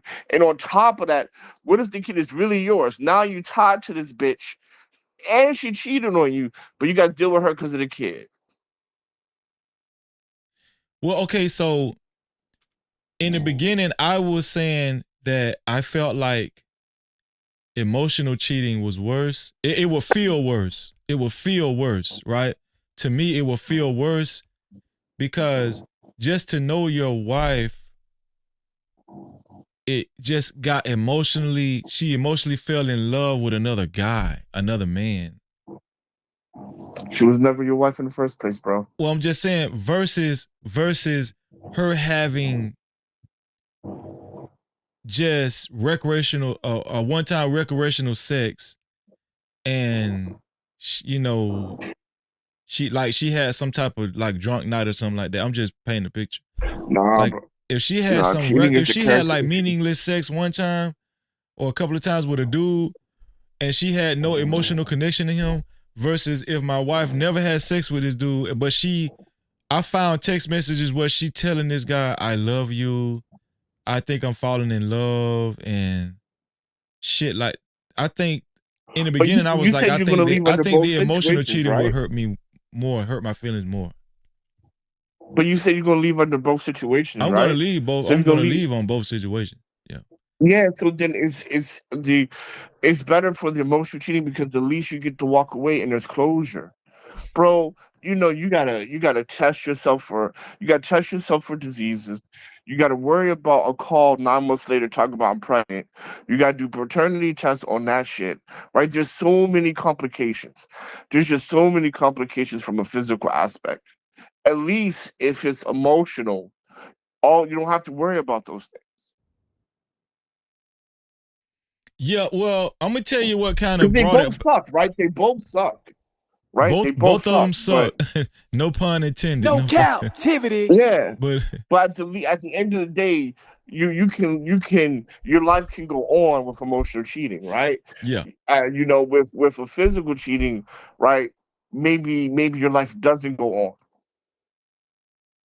in the same manner. Because what if she gets pregnant and she doesn't know who it is, and then it turns out to be yours? She No, cheated well, I'm on you, saying and now under you have this a baby. hypothetical, she didn't get pregnant and she didn't bring you a disease. She just physically cheated. She just cheated. Well, Yeah. then it's no difference. To me, then it doesn't make a Nah, it's a difference. different. It's a different. I'm gonna To me, it makes no difference. I'm gonna tell you what won me over with the physical cheat. Like what 2G said, it really brought it home. He said, I don't see what the argument is. He said it's no contest when your woman actually is sucking another nigga dick, and now Yeah, she's coming back to you, and she's now you don't even know she did all of this. Now you could be potentially kissing her. And yeah, now when he said that hot sauce, when he introduced that into the conversation, because I was just talking about fucking, you know what I'm saying? But when he introduced that into the conversation, I was like, yeah, that's words. Yeah. Yeah. Yeah, because imagine that she comes home, she's smiling, and her teeth looking extra white. Oh, baby, you using new toothpaste? Nope, it was semen. Okay, so now that we got that under wraps, hot sauce, the next question is, let me bring it up on the screen. So the next question is, should you heard about the Shakari Richardson? Shakari Richardson, yeah. Yeah.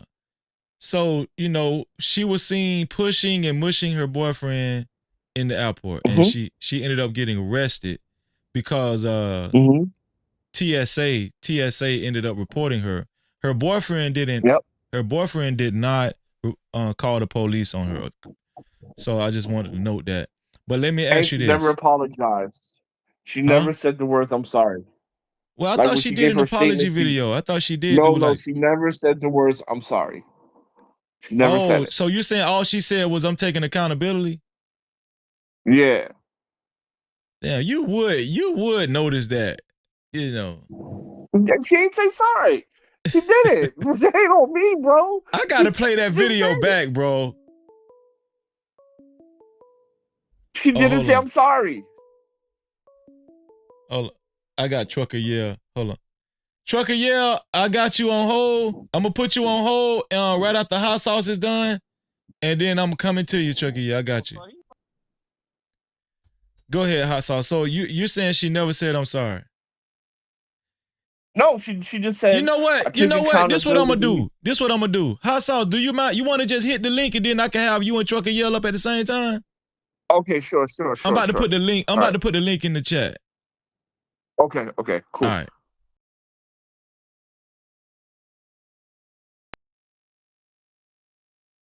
That fool finally showed up. I finally was. waiting to catch hot sauce. Yeah, can you hear me?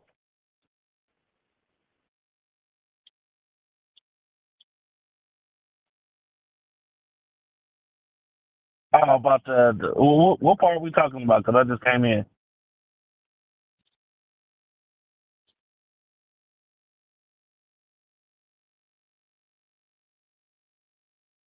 Ooh.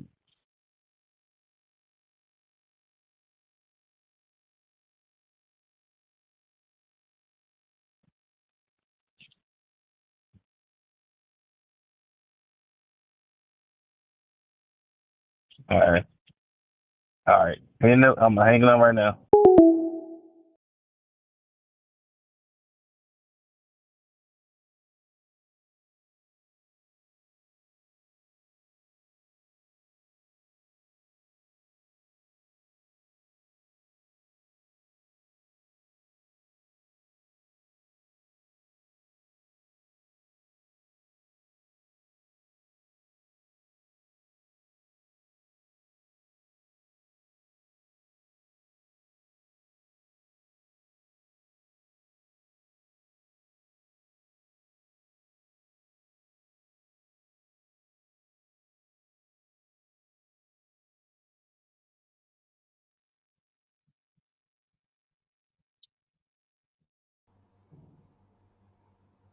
What is going on?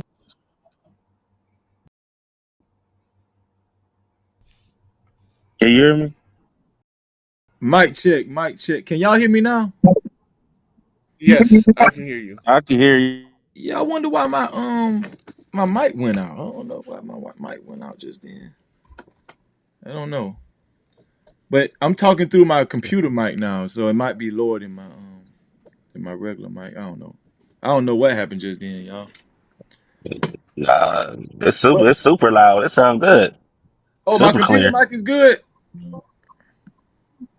Yeah, it's great. Oh, okay, okay. So I got Trucker Yell up here. Hold on, let me try my other mic one more.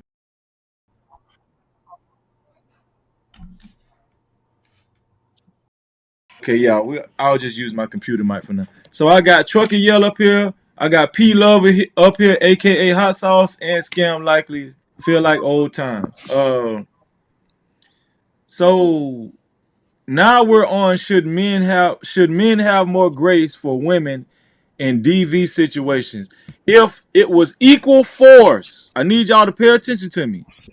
If it was equal force, meaning she was pushing Christian Coleman, Shakari Richardson was pushing Christian Coleman,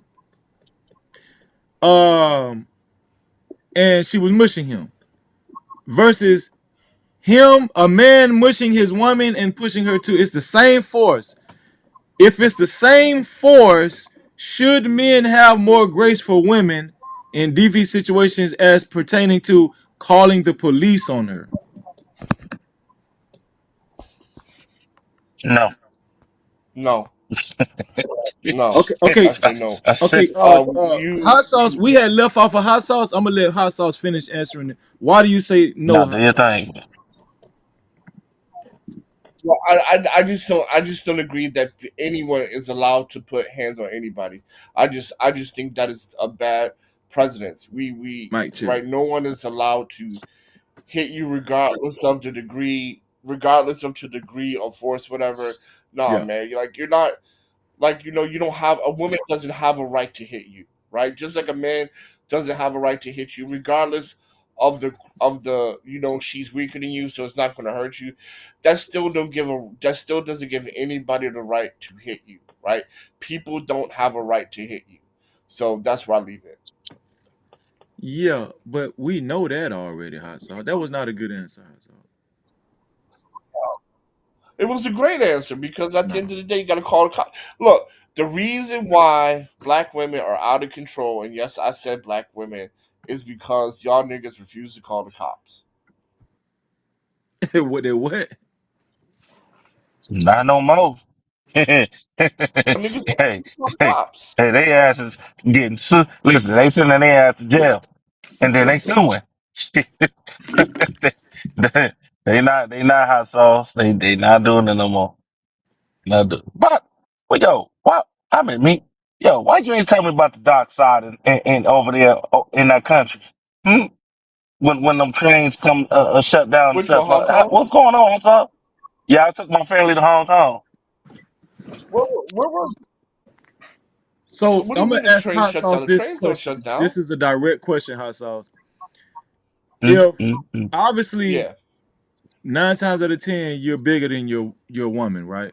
So it would be more understandable hmm if you was physically pushing your woman aggressively and mushing her. If she called the police on you, most people would not be surprised. We know that. So personally, to you, Right. Hot Sauce, if your woman was pushing you because she was upset and trying to mush you, would you call the police on her? Right. Absolutely. You just trying to win the Because argument, man. I don't want. No. Because two things. Number Mhm. one, I don't want my son to think it's okay for a woman to treat you like this, right? Okay. Because that's giving a message of okay. Number two is since I cannot hit her back because I'm 6'4", so I cannot hit her back. So I'm gonna call the cops, bro. I'm not a punching bag. The fuck. No, I understand that. No, I believe you, and I respect that. I believe you. I'm just joking with you, but I believe you, bro. I believe you. Yeah, I'm not a punching bag. I mean, I'm not like if she's up there, and especially in public, man, in Yeah. public at the airport, bro. I'm calling. I'm calling right away. Get this hoe. Say it again, I saw. Say it so they can hear it loud and clear. So let me ask Trucker Yell. Trucker Yell, what about you? If it was equal force, Trucker Yell, equal force meaning if like we know if you was aggressively pushing your old lady and you mushed her a couple of times, it's more understandable. It would be understandable with more people if she called the police on you. Would you feel the same way if she was mushing you, being that she's smaller than you? If she tried to mush you and she was pushing you, we know Trucker, yeah, even if she tried to push you, she really ain't finna be pushing, like doing making a lot of headway. Should you have more grace for your woman in that type of situation versus her having grace for you? No, I already said it. Yeah, I'm calling Popo, and then I'm gonna sue you. I do not believe you're gonna call the popo on your old lady just cause she pushed you and mushed you. I Well, don't I believe that. already told you the story how I called the police on my baby mom. I wasn't joking. Yeah, but what did she I do gave her though? the opportunity. She sunk me in my shit. Sunk me in my shit, dog, because I didn't want to cut her grass. Oh I'm trying yeah, to that's move my crazy. stuff out of the house. I gave her a house, trying to Damn. move my stuff out of the house, and she wanted me to cut her grass. And I said no. And her friend was there, and she commenced to sock me on my shit. And I grabbed her up. Remember, I told you I grabbed her up, Yeah. shook her up, like, yo, you done lost your damn mind. She said, I'm about to call the police. I said, all right, Well, I'll wait. socking you in your mouth is different than pushing you. I'm talking about if she was pushing you like Shakari Richardson was pushing Christian Coleman, would you? No, Sha'Carri punched. Sha'Carri punched the guy. She She punched didn't him. punch him. No, she didn't punch him. She pushed him and She slapped you. she's She slapped she him. She slapped him, did. but most of the, She's. most of the head thing was it was like mushing, but she did slap him one time though. Yeah. I mean, listen. This is how I look at it, and this is go for men too. She slapped him in the back of the If head too. I we, just want to put yeah. if if if we get into an argument, Mm-hmm. and instead of communicating, you got to put your hands on me, dog. That's a problem. That's a major problem. Like Yeah. that's going to lead into something far worse. What's going to be the next thing? You hit me with some pictures because I didn't give you the answer you want. Like, or I didn't. Like I didn't do what you wanted me to do. So now you, well, I'm going to put my hands on you in front of your relatives or my relatives. Because if you can do that in front of TSA, you damn sure gonna do it in front of your people who you feel Nah, the that's a most fact. safe with.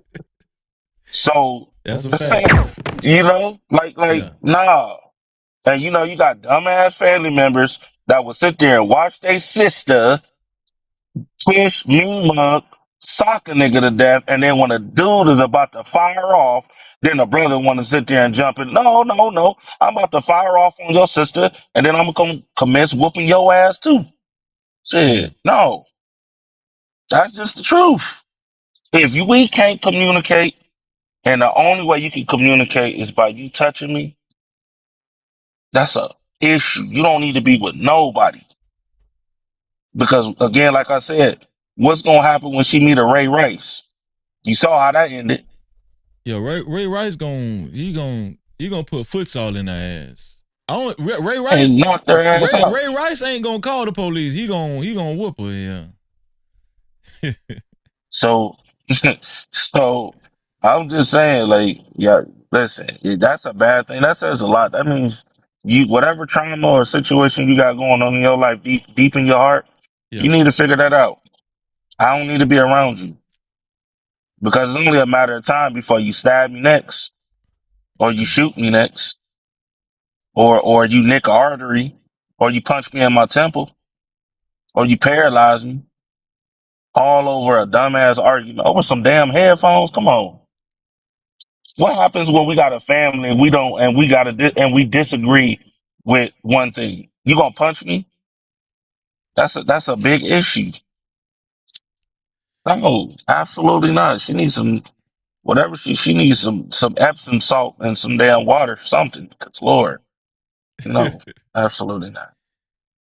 Okay, so Yeah, let me go to Scam Likely. Scam, you there, Scam? Unmute, Scam. Okay, there you go. Dusto in here too. Yeah, Dusto in Oh, here. all Yeah. silent. So Dusto, same question to you, Dusto. If it was, I need pay attention, Dusto. Dusto, if it was equal force, so we're going off of Shakari Richardson pushing her boyfriend, mushing him, as then she slapped him one time in the back of the head, whatever. If it was equal force to that extent, not the stabbing and whatever, but if it was equal force to that extent, should men have more grace for women in DV situations as far as calling the police? My answer is a little bit different. Okay. If you want to call the police, call them. If you don't. By the time a woman's putting hands on you, or honestly, the first time they start quacking and talking that stuff and whatever, let's be real. A woman don't wake up because in the manosphere, you're married and she was submissive all of a sudden, and then 10 years into the marriage, she all of a sudden starts swinging on you. That's not true.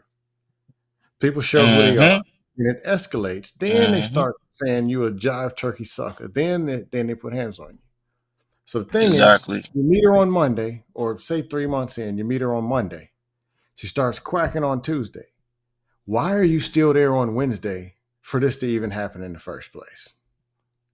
Because then Thursday and Friday, that's on you. But then she does something crazy. You go back Saturday. Next thing you know, in your airport, getting pushed, slapped, and ganked, and shanked, and spanked, or whatever. If you want to call the police, cool. I'm gonna just tell you, get out of there. Can I finish? Yeah, the answer is get out of there. If you want to call them, do. If you don't. But if that ain't what you want to deal with, be gone. But when you start calling police and sending emails and all that, you're bringing yourself back into the situation you shouldn't be into anyway. If you have to call the police because stuff's in your apartment and all that and whatever, just do whatever you got to do to make the thing end. Even if you got to play a politician, hey, baby, I'm sorry. I got you some roses. Now, can you get the rest of your stuff? And if whatever you got to do, make it end. If you got to give her $100 because she needs a ride back to Memphis, just cut the check so she can be gone. Let it end. Now, as far as the stuff I've been hearing, I'm not saying y'all just in particular because people's talking about this and some other stuff. Let's be real. I lost weight because I'm slim and trim. Other than a lot of the community is fat, bloated. Talk your shit. Talk your Yeah, shit then. I'm Hey, 168. so, Yeah, hey. I'm 168 pounds. I hit the gym. I'm running all that kind of stuff. Even a smaller person, because I guess I'm considered smaller now. A woman, there's a level of violence that I can take it to that she's not ready for. Therefore, if I'm in her face, it ain't the same. I can remove teeth if I wanted to. Now, I don't get down like that. But a woman knows this is a whole grown man that been in the gym. But the way men want it, just because they don't like it in the manosphere, it's the same. 120. Well, hold on. They date 400-pound women. So this 400-pound woman they're dating, or 326 pounds. She's fat, bloated, and swole, afraid out the buffet. And he's still a man. All of a sudden, he's so fearful. She can do so much that shoulda, coulda, woulda. The truth is, man over woman, common fight and physical violence is an actual threat that she cannot escape. Freezing, you know, if there's a woman and you're in an enclosed space and you stand in front of the door, she can't get out that room. Mm-hmm. She's not physically able if you say you ain't leaving. Right. You don't even have to put hands on her. She's going to look in your eyes and say, oh, shit. But an average woman, blocking the door, if you want to get out, you can. It's more like you give her the same look, like, hey, man, you better move that ass out the way. Most of them are going to back down. So and what move. Scam Like, is saying, sizable advantage. Okay. Yeah. So what Scam was, let me get this straight, Scam. Then I got some more. Yeah, go ahead. So, okay, you got some more. I'm just interjecting 1 second. So what Scam is saying is providing both situations, the man would be more capable of escaping that situation than the woman, versus a woman would be way more vulnerable and susceptible to danger. Is that what you're saying, Scam? Yes. Okay. That's very true. That's true. So you do believe men should have more grace for women in those type of situations then? Yeah, you're now manosphere, you're not getting that grace. Because the truth is, they talk about this leadership and we men and we built the world. But then when something comes and they don't like, here they come pitching it back and making everybody equal. Well, the women can do the damages. They should go just like the men's is. Just like since, and let's be real, because they saying domestic violence is equal. Okay, cool. Here's what you do. Tell the next woman you go on a date with. Y'all's favorite talking point. Well, if you hear something in the middle of the night, who gonna grab a gun and go down there and see if robbers breaking in the house? Send your woman because it's all equal. Don't ever talk about protecting and providing. Because protection, why don't you have her protect you? Because it's everything equal. But so what do y'all have to say about what Scam says? Scam actually is saying it's not the same, and men should take that in consideration as far as men are more capable of escaping these situations. They're stronger, and I mean, we literally just watched a man trying to get away from the situation. Did that work out? It makes zero sense because at the end of the day, whether let me say this. I agree to leave. He that's reasonable and that's rational to leave. But there's not, as long as I don't put my hands on her, there's nothing I can do that warrants her to put her hands on me. And if she puts her hands on me, I have every right and I will call the police. It's not about just because I can hit harder than her makes it okay. So since I hit harder than her, she can call the police and I can't. Well, I mean, by that rationale, okay, Mike Tyson hit harder than me. But if I hit him, does he not call the police? The fuck is, I mean, what kind of sense did that make? That doesn't make sense. Violence is not okay in a civil society by any person. That's not what I said. Talking points. If you're referring to me, that's not what I said. That's exactly what. No, okay, that's not. Well, I mean, anyway, I'm not. My point is this, right? What I'm referring to you is that there's nothing I can do as long as I never put my hands on her.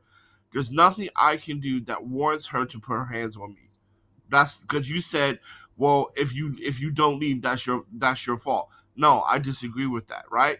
Because if you got in an argument, she cuts you out, then you stay there, then the next time you fight, she puts your hands on you, it's your fault. No, I disagree with that.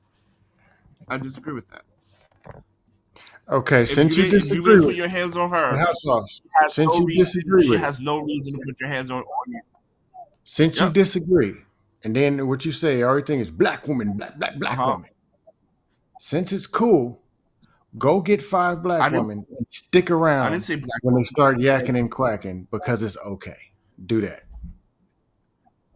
When they start quacking it, oh no, go get 5 What I'm Asian saying, or Dominican women and just stay. Don't leave. Just regardless stay of there. black, white, or whatever, Okay, black, white, or whatever, cool. Go because I get didn't make 5 a Asian distinction of women. race.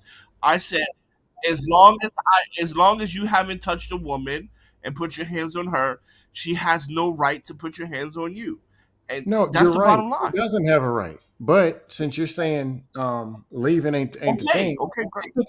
stick around. When No, she starts I quacking agree and with you on that, bro. throwing I dishes agree at with you, you on that. stay. Scam. I agreed with you. I agree with you to remove yourself from the situation. I said that was reasonable and rational. That was the very Okay. first thing I said. But Okay. where I disagree is that where you say it's your fault. It's your fault when if you stay and then she put. That's where I disagree. But I do agree that you should leave. I agree with you Okay, from the I'll do that. start.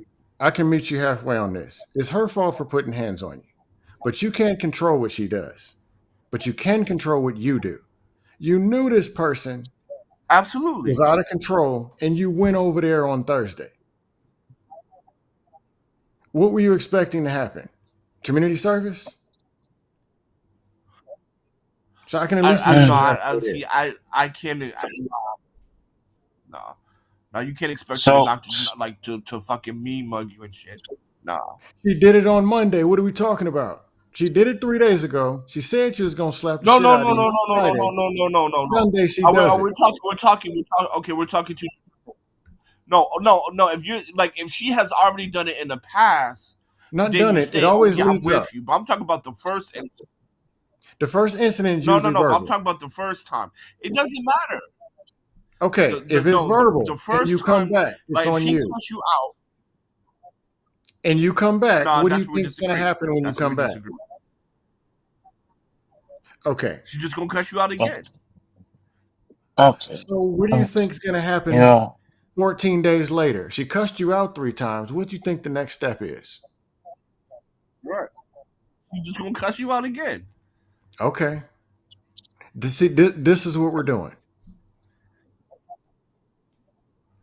No, I'm bro. If she hits you on Monday and then you come back on Thursday, yes, I'm with you, right? But if she has never hit you, then but cuss you out, then it's reasonable to expect, oh, she's just probably gonna cuss me out again. And if you're cool with the cussing out, because I'm not, I would leave. Then hey, then you're cool with getting cussed out.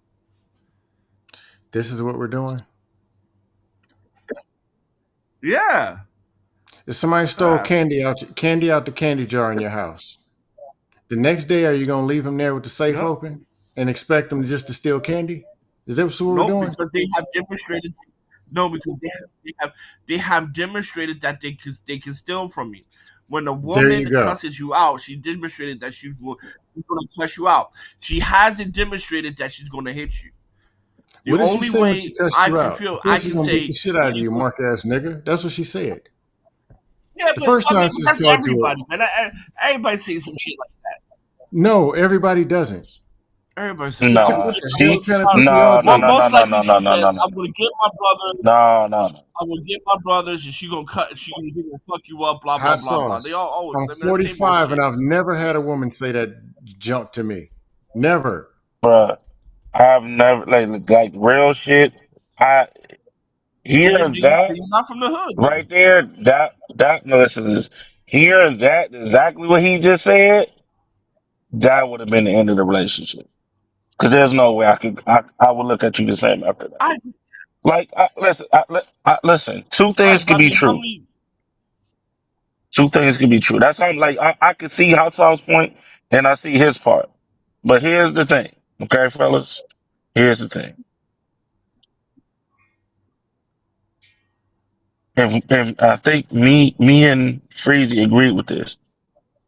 You don't have goofy ass niggas go right back to this chick and act like everything is cool the next day. Did we not say that? Did we not talk about that, Freezy? Yep. It's a And fact. and Yeah, we that all tends agree. to We happen. all agree on that. So, yeah, so it's like what Dusto was saying too. Like, fool me once, shame on you. Fool me twice is on me. Like, Right. she put your hands on you. You know what I'm saying? You know, if she's capable of doing that, especially doing it in front of the public like that,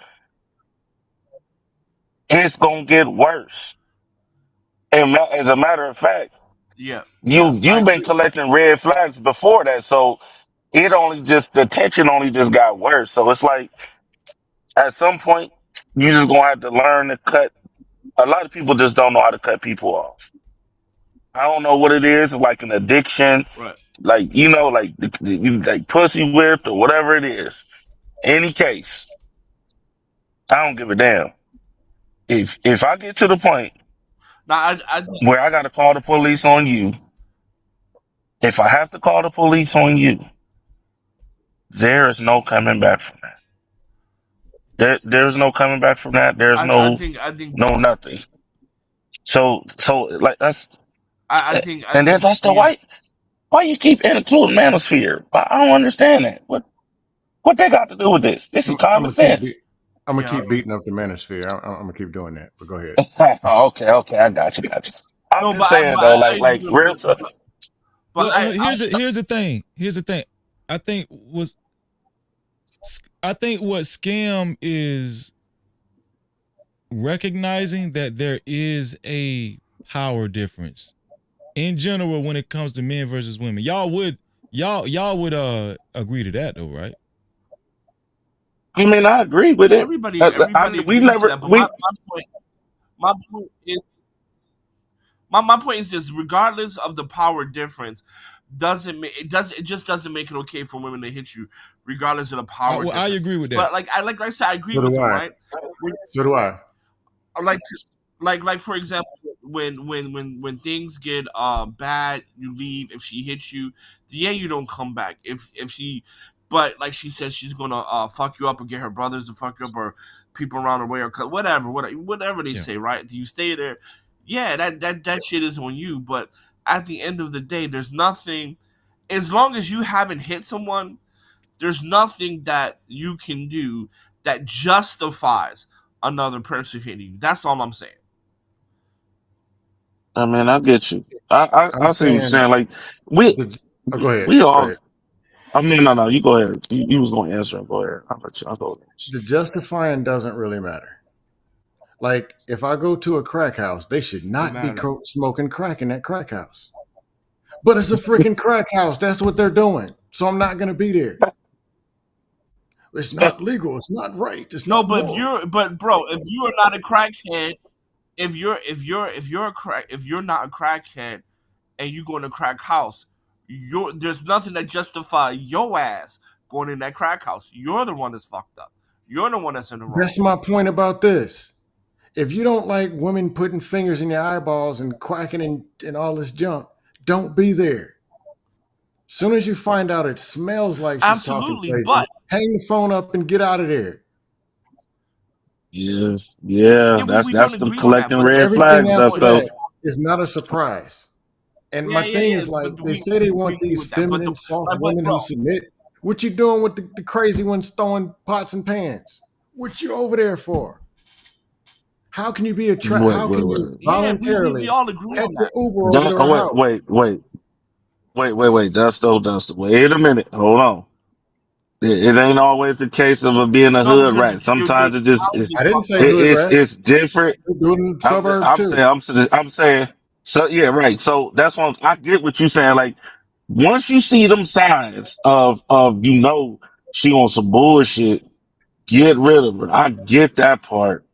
Mm-hmm. It's like It's the part like we're free. Like, listen, yeah, we stronger. We this, that, and the third. But the point is, in order for you to take accountability for what you've done, I don't care if you smaller than me. I don't care if you skinnier than me. I don't give a damn. You can be the weakest thing on earth. Your flaps could be feeling like bear skin. It's just real fluffy. Regardless, you're going to have to learn because again, a lot of men are not like us who will walk away. Then they There got to are pay for it. some They got men to deal with it. that get right. There, I get you. I'm saying that's why I said I'd rather send her ass to jail. That way, she may learn her lesson. If she don't learn her lesson after that, then that's on her. Okay, I mean it's on her regardless. But she's going to run into a nigga that's gonna hit her with a Wesley Snipes punch. You know what I'm saying? And that's gonna be all. I would try to. That's the best way I can try to help a person realize some shit. Because sometimes people don't really understand what it's like getting locked up, and then they kind of like, nah, I don't want to get locked up again. I think about doing what I'm doing. I'm just saying, do that and then bounce, get away. If y'all got a place together, guess what? Get your shit and move somewhere else. Leave her shit there. Move somewhere else, and be done with that. Because as soon as y'all come in contact with each other again, it's going to get the next argument See, is going to be worse. The problem with scam is that you're not holding them accountable, and that's the difference, right? Because we always want to talk about accountability. No, If y'all you want to put your talk about hands on accountability. someone, you should be held accountable for it. Oh yeah, no, because that's the thing you talk about. Oh well, if you're in a crack house, well yeah, you're in a crack house, but when she hit me, I'm not in a goddamn crack house. Yes, Right? you are. I was nowhere near a crack house. No, you're No, I'm missing. not. You're missing the No, I'm point. not. When She she is the hit crack me, house that I'm referring to in you're that missing analogy. the point. She is the crack house, You're and you missing voluntarily the went point. to her. We talk But about how she the crack house? Wait. accountability. Let's talk. If you put Hold on. Wait. Yeah, Before we finish answer the that, because that analogy. shit don't make no sense. you gotta explain how she's a crack house when she's an Olympic I'm not going down the star. rabbit hole. I'm Like not we're going down the Freezy talking rabbit hole. about understands it. this That shit don't situation. make no sense. No, Freezy understands. Okay, a crack house. You ain't supposed to be there. Ain't nothing there for Nobody you understands but that shit. something bad. This chick, her presence, Tuesday, Friday, and Saturday, she was quacking. She said, "You ain't nothing but a jive turkey sucker." Then she threw something at you. Then she said she's gonna get her brothers to come get you. Sunday, if you go over there, that's the same thing as going to a crack house. That was the analogy. You knew the signs were there, and you went anyway. The moment she threw something You're at you, so worried about holding her the moment she accountable. threw something Now you're at you, staying in the drama. I'm the saying get moment out of the she threw drama. something Leave at whatever you is the and let moment it be you call the in. police. You're so worried about holding The accountable and trying to moment change that she people. threw something at you, call You know Y'all what? You think know what's crazy? y'all think the most men moment call the that police on their women? If I had to call the police, I would. If I could What just get out and percentage let of it be men? over. Let me ask y'all something. What percentage of men do you think actually call the police on their woman in a domestic situation? If you No, not a lot. just was to guess, Not a lot. I don't I'm saying know. If you talking about just percentage give a wise, percentage in America. 1 to Give a 10, percentage. a percentage in America, Yeah. probably 30%. I say probably less than 30%. A lot. I told you, Freedy niggas be.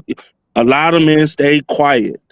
That's why I said if men was to really, really go into task and actually do what they say they gonna do, it would be a different ball game out here. But a lot of dudes give grace. That's the reality. A lot of dudes give grace.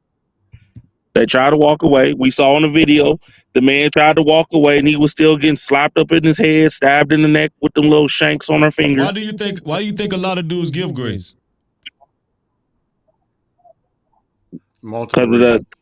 Because they know that Hold on, Freezy. they're the stronger vessel. A lot of dudes go off of that. Freezy. They know that you know what I'm saying? They give grace. They just do. Can you hear me? They try to Yeah, walk away. I hear you, hot sauce, but your mic went down a little low. I don't know what you just did, but might need to speak more into your microphone. How about now? Is that better? I hear you. I hear you though. How about that? Is that better? Yeah, I hear you. No problem. Okay. All right. So yeah, only and shout out to Bro in Berlin in the building too. Broken Berlin in the building. Go ahead, Hot Sauce. Only 6.5% of men report domestic violence from women, and they say, and that is about 98% of domestic violence from women to men are unreported, according to mankind.org and CDC. Bro, that's insane. Only 6%. May I make a point and walk it back real quick? I knew it was like that though. I knew it was like that. National Library of Medicine. National Library of Medicine. 6.8% of men report domestic violence, and they estimate that 98% go unreported. The National Library of Medicine. Now I'll just say this. I did not think it was gonna be that low. I was leaning more towards what Trucker was saying, like probably 25, 30. You said 6%. That's crazy. That's what I said. If dudes was to actually speak up, it was real bad. Think about Asian Hold on, culture. let me get Bro in Berlin in the conversation. Go ahead, Bro in Berlin. Okay, I'll be real quick. Let's walk the punk like this with it. Have a new challenge. This is Broken Berlin. Yeah, somebody else in here. Okay. All right, let's look at Asian culture. Think about tiger moms and all that, right? Like and men in any Asian. Okay, so the women in those kind of communities and those situations, they hit. It's pretty much known. When they get angry, they hit. Same thing in Latino culture. When we really think about it, they hit. Now in our culture, let's most black men will say that in relationships, a girlfriend, even they've been hit when they make a mistake or when they get. Now white culture, it's same thing. Lower class, the women hit. So when you really think about it on a global scale, the only women that really aren't hitting are the women that are in Arab and Muslim countries where a lot of them don't have the rights. In any other country where they have like first world country rights and the women have rights, especially in divorce and get the children and get all the rights that come with divorce, those women typically, in most cases, hit. And if we also account for verbal abuse, if verbal abuse, I was going to ask earlier, is verbal abuse equal to physical abuse? What do you think? Is it on the same scale? I mean, it depends. Over time, I think it could be worse. Okay, well then, in the same sense, I think most men in those relationships are getting verbally abused, whether it's black, white, Asian. So, when you really think about it on a global scale, more men are being abused in relationships than women are being abused in relationships. Now, it might have been very different, let's say 80 years ago. Because you're factoring in the verbal part, as you're saying? Well, yes. I agree with that. If verbal abuse is... Men, physical and verbal. Well, both. Still, more men are being abused than women. I'm gonna let Scam give his rebuttal. Go ahead, Broken Berlin. Go ahead. Okay, go ahead. No, I'll go ahead and let the person disagree, and then I'll respond to that person. Go ahead, Scam. And shout out to Yippee. Shout out to Yippee in the chat. Thank you for being here. Make sure you hit the notification bell, Yippee. I'll let him continue, then I'll rebuttal. Keep going. I'm finished. Go ahead. They denied Tory Lane's petition to submit that new evidence. So basically, he gonna have to serve 10 years in prison, dog. They denied it a couple of days ago, right? I think they just did this about 3 days ago. Oh, yeah, about 3 to 4. Yeah, I seen that shit. I seen. Who is this? Tory Lanez. Who is this? Tory Lanez. They denied his petition to submit new evidence because it's been coming out that the guy that was in the car. But they shitted on him. So this is what I was trying to tell y'all.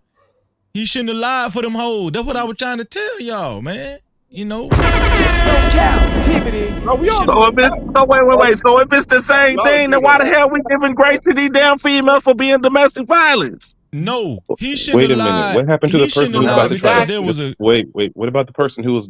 You guys are losing the gentleman who wanted to say my point was wrong. He never had a chance to respond. I got you, bro. I got you, Berlin. Okay. I just want to say it's different because a gun was shot. I just wanted to say that to Trucker. Yeah, a gun was shot. No, it's not. No, see, that's the front. That is the same thing as this. This a different category. This is the grace that a lot of dudes do. He took the charge.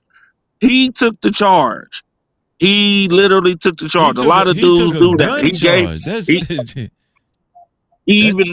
He took. Listen. Well, he what he should have done was cooperated with the police. That's what I just said. Like this whole, just like this domestic violence shit about exactly. Throw the bomb signal. It's the same shit. It's the same shit. All the damn police on the rag. Don't get no break. Back to Bro in Berlin. So Scam, Bro in Berlin said he was actually finished and he wanted to hear your rebuttal. Yeah, it's time to sprinkle a little bit of dust in there. Okay. To be honest. God damn shit. Hold on. It's about to get real. Here's the deal.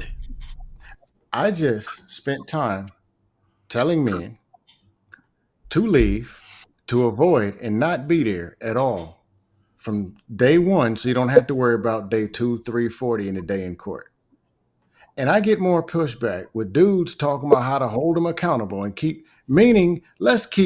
when the girl gets abusive and yakking and quacking, let's stay in it and linger around in it for as long as we can, worried about what the woman is doing. Now you didn't call the police when it could have been over. Now she tells her side of the story. Now you back in the bullshit. Then you're so worried about holding her accountable. Well, she shouldn't have done that. Do y'all like this shit?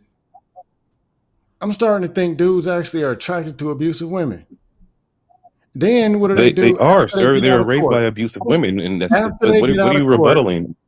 After you get out of court, get on the internet and start crying about it. Okay, but sir, the things that I said, what are you rebuting? On abusivewomen.com, go look for some more. Get back on the internet and complain about it. Why are you calling it the internet complaint? Yo, wait a minute, sir. The points that I made, you didn't rebuke any of it. If you don't want no parts of it, you said you wanted. You said you had a rebuttal. You didn't even address any of my points. Starting it back up. Marinating, we got to get them. Then the women is 13.2% of the women in the Asian Yugoslavian committee slacked them in. Get out of there. Or sir, marinated. You're absolutely correct. That's the solution to the problem, but the problem is still existing. And what you're also failing to account for is that when men are in these relationships, a lot of times they know that if they just leave and get up out of there, that they're going to have to deal with the penalties of divorce, and they're also going to lose a lot of their fatherhood. A lot of men know that when they leave or divorce these women, that they will not have the same sort of fatherhood that they had when they're dealing with the abuse. So stay there and get your ass kicked in. Do we agree with that? Yes or no? This bullshit, and you know it. Stay there and keep getting your ass wait. Which part of that, what I just said, is bullshit? So he was married. So for 10 years in this marriage, she was submissive, feminine, and all of a sudden, she clicked the button on eBay and said, I think I'm going to start beating the shit out of my man. That's what's going on? No, that's not what I said at all. What I said is that men will be... Is that what's going on? Or are they finding the wrong women the wrong way, being wrong, and then marinating, dealing with the bullshit with these women yakking and quacking? Then spend 3 hours on the internet. That could be the case, sir. You're skipping the... That could be the case, whether the woman was that in the beginning or whether the woman turned into that in the marriage. It doesn't matter. The point is they turn into that. And what are the men supposed to do when that happens? Many men understand that what am I saying that's not logical to you? Anything. You keep saying what I'm saying is bullshit. So why don't you go ahead and address that part? What am I saying that's bullshit?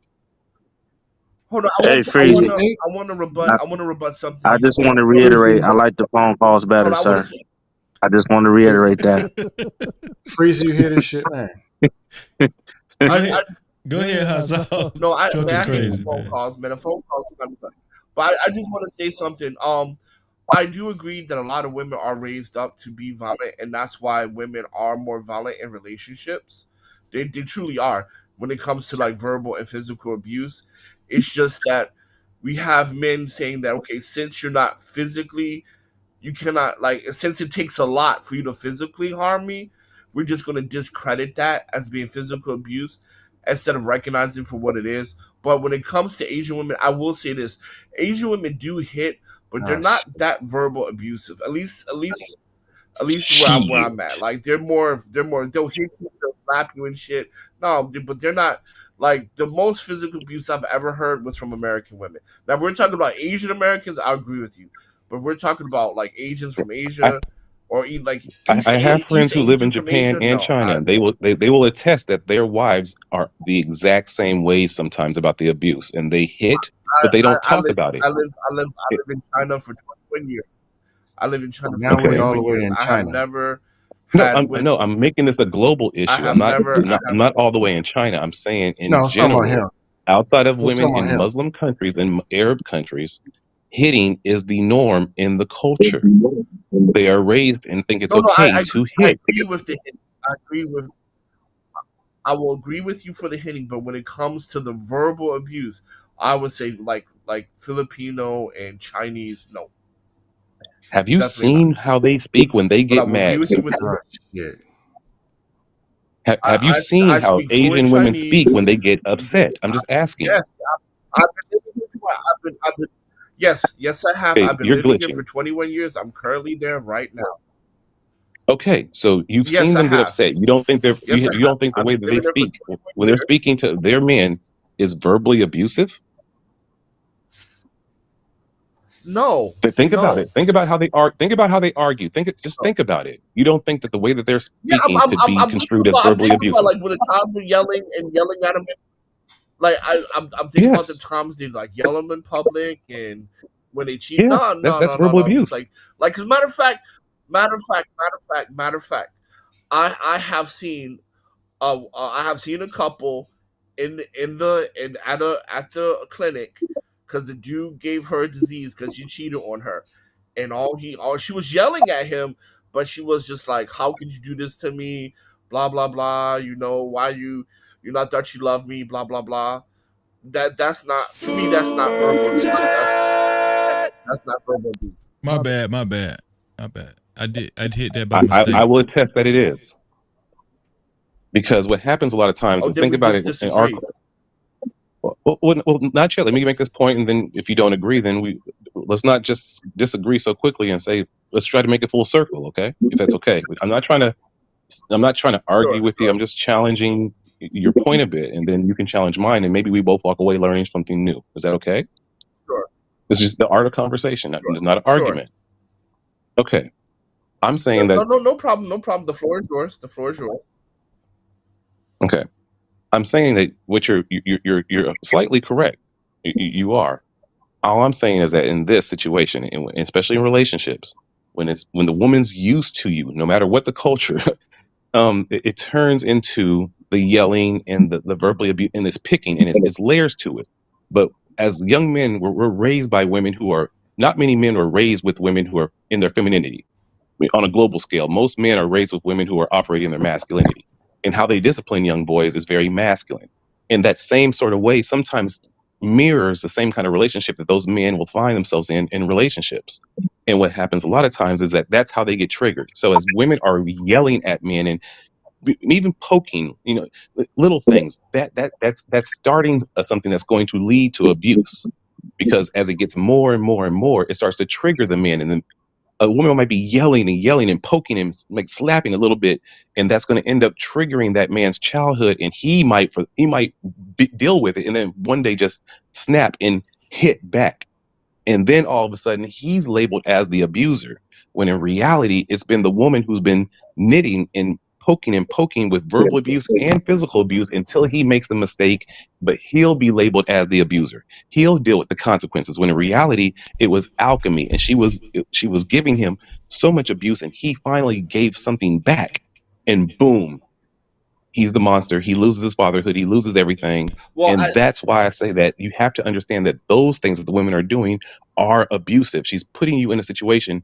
to end up ruining your life. She's putting you in a situation where you're going to end up losing your fatherhood. We cannot minimize those little bitty things, because again, it's all going to lead to you being labeled as the monster. and then I'll be quiet. No, I can meet you halfway on a lot of what you just said. Hey, Freezy, I sent you a video. Play that. Bro, he was talking to me. Go ahead. He was talking to me, so I would like to respond. So I think okay. So I have two issues. First, let me for the sake of common ground, I will say I would prefer to use the word antagonistic more than abusive. So if we're saying that women will yell to antagonize men, I'll give you that. But what I'm talking about as far as like verbal abuse is like demeaning, degrading, and things like that. So I'll speak for China and I'll speak for Philippines because that's where I have the most experience. What we call and even Kenya, right? I'll because that's where I have the most experience with women, even in Kenya. I've never, in my experience, ever seen a woman degrade a man and take his manhood away as if like in America. Now I have seen women antagonize, but now here's where I have the problem with because at the end of the day, you can only control you, and I have a problem with that she when we say that she did things to make me go upside her head. I can't agree with that. I can't agree with that. I think that's a extremely slippery slope, and I think that's a dangerous slippery slope where we're saying that uh this caused me to respond in a physical way towards her. Just like she can say, well, he did things that caused me to cheat on him, or it caused me to stab him or shoot him, or give a physical response. I can't agree with that, and that's where I'm at with it. I'll rest my case there. Hey, might I reply? Hold on, before y'all keep going, Trucker, what did you send the video to my IG? Because I don't got no video on IG. Now, this right here is crazy because the man is trying to leave. The man is trying to leave, but the woman is stopping him from leaving, and she got a pistol in her hand. I don't got the video. That's what I'm saying. Where did you send it? I sent it to your Instagram. I ain't got it. It ain't come through yet. What? Hey, I'm looking at it right now. Hey, what's the guy's name we was arguing with? I can't see the names. Just send it again. Broken Berlin. Just send it again. What's the new guy who's on the panel? What's his name? For some reason, it didn't come through. Broken Berlin. Berlin. Berlin. Man, that's What's up, man? That's what the phone. What the funk man. is this? That's what the phone. Yeah. Oh, I know him. Yeah. Yeah. Oh, what's good? I have a new channel, so I'm trying. All right, never mind. Go ahead. All right, yeah. No, I was going to reply. Okay. A lot of what you said is true. My pushback is a lot of what you say. There are a population of men raised by women, abusive women, whatever. There's a lot of people with low self-esteem that get in abusive relationships and can't leave because they just don't have it, or that's what their norm. I can't say that that's not true. The pushback is when you make it like it's a normal narrative to where all these women are just evil monsters and all us men got to hide under the bed from the boogie woman. And that's what they do. Maybe you're not. Maybe you're talking about a population, but when it's put out here in these spaces, they act like it's a norm. And if that is the norm, that all these women are boogie monsters, then what are these dudes doing, ironing their suits, going to the club looking for them? But let's be real. Domestic violence, all this abuse and all this stuff started from men. That's where it started. There weren't laws in 1942 saying, man, we got to save these men from these women. It started with men. So even what it is today, the behavior. I absolutely 100% agree with what you're saying because at that time, men medicated with corn liquor. They didn't have good marijuana like we have now. When men had to deal with, let's say black men, when they had to deal with the system of white supremacy back then, you had to walk around knowing that you could be killed at any second.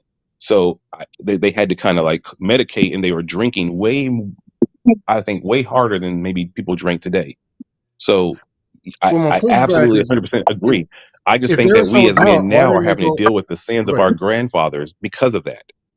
I can agree with that. The way that we used to treat women back then, now it's like that's the way women are treating us. Back then, women would never put their hands really on a man like that because they knew that the police back then didn't even really care unless you did something even crazy. Men could just say that when women were going through menopause postpartum after a baby, men could actually just call the police or the people say, "Hey, this woman's crazy. We need to put her in a home and they would actually do it. The women did not have many rights back then, and so they had to have a Right, I pendulum can agree with switch. that. What I'm So saying the only is, problem is that the pendulum switch now it's switched too much, and now the men are I in can the agree same with that. situation that those women were in 70, 80 years ago. And I'll I stop. can agree with a lot of that. It started with men, and then it got too loose to where women are using and abusing. That I agree with. I'm just But you're not absolutely saying. right. It did start with men. Yeah, and the other thing is, let's be real. If you got a 13-year-old daughter, you're not going to tell her to walk to the liquor store or to go get a sandwich at 1 a.m. You're not worried about women coming and grabbing and fondling her. You're worried about men. Same thing with But your wife, you your should be girlfriend. worried about women grabbing and fondling them. Women. Your bigger Let's. concern is a man putting But your hands on smarter your woman concern or would be your daughter. both. But your smarter concern is knowing both, because a lot of times women, the men will even use the women to entice the kids to get, snatched. That's a very true statement. Right, That a lot but of times the that men. snatcher, the So you have physical to teach force that them she can't to avoid not is a trust man. both. No, that's true, but 80-90%, like you said, even with kidnapping and whatever, if it's a woman, maybe she can fight back. But if it's a man, she's going to comply or get her head beat in or both. But if you got a 13-year-old daughter or your wife, your concern is 90-something% a man. And she knows that and you know that. That's why we always talk about protection. That I agree with, but I do think I teach my kids to be just as weary as women, then I can be rock just with as that. weary as women as just as weary as men, I can because rock especially with over. that. Okay. And I think that a lot of times that's why some kids do end up having those things bad happen, because the men who are bad are smart enough to use women first Use to get women. That's them. true. I can agree with that. But I'm saying this, and then I'll pass the mic. A lot of the extra. Y'all, good night. Y'all, ladies, night, breathing. Hold on, I was about to play your video. Go ahead. No, go ahead. You play. Oh, I'll say this, then I'll close out. At the end of the day, avoiding all of it and most of the conversation junk doesn't have to take place. If it has to take place, minimize it as much as possible. Call the police to get your stuff out. Don't call them back. Don't call her back. Get out. End it. Nah, you know what they're gonna tell you? They're gonna tell you you got to go to small force claim. But that's part of the You reason I say get out got to and do don't all call the that. police is to stay away from all of that and it be over versus having to keep going Yeah. back. But I'm gonna land my plane there. No, you good. Can I land my You plane and it's absolutely full right circle? though. Just give me Right. 15 seconds and it's over. After He's I play absolutely this, correct. go ahead. And then I just need 15 seconds. He's absolutely correct. As men, when those things happen, we have to take it as abuse and go. The moment a woman even slightly smacks you, you have to be a victim, because you are a victim. And in that moment, you say, you know what? You're putting me in a situation where I might end up losing my fatherhood. So you just slapped me, calling the police. She slapped me. It's assault. I want her out the house. I want custody of my children. We have to start taking it that serious. That's the only way things will change. The only way we can actually, because again, so many men lose their fatherhood. We lose our fatherhood because we're trying to love a woman and trying to give her grace.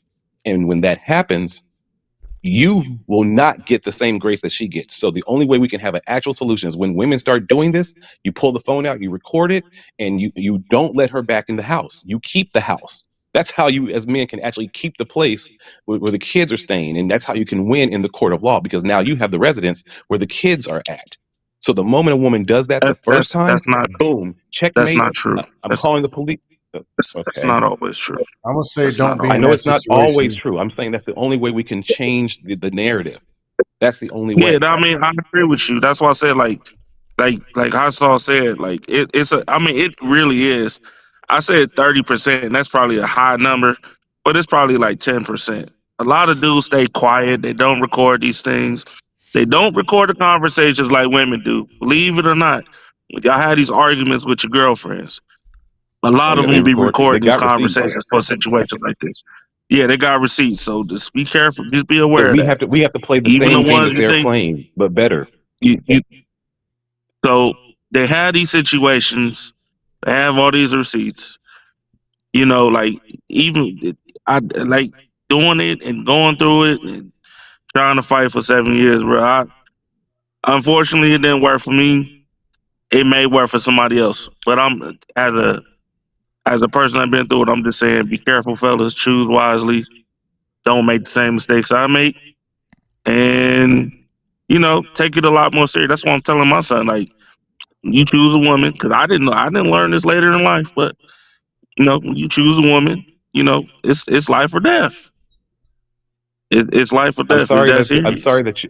I'm sorry that that's happened to you. And again, I was taught by my uncle at an early age because he was in that situation and he lost. He couldn't see his kids anymore. He was child alienated, and I saw how it broke him. And he was telling me at 7 years old. So I see this, and he was telling me the solution of when this happens. This is how you have to move. And I end up having the Right. same situation with my ex here in Germany. And because I made those moves and dealt with it that way and had the proof and had the recordings and had everything, I was able to show the court, hey, wait a minute. No, I'm a victim. I'm just a man who was trying to be in a relationship, and I had to deal with physical abuse, and I left that physical abuse. And now all of a sudden she's saying I'm the monster and trying to say that I can't see my children. No, here's the proof. I have evidence of me speaking about her being physically abusive to my family for the last 5 years. I have videos. I have evidence of me speaking to her side of the family about her being abusive for the last 5 years. All I did was leave. And now she's trying to say I can't have 50-50 custody. And you have to approach the court that way and make them, well, that's not logical. And that's the only way us as men can win is we have to have receipts that are better than the women's. Hey, No, Cassius. I just think more men just need to speak up, because apparently, like sadly but surely, it's a lot of dudes that be holding a lot of stuff in, giving grace. I mean, it's changing now. I think a lot more. The more you get online, or even if you waking up in the morning, you go outside and domestic violence situation. Guess what? Most women is getting pulled into the cop car. There's no ifs, ands, or buts. Once That's once it true. be like a high It's percentage of happening it more. It's happening going more. on, It's still not it's happening happening in enough. real time. So it's like, you know, once all that goes on, it'll switch up. They'll get it together. But unfortunately, a lot of times, I ain't gonna hold you. We're gonna have to take the blame on this one, because we stay silent behind the treatment. Yes. So I kind of get what Dusto's saying too. Yeah, Hey, we Hold have, we on. have to Trucker. Let me let play. go of our pride Can and I ask ego and both of tell our y'all a Hold on one question? second. stories. Let me play Trucker Yell's video, and I got my sister Fear No Mortals in the building. Cap-tivity. I definitely want to hear from her. She is a female perspective. I want to hear from Fear No Mortals. Do we need to But mute up when you play the video, sir? Just so I can know. huh? What'd you say, bro?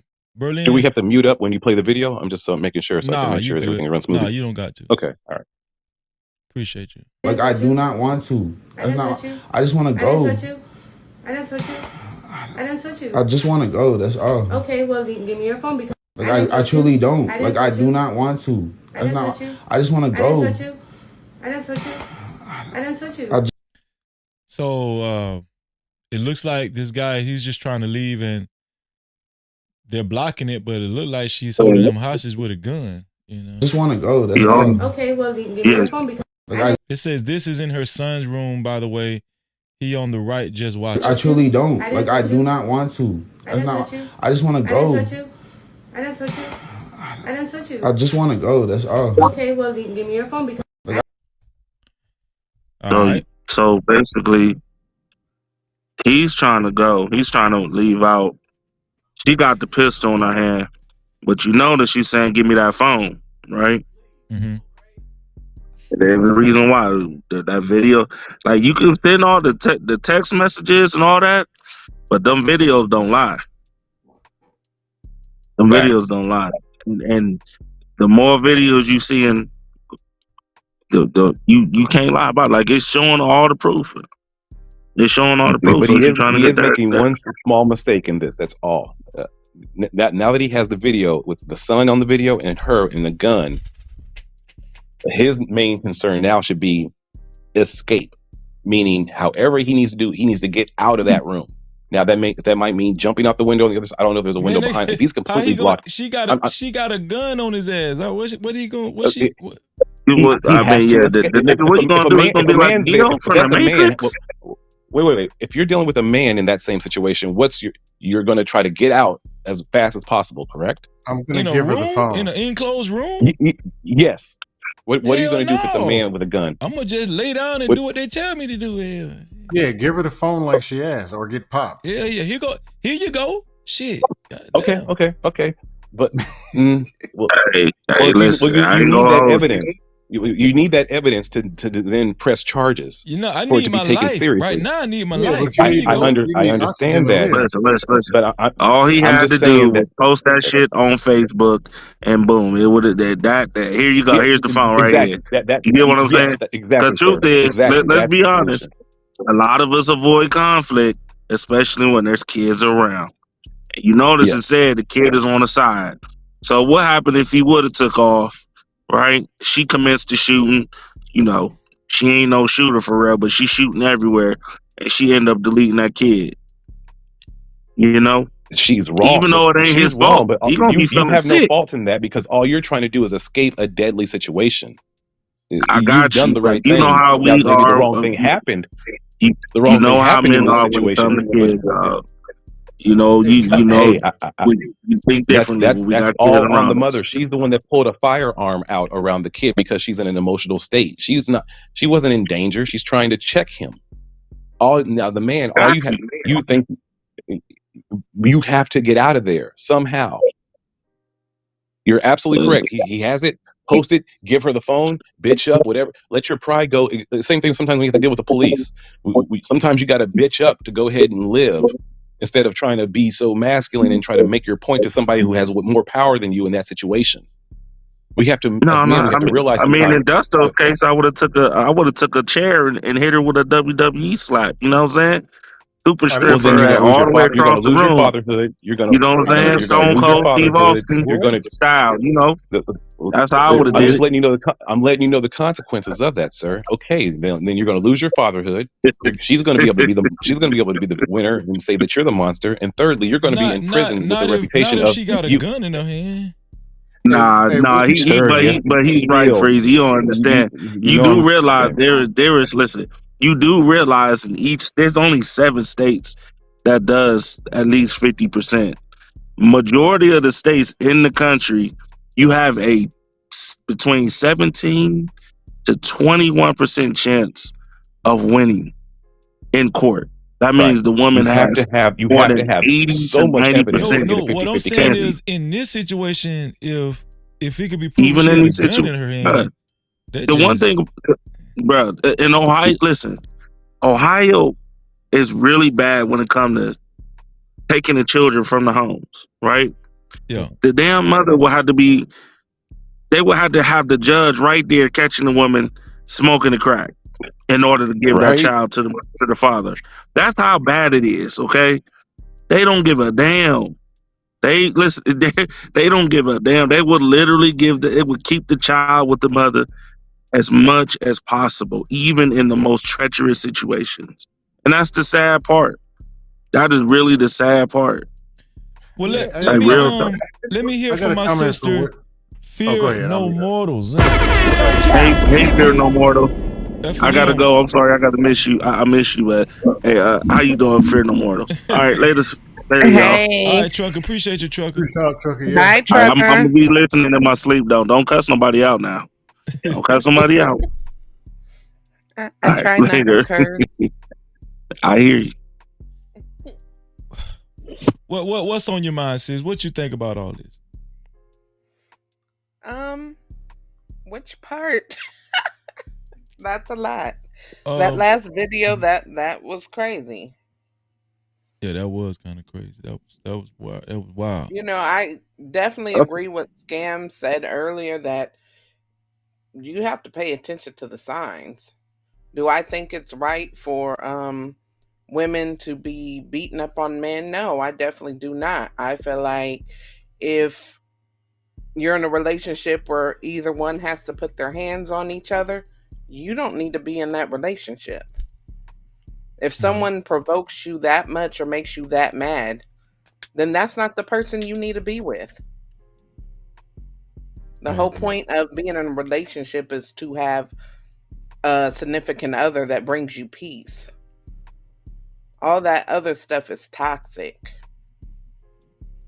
What if absolutely true. What if y'all been in a relationship to the point where y'all done got attached to each other and y'all in love, but it's still kind of toxic?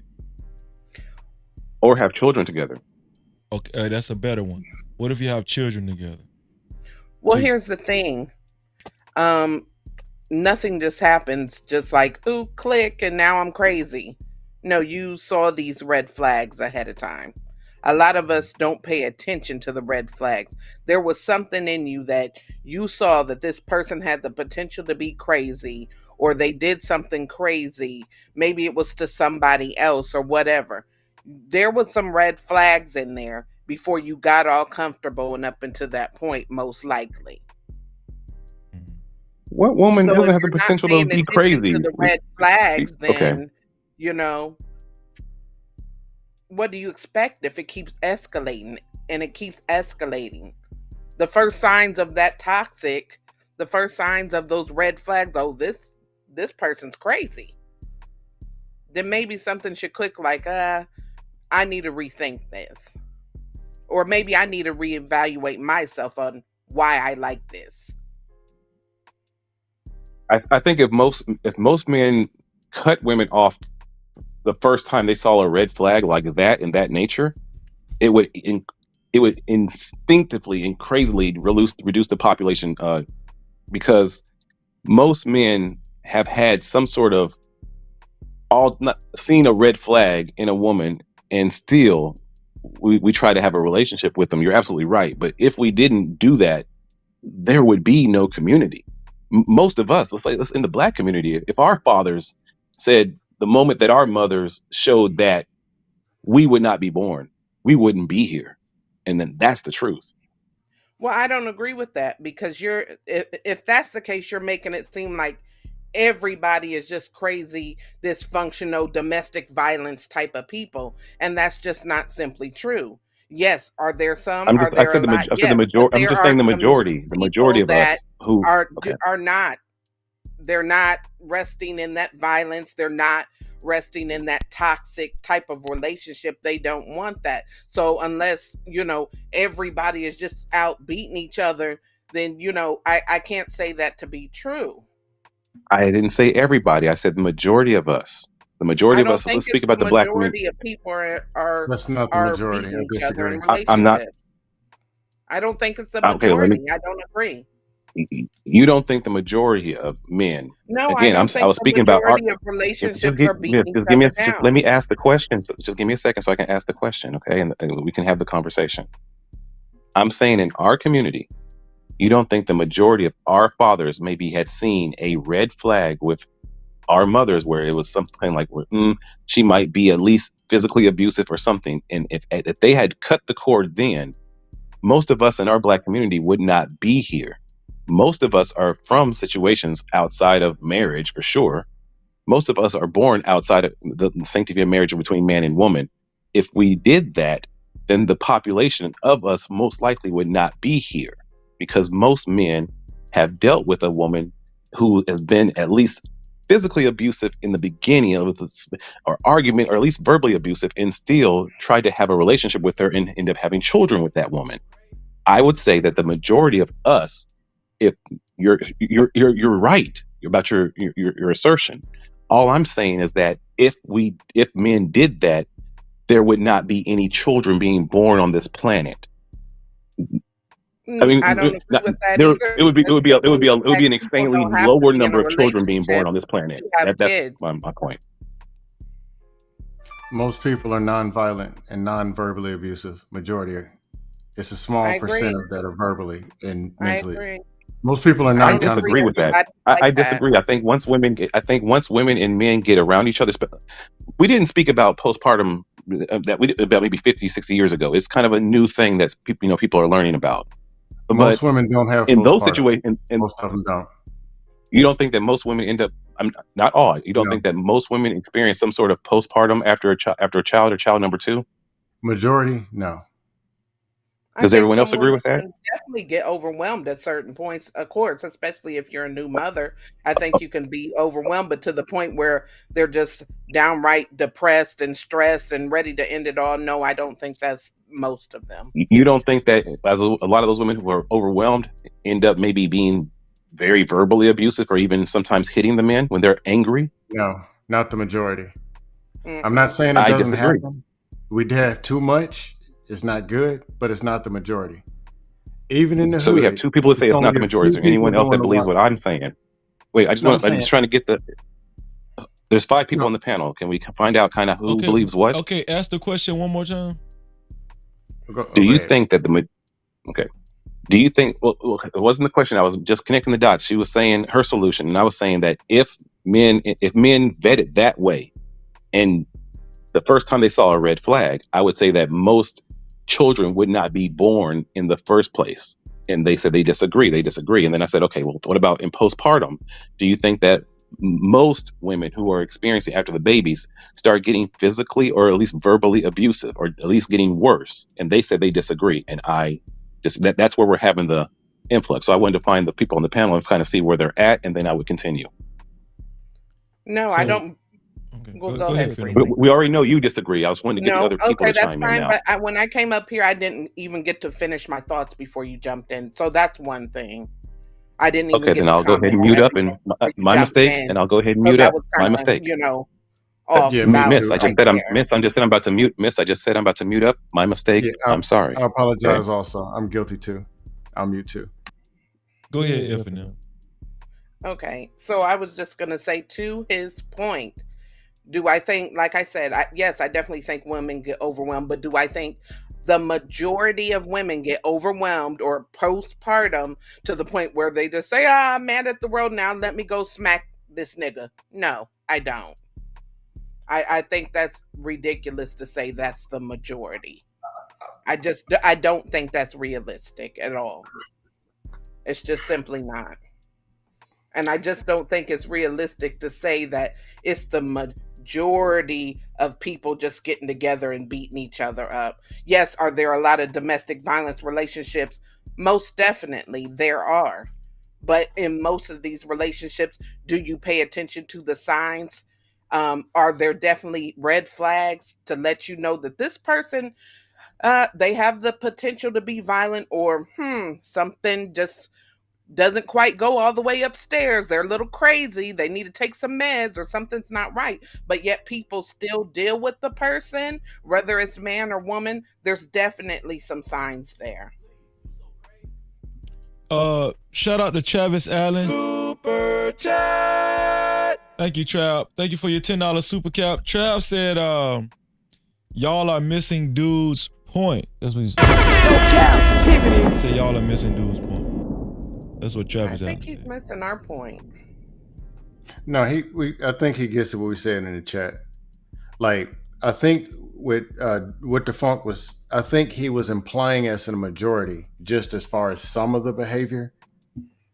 And it came out as if the way it was put out is like the majority is being abusive. But the majority being abusive, the answer to that is just no. Or kind of abusive. Most people are, even in the hood, most people are non-confrontational. They just go eat a sandwich and go home. There's a small population that is, and it sounds like a lot. And then of them, you got the super violent, the crazy. But most people are regular people, even in the hood. Even Black, Latino, whatever community, most people are not violent. Yeah, and like out of all the relationships and stuff, well, can we use marriage as a sample size? Like people just being married. In most marriages, do people report DV? No. I don't think a lot of people do. No. You know, people on both sides don't report DV. People on both sides.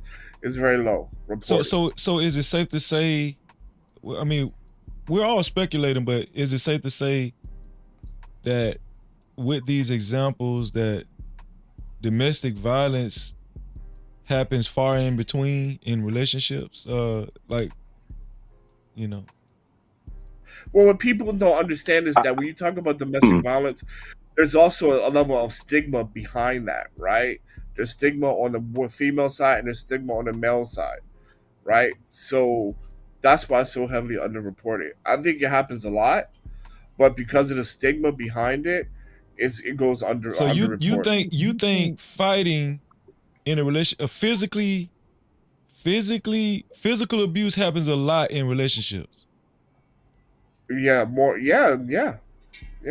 I'm saying, you think it happens the majority of the time?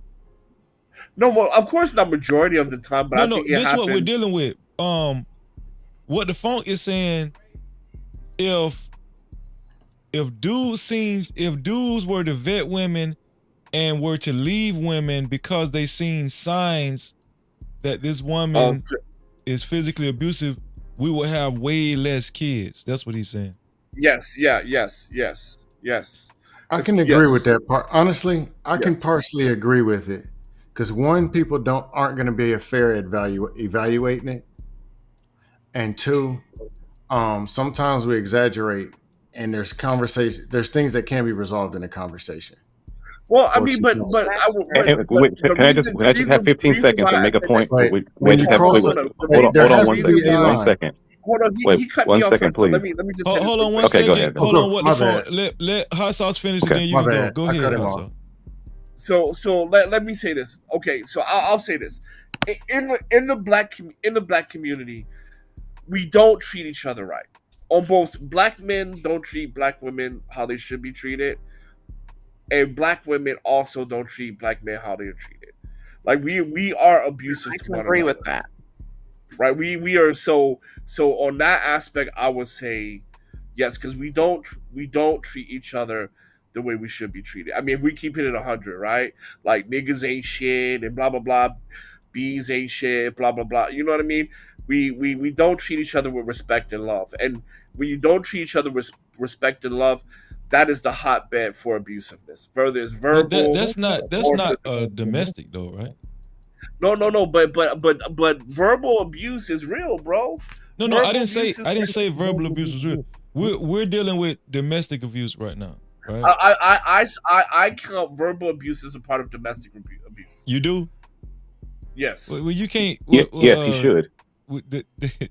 You can't go to jail for verbal abuse. I thought. No, you can't. Yes, you but can, it's sir. still abuse. You can go to jail for verbally abusing a woman. Yes, you can. Absolutely, you can. Depends on what you say. You can go to jail for verbally abusing a woman. Give me an example. I'm gonna kill you. That's verbal abuse. Communicating threats. No, you're laughing, but it's true, sir. No, listen. I wasn't talking about. I'm gonna listen, man.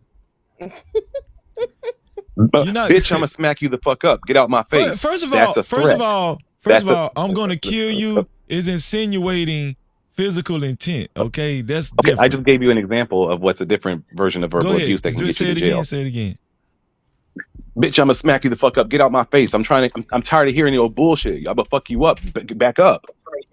Even if she's being aggressive and you in an aggressive tone say, yo, I'm gonna fuck you up. Get away from me right now. She can use that against you and say that that's verbal abuse, and you will lose. Yeah, but you can't go to jail for that. Yes, you can. Yes, you can. No, you can't. Okay. You can't go to jail for that. Well, I don't know if jail, but charges can be pressed against you, and actions can be. What kind of charges can be pressed against you?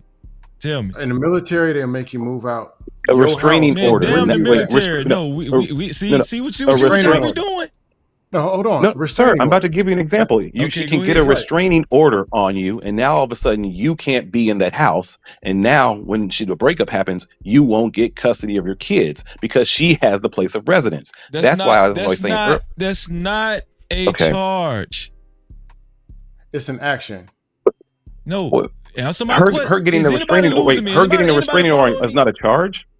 No. Okay, maybe we're saying something. Maybe we're saying the same thing, but it's different. A report. I'm talking about you telling me with me verbally saying something to my wife that's harsh, or to my girlfriend that's harsh, that could be considered verbally abusive.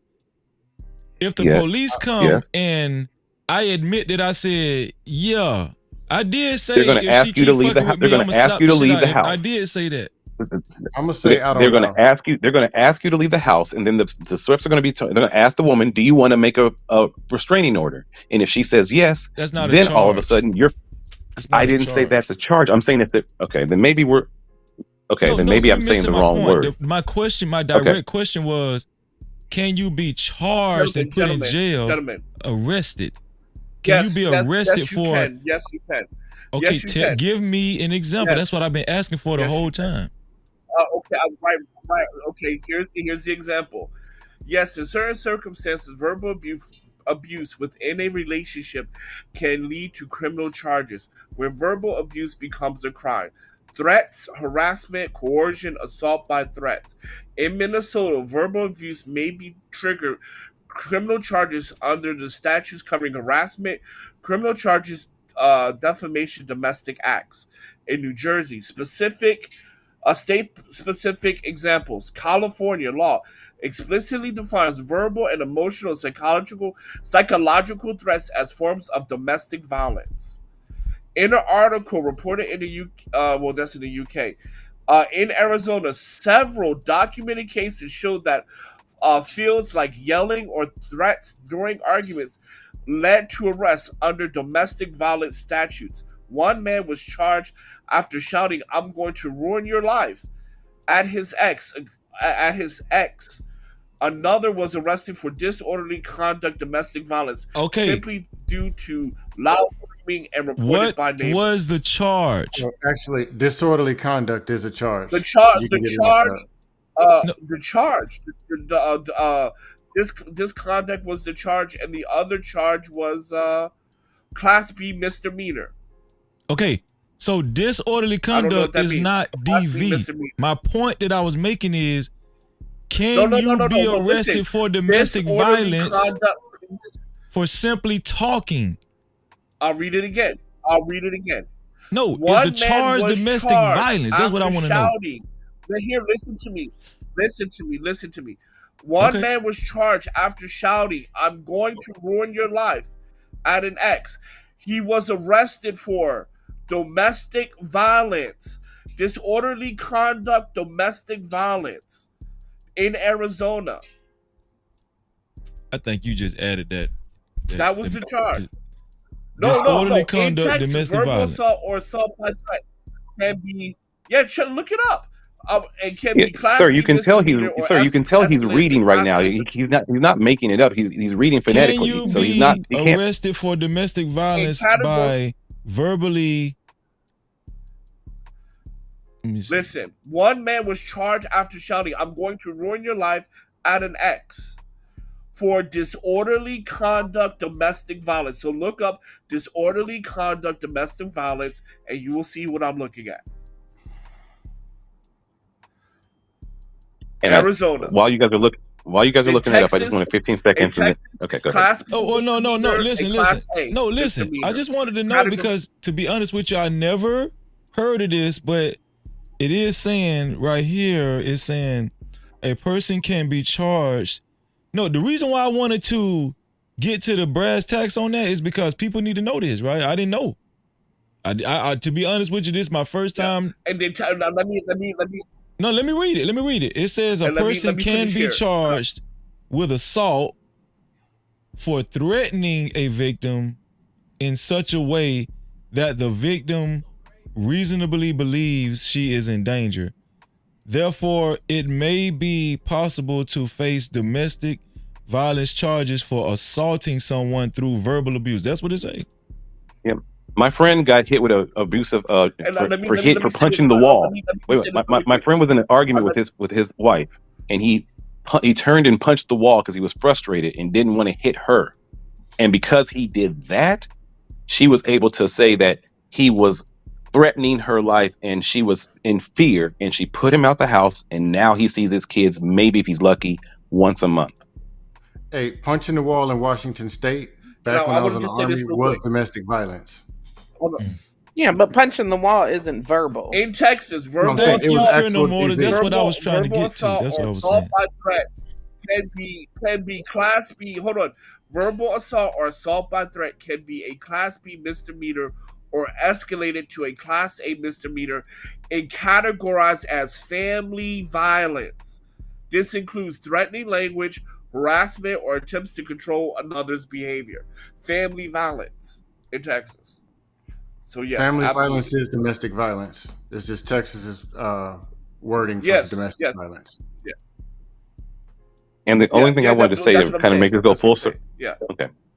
The only thing I wanted to say is, again, you're right, Freezy, that a lot of this is underreported because it's not that people in relationships are reporting domestic violence. What's happening is when the relationship is about to end, when women are ready to end the relationship, that's when they claim domestic violence to win the custody of everything. So a lot of times it's not that women are reporting, hey, I'm in this relationship and there's domestic violence happening. The men are not reporting there's domestic violence happening. What's happening is when the breakup happens, the women are then claiming, oh, he's a domestic abuse, he's done this, and then that's what's happening. That's the reporting that's ruining a lot of men, is when the breakup is about to occur, then all of a sudden she's going to label him as somebody who's an abuser or someone who did domestic violence, and that man will not win custody of his children. That's the issue. If it was a thing where women were claiming domestic violence in real time, that would skew these, that you would have better numbers. But it's not. It's women coming after the fact and saying at the same time. Okay, I understand that a lot of women do. I'm speaking about on the men's side, why there's not a lot of numbers on our side about domestic violence. And a lot of women also will only bring up domestic violence when they are done with the man. That's when they bring up domestic violence so that they can win the custody, win the alimony, and win as much money as they can when the breakup happens. That's logical. With the funk, here's all I'm saying.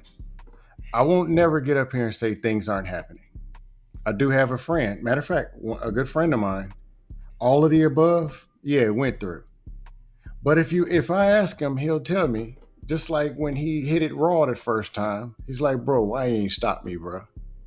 But he also, when she was pregnant, saying, "Man, I like hood bitches," meaning he knew what he got himself, and he'll tell you that he knew he got himself into something.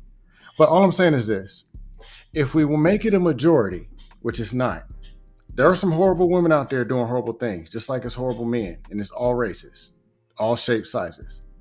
If we put it out like it's the majority and we say that's what these women are doing, that implies 74.2% of the women are doing this. And then it's like, if that's the case, wouldn't hell are men getting up, ironing a suit, going and chasing after? If all the women are bad, taking the kids, why do dudes keep going and making them? We're chasing the image of Disneyfication that we've been brain and programmed with. We actually think that women want to be with one man for the rest of their lives, and we're trying to force that into a relationship instead of understanding in reality that the nature of man and woman, we're not supposed to be around each other as much as we're trying to be around each other. And that's why men are chasing this ideology of Disney. Oh, a woman wants to spend the rest of my life with me, and I should try to spend the rest of my life with this woman. We did not do that 300 years ago. We did not do that in the past. We're only doing that in today's matrix society, and now we're not understanding why we're dealing with the consequences of us trying to do this. Well, no, I'm gonna tell you why this is. I'm gonna tell you why this is interesting, right? Because I did not know that verbal abuse you could actually get. I figured you could like get arrested for like what Hassau said, like a disorderly conduct or something like that. But I did not know it directly tied to a domestic violence. I did not know that, So here's the thing, right? I don't think a lot of men know that. I don't think a lot of men know. So Freezy. Huh? Wait, let him finish, man. I was just saying, I don't think a lot of men know that aspect of the law, because hey, listen, I'm gonna be honest with y'all. I think when it comes to verbal abuse, I think women, what do I want to say? I think women, what's the word I'm looking for? Overwhelmingly, they committed more than men. I think when it comes to like being good at tearing hurting your feelings and tearing you down. I think women are, just I think they by far I think they do it more than men do. Hey, Freezy. And listen, that's something to think about though. Think about that, something to think about. Let him read the super chat though. Let him read the super chat. Let him read the super chat. Oh, hold on. Let me. Oh, go ahead. Wait, let him read the super chat that the person paid. Yeah, let me get this out of the way and then you can go. Super chat. Shout out to Travis Allen for his $10 super cap. He said, Freezy, it may not be the majority. However, I've seen it and it was in my upbringing. My cousin had a PTO placed on him. What's a PTO? Protection. Wait, no. It's like a restraining order, kind of. Like a restraining order. I think. Okay. I believe. Okay. I thought it was paid time off. My bad. My cousin had a PTO placed on him for yelling. Sorry. And he has no criminal record. Damn, that's crazy. No Cap-tivity. That's crazy, man. Go ahead, Hot Sauce. You was about to go. So Freezy, let me. So listen, because you asked me for majority, right? And then I wasn't able to finish. So look, key findings on verbal abuse and abuse in intimate relationships. A U.S. study on intimate partner violence found that 61 million women and 53 million men have experienced psychological aggression from the intimate partner during their lifetime. According to the National Intimate Partner and Sexual Violence Survey, 48.4% of women and 48.8% of men have experienced some sort of abuse. So majority, that's majority, reported. Yeah, that's reported. Yeah. Oh, okay. Majority. And think about how much is not reported. So the numbers going to be even higher. 48.4 and 48.4 from women and 48.4 for 48.8 for men. So yeah, people are horrible. Yeah, that's crazy. I don't know if I say people are horrible. I just think I say we have horrible programming. I don't blame women for this because again, I don't blame men. I'm blaming the programming and the things that we ingested growing up. The way that we at an early age learn how to do dozens. We never really thought about like how that ends up manifesting. Here we are 25 years later, but we were learned how to argue with women in a very verbal, abusive kind of way, and that's our culture. And now, as we've grown up in that culture, now when we have arguments with each other, those arguments can manifest into these kind of situations where all of a sudden we're having an argument because how we argue with the women that we're trying to love, that woman can now say, that's abusive, and now you need to leave and you lose the kids. That's why we have to start dissecting how we speak to each other at an early age and what we're teaching. We think that shit's cute to have them being, but as they turn into adults, those same kind of behaviors will end up having to deal with some really horrible consequences. Yeah, I can agree with a part of what you're saying. Slight pushback on when you were saying the Disney thing, how we're not made one man, one woman, or whatever. I said no, I didn't say that. I said about us spending so much time with each other. My papa said the same thing. He said he didn't ever spend as much time with my nanny as we're trying to spend with my uncle was trying to spend with his woman. He said that's the problem. You guys are around each other too much. I love my wife, but I'm not around her. As I'm always outside. I'm always in the shed. I let her have the house. He said that's the natural nature of man and woman. But we're not.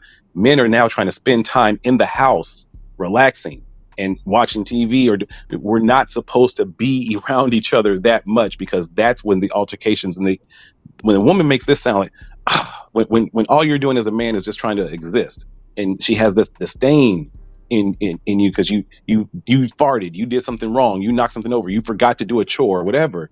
That's all because you guys are spending too much time with each other. She's gotten too used to you. And as the man, we are not supposed to be spending as much time with women as we're trying to do it. And now that's why we're dealing with the consequences of that. And we're not connecting that dot. Okay, that's hold on, Scam. I'm gonna let you finish. Then I'm gonna let my sisters, Phil No Motors get in there. Shout out to Travis Allen for his $10 super cap. Thank you, bro. I already got you on the sponsorship scroller below. I appreciate you. You are the new sponsor of tonight's show. Travis Allen said, Freezy, a woman with daddy issues will demonstrate behavior. What the funk is correct with his examples. Shout out to Travis Allen. Travis, you are the new sponsor of tonight's show. If anybody would like to be the co-sponsor or official sponsor of tonight's show, it's only $30 or more. Travis Allen is at a total of $30, and everybody's contribution will count towards their sponsorship. Shout out to Just Jay for being the sponsor, the last sponsor. Go ahead. I think it was Scam. Was it Scam? Yeah, I'll make it quick. Fear No Motors. Go ahead. Yeah, it just doesn't get productive. Like, the men's very complained. The women talk about us. They tore our image down. Men are bad. Men are bad. Men are bad. It's not productive for men to grab the microphones. Now we finally got the mic. What do you got to say? Women are bad. Women are bad. Bad. Bad. Bad. It doesn't do anything because the kids are sitting in the back like, well, shit. We might. Or eventually, the manosphere. The men are gonna be dating each other in about 5-6 years anyway. Let's just be honest. But. Bro, what? It's not yeah, they're gonna be dating each other. Half of them. No, they just won't be dating, man. No, they're not going to change sexualities and change what they're attracted to. They're just going to stop engaging with women in the first place and fall in love with the porn and the image of women, but not the actual reality of women, which is what this whole global matrix wants in the first place. As much simping they do for men, super chatting, which is protecting, providing for men, they're gonna be dating each other. Watch. Sir, that's you're making an assertion. They submit to each other. They protect and provide for each other. Because maybe only men understand men going through these situations, man. How many men have tried to talk to the women in their family about what they're going through, and then the women in their own families didn't receive it? Scam. What they doing? They providing the men in their family help them. So they need women for the men in their family promotion support. They're gonna date each other. They provided for each other, Scam. Yeah, them big super chat. When it's time to argue with women, they send in hundreds. Oh, okay. My bad. God damn. This is what Kevin said. No matter what you do as a man, it's all going to be tied back to your sexuality sometimes. So men are trying to have a conversation about the reality of what's happening to them, and your assertion is, in a few years, you guys are going to be dating each other. Come on, sir. Let's be okay. Then you're part of the problem, because as men, if men are supposed to be getting more. I like women. Oh, okay. I actually like them. I actually don't argue a lot with them. Okay. I really don't actually like them. Now, if you care about what men are going through and what men are experiencing, and men can't find anyone to care about what they're going through and experiencing except for other men that have experienced it, your assertion is, well, those men need to just date each other then. No, my point is this. The manosphere is founded on failure of men in relationships. And one thing I think we can both all agree on.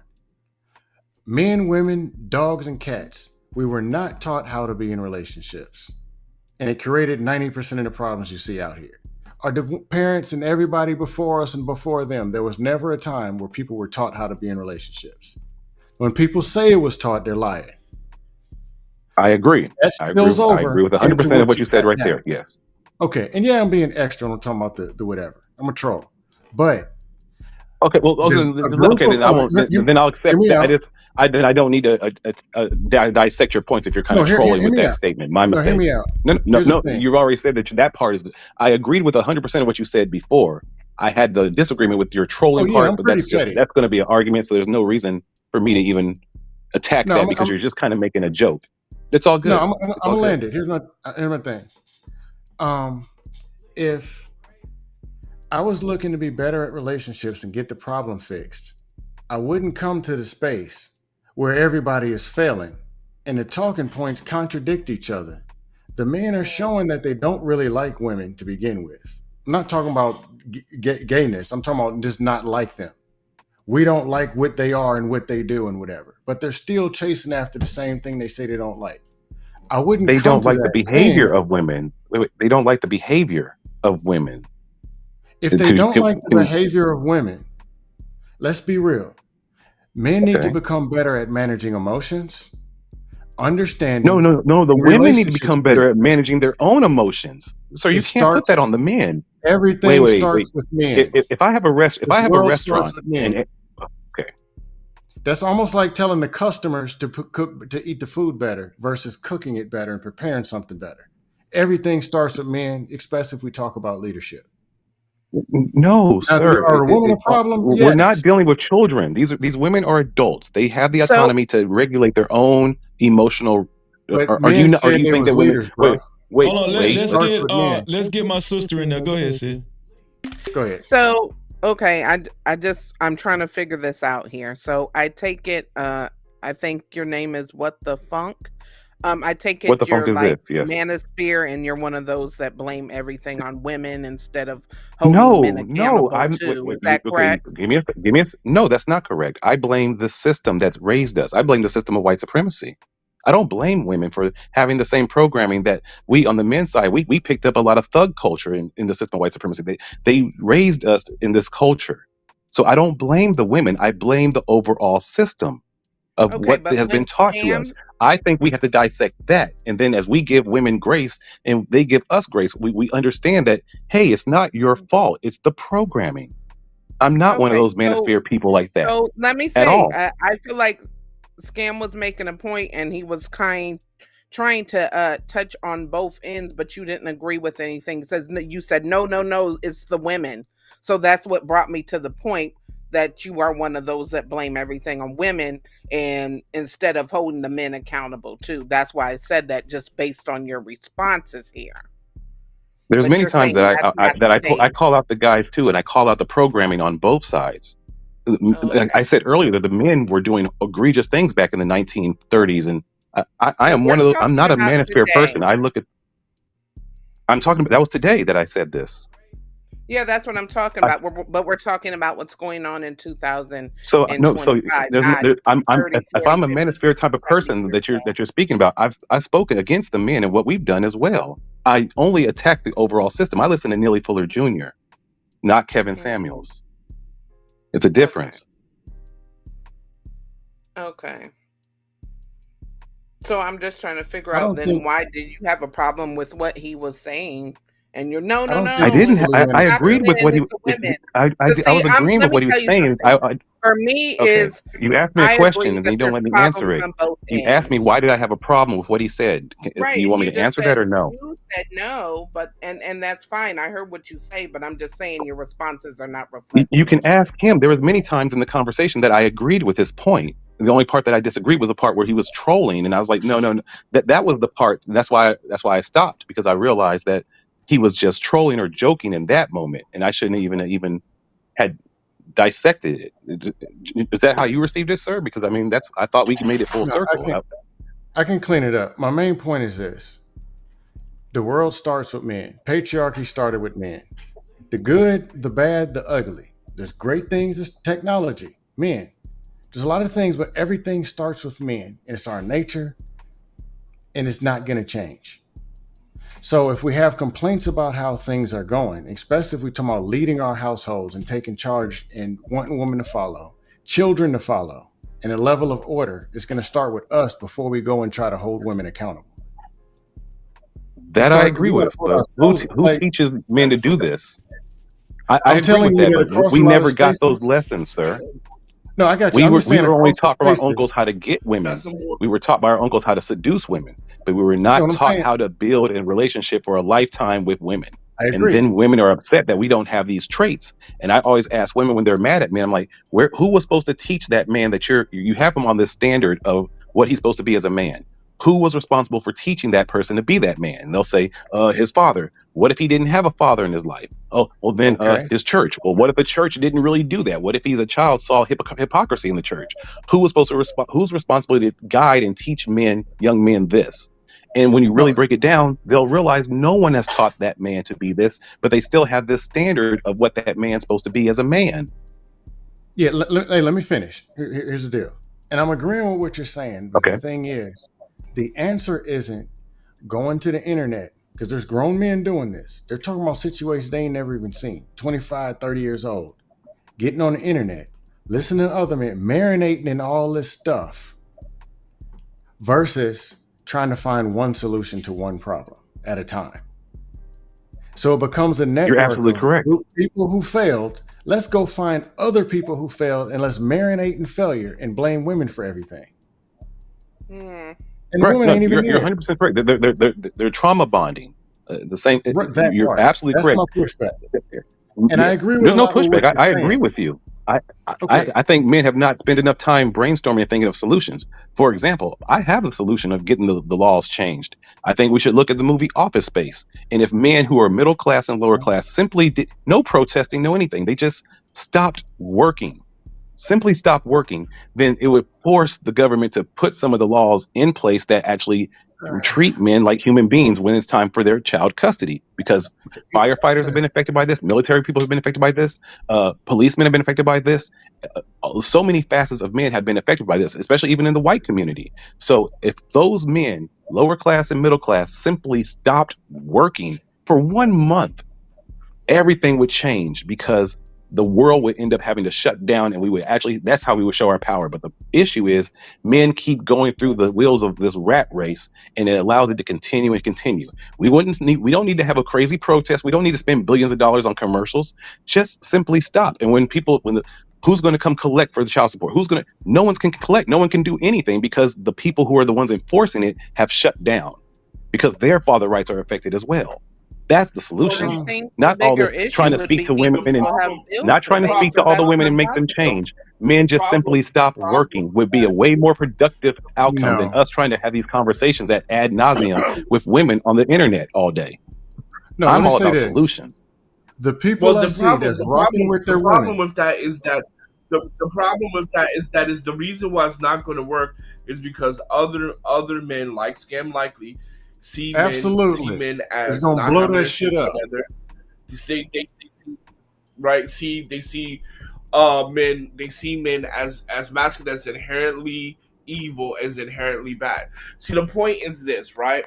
Is that everybody, like the whole trope of when men become better, women become better. That's just not true. That is historically not true, and that is not how you build societies, right? So society, you have to have the cooperation of women. Every society has to have cooperation of adult women. It's like they're not like, oh, when I do better, they automatically go flip a switch and do better. That is historically not true. You have to have cooperation. I forgot who said it, but a society can only go as high as its women.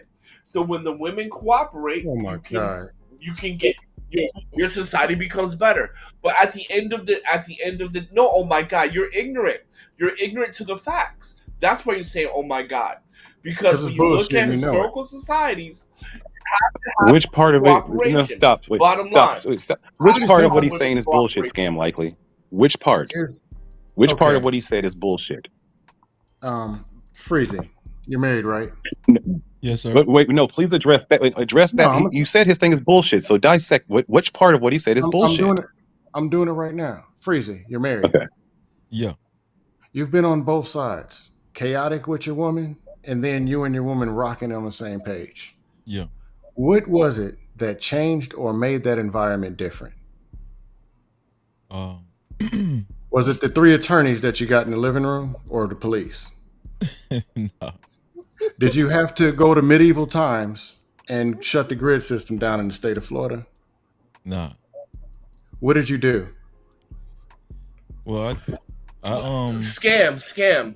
Can he answer the question? Let him answer the question. Let him answer the question, man. Let him answer the question. No, he's having a conversation. He asked Scam. Tell him here, it's his platform, damn it. No, I'm not saying no to him. I'm saying no to you, asshole, because you're changing the point. Then keep being barbaric and getting on the internet complaining about black women whooping that ass. Keep doing it. They laughing at you. You're a joke. Talking about black women right now. I'm saying every 10 minutes you say something about black women. They don't want your ugly ass. That's an ugly problem. Wait, stop. Why are we doing the childlike ad hominems now? Wait. Now you're trying to start an argument. Wait, stop. No, This is not a conversation anymore. Why are you calling him? Why are you doing the name calling when all he's trying to do is express his opinion? We as black people have to stop that. I asked Freezy a question. He won't let Freezy talk. Yes, and we were trying to get him to let Freezy answer, but then you started insulting him, which is going to lead to an argument, and it's not going to let this come full circle. Let's reset it. Okay. It's unnecessary to call him that because it's going to lead to an argument, and Freezy's going to lose his train of thought when he was trying to answer your question. No, Freezy's built for this. I'm not going to argue with that clown. No, let's argue. Bring the guts. No, why argue? What's the point of the argument? No, because at the end of the day, you're losing. It's not a conversation anymore if it's an argument. No one's learning anything. You want it, you got it. Random ass comment because can Freezy answer? Because when we're talking about no, Freezy can't answer the question. About community, fire up the dust. Your choice. So, right? No, it's just fine. I mean, the question has nothing to do with what we're talking about. Okay, so y'all still want me to answer the question? Yes, please. Yes. Okay, yeah. I apologize. I apologize to you, Freezy. I apologize. No, you good. We just, this is business as usual. No, I've said this before. I changed my faith. I started adhering to the more stricter tenements of God in the Bible and His law, statutes, and commandments. So, and I wanted to change my life. So, I just couldn't afford to have any type of negative energy around me. So, I had a new attitude. You know what I'm saying? Like I still loved her, but I just couldn't afford to have her around me like that anymore because I had changed. And so me changing my standards and just God being more important to me than her, kind of was the straw that broke the camel back. You know what I'm saying? So, I just demanded a certain type of behavior around me, because if I didn't do that, it could potentially bring me back into, where I used to be. Bad energy can bring you backwards. So that, to me, that's what did it. And she decided to respect me and move forward with me. So, thank God she decided to do it, because she could have said, well, you on your own, because I ain't with that bullshit. She could have just, and then we would have parted ways for good. That's just the truth. And that's how she showed she loved you. Correct to say, Freezy, that you stopped and you reevaluated yourself and you decided that you had to make a change for yourself, make a change towards God and your faith, and get yourself together, and she decided that she wanted to do the same because it was worth it to her. So you guys continue with your relationship, and now you're happily married. Is that correct? Yeah. So I created. Do you also have children with this woman, Freezy? Yeah. Okay. So okay. So essentially, I created a new standard. I created a new standard for myself, and she decided to respect my standards because she knew I had reached a point to, it was no turning back. And if she was going to still operate the same way, we just wouldn't have worked out, because I just couldn't afford to operate in that arena no more. I just could. It wasn't even that I didn't love her. I just, once a person reaches that type of point in their life, it's not even that you don't love the person. It's just you just can't afford to even jeopardize your progress and where you're going in life. It starts to mean more to you than your own relationship. Y'all understand what I'm saying? You put your card. Wait. Okay, go ahead, Ness. Can I ask you something, Freezy? Yeah, go ahead. Do you think that it's a fair assessment that now, because you guys have went through all that in the past, and now you guys have both changed, you got on the same page, and is it fair to say now that you are a good leader in your household? and that you are moving as a man of integrity? That's a tricky question. She says I am, but you know how hard I am on myself, Fear No Motors. But I mean, Right. she says I am. So if she says, but overall, not you just like thinking about how hard you are on yourself, but overall, in general. most definitely, there's been a big improvement. And if I were to compare myself now with who I was then, I am a great leader, in my household. Okay. Yes. Scam, you want to finish your point? Wait, Freely, say that with your chest, man. You did the work to do that, and that's beyond honorable. And that your wife telling you, wait, no, that's your self esteem trying to downplay it. The woman who has the right to judge you and say that you have made that change is the woman that you've given children with. She says that you've made a change to be someone that I can submit to, follow, and put my faith in. That you did the work in the introspection in your mind to think how to become this better man, and where most of us never reach that. So you're going to slip and fall. But my uncle said, like, the real relationships have mistakes, and the mistakes are armor. But the armor shields you from the rest of this world. And if a woman can deal with your mistakes and see that you're evolving and getting to be a better man through your mistakes, then that makes the relationship stronger.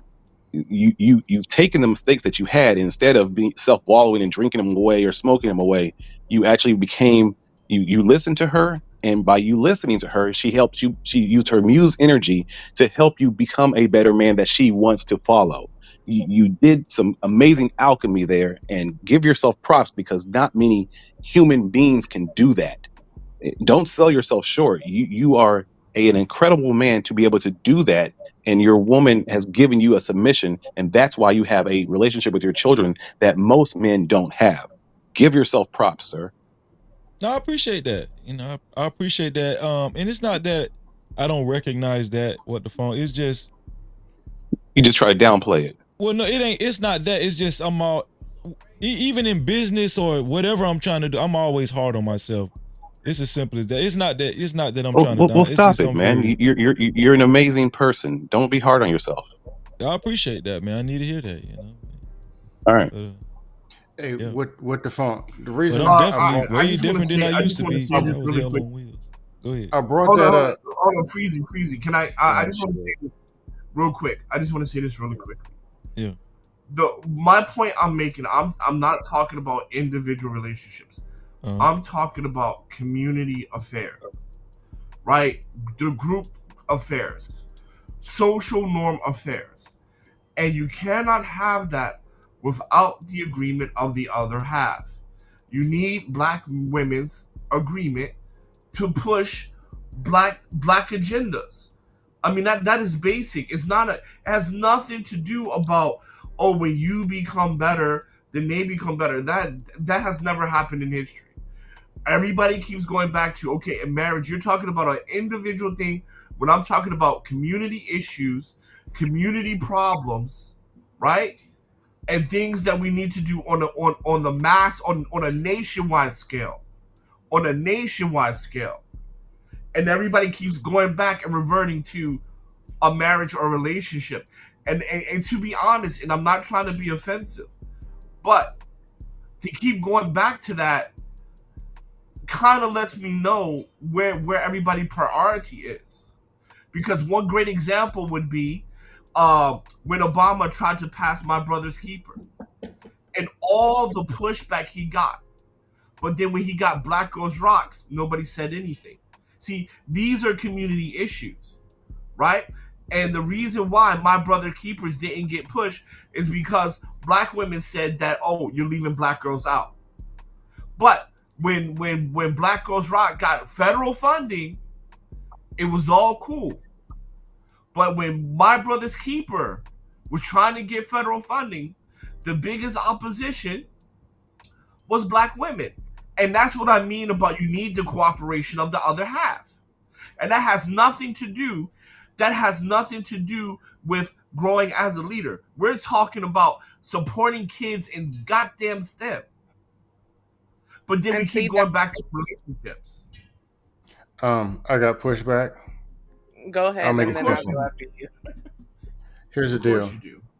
Freezy gave an example. What the funk even can rock with it? Now, you have a right to believe whatever you believe. But I don't see I don't see men who can't correct themselves in the mirror, their diet, their attitude, whatever they got going on. We can't correct ourselves, and we can't correct us as an organization and even get on one accord. But we're going to go and get together and shut the grid down and go correct all the women. Does that make any sense? I didn't say it's to correct the women. I said it's to correct the No, I'm system. talking to before the hot. You're How talking do you about, correct the okay, system? sorry, my fault. Oh, I'm not trying to be rude. How do you I'm just making correct sure. Were this you whole speaking to me or system in speaking to the other legal? gentleman? That's all. So I can. Oh, I'm speaking to him, hot sauce, Okay. or referring to hot He's sauce. speaking to me. How do and you he's making correct the claims. system when most men he's can't even speaking- correct the damn diet? Most men can't correct their attitude. Most men can't correct their bank account, and they talking about fixing all the women and fixing the system. Oh my God. It starts with self. God. And it sounds like they want to lower Scam the Likely is goal. correct in that. Scam Likely is correct in that point. Absolutely. I gave no, he is not. Okay, because I gave you a specific example. I gave you a specific example of how we're going to work together to put kids first by getting them into STEM. Right? My Brother's Keeper was about getting black boys into STEM. Right? Yeah, but you're making a point that's not with the conversation. We're speaking about adult men and adult women trying to make relationships together. And I understand. This goes way before STEM. I'm making the point of this was a federal initiative where we needed cooperation from the other half, the better half, that we didn't get, and that the children suffered. And y'all just keep fucking talking about individual relationships. But it's fine. That's the conversation was on. And it starts with that before you get to the kids in STEM. It starts with the man and woman and in it the starts house. with family after that. Maybe we can. Well, Freezy has a great point. Maybe we can ask if we ask the right question. Freezy, when you were in this moment of introspection, did you have a group of men who were probably kind of maybe older who were helping you get to this thought process of pretty much putting your cards on the table and letting the woman know, like, hey, I'm willing to let this all go because I'm trying to become a better man? Did you have people help you kind of formulate this? Nah, I was just fed up. So you did this all. You kind of did this all in your own head. You didn't. It wasn't you speaking because when you know, in a relationship, when you find yourself on a hamster wheel, I mean, how far are you going to let this go? You know. So pretty much you turned to God. So you didn't turn to a group of men. You turned to the book. You turned to.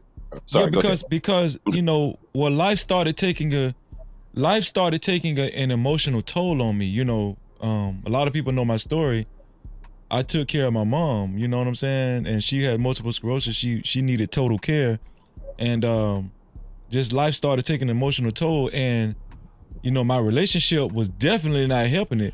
So, you know, I figured that, you know, I can at least control the controllables, you know, and the first controllable was, you know, myself, you know what I'm saying? Like cleaning up myself and how I operated in life, you know, because I needed more peace in my life. So Scam spoke on that. Even changing your diet. Our diet that's another thing, affects you know, our attitude. We don't realize, we don't connect that dot. The things that we ingest. Sometimes when you have too much fat on you, it sometimes leads to anger that you didn't even know that you had. Here's the thing, what the phone. A lot of men haven't reached that point to where their life is, you know, their life is more important than, you know, pleasing any other man on this earth. Like your life has to be more important than pleasing a woman, you know, your friends, your job, even your own children. Yes, that's a fact. And so, you know, once a man or a woman reaches that point, even if you love the other person, even if you're in love, it's still not going to be worth more than your life. You know what I'm saying? And your purpose. your life and your purpose, whatever it is that your purpose is trying to become. To be honest with you, like it wasn't even about my purpose. I was just trying to preserve my life, man. And well, but your purpose, you had that motivation because you had children, and you probably were thinking, I gotta make sure that I put myself in a situation where I am in these children's lives for a long, you know what I mean? I think so many times in our Black community, the men have this innate ability to, I'll crash out, I'll go to jail over it. And we have to rethink that. We have to start valuing our own lives. But unfortunately, we have this Tupac mentality where it's like, a soldier dies. I'm ready to die at this moment. I'm ready to sacrifice all for my pride and my ego and just show the world that I'm this man. No, listen, hold on. What the phone? I was just talking about this the other day, and some of y'all might disagree with me. Let me come back on camera, say this. But the reason why we've been having these type of conversations for years, like the gender war conversations and everything, and I just feel like we're seeking too much validation from other people. Like we're trying to get the other party to hear us out and to understand where we're coming from. That's why we're having all these arguments all the time, every day on panels and the gender war. And the reason why we're doing this is because secretly on the inside, there's a lot of insecurity there, and we need the other person to validate us, whether it's other women or other men, right? And the answer is not with other people. The answer was never with somebody else. Absolutely. The answer was always within. Self and God. Yeah, we're all ones and zeros. We're all masculine and feminine inside. And once you understand that. But hold on, let me. What did you say, Scam? We need to meet our own standards, and we need to meet God's standards. Okay. Go with these other people. So this is what I've been saying on this platform, and nobody listens to me. Well, not nobody, it's just a figure of speech. Every time we have these, the reason why I checked out a lot of these conversations because it's gonna go on forever, dog. Like you can see it. These conversations are never going to end. You know it. You know why? Because you're dealing with a lot of people who really they're not ready to look in the mirror. They're just not ready because they're scared of what they might see and what they might have to own up to. You feel what I'm saying? They're scared of that. So instead of doing that, they'll rather save face and just keep pointing the finger, and it's just gonna be a hamster wheel. It's that same. The reason why I checked out of these conversations, because I found myself going back into that same hamster wheel, and I don't even know these damn people. You know what I'm saying? So I was like, I worked my way out of that shit. I worked my way out of that personally. Why would I participate in that on the internet? No, I know what the answer is. The answer is we need more spirituality in these conversations. We need more God, and God gave us the answer, right? Now, I know that might not be everybody's faith, and I'm prepared for those conversations, but I'm pretty sure whatever your faith is, it has tenements in it. And it teaches most people to reach within. Like I think what the phone, don't you practice I'm not Hinduism Christian, but I can learn from a Christian. Yeah, I'm not a Christian, but I learn from Christians. I developed some of my man code through Christianity, but but I'm indigenous and alchemist. Okay, but that doesn't mean you can't learn from anybody. No, I agree with you. So what I'm saying is, whatever the case may be, we still have to look inwardly. We got to. Absolutely. Because see, once everybody understands that, these conversations are just gonna vanish. Y'all don't believe that, do y'all?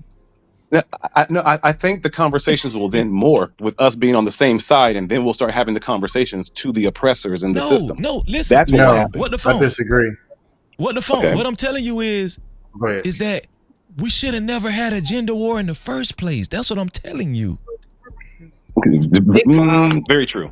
Well, never. No, yeah, you're very true. Very true. You're right.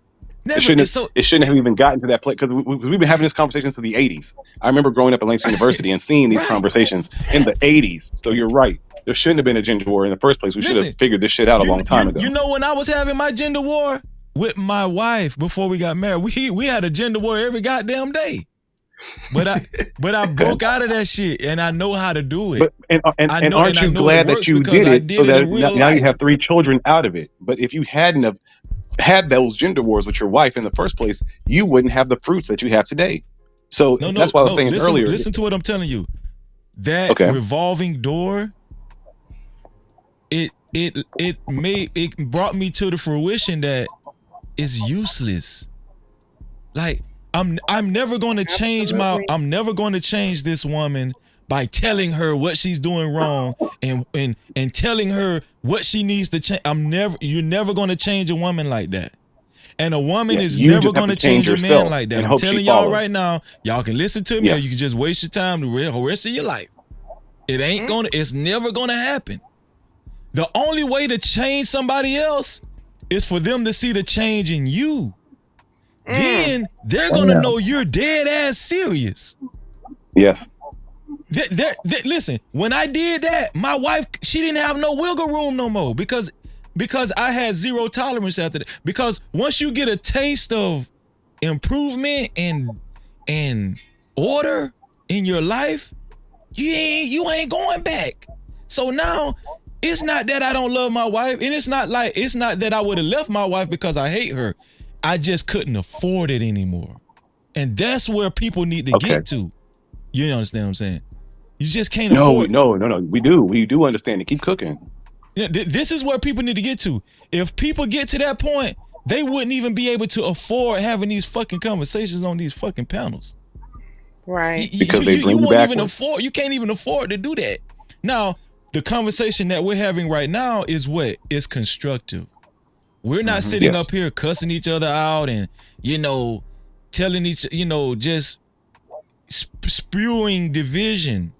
This is a very constructive conversation. And that's what I try to have. That's what I try to have. And so anytime anybody's heard me speak on the manosphere, the black manosphere or something like that, it's not that I'm hating on them. It's just the proof is in the pudding.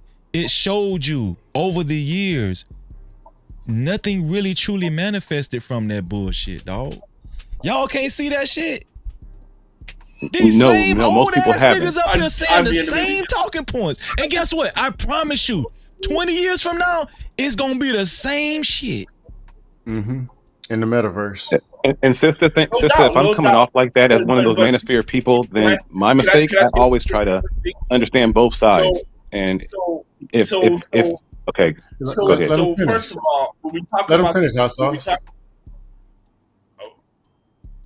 I'm gonna quick. The sister. Okay. Wait. Go ahead, hot sauce, because he has been quiet. Go ahead, hot sauce. Okay, I'll mute up too. My bad. So when we were talking about the gender war, all I'm going to point to you is Isaiah chapter 3 verse 12, right? So I'm going to leave that there for those who know.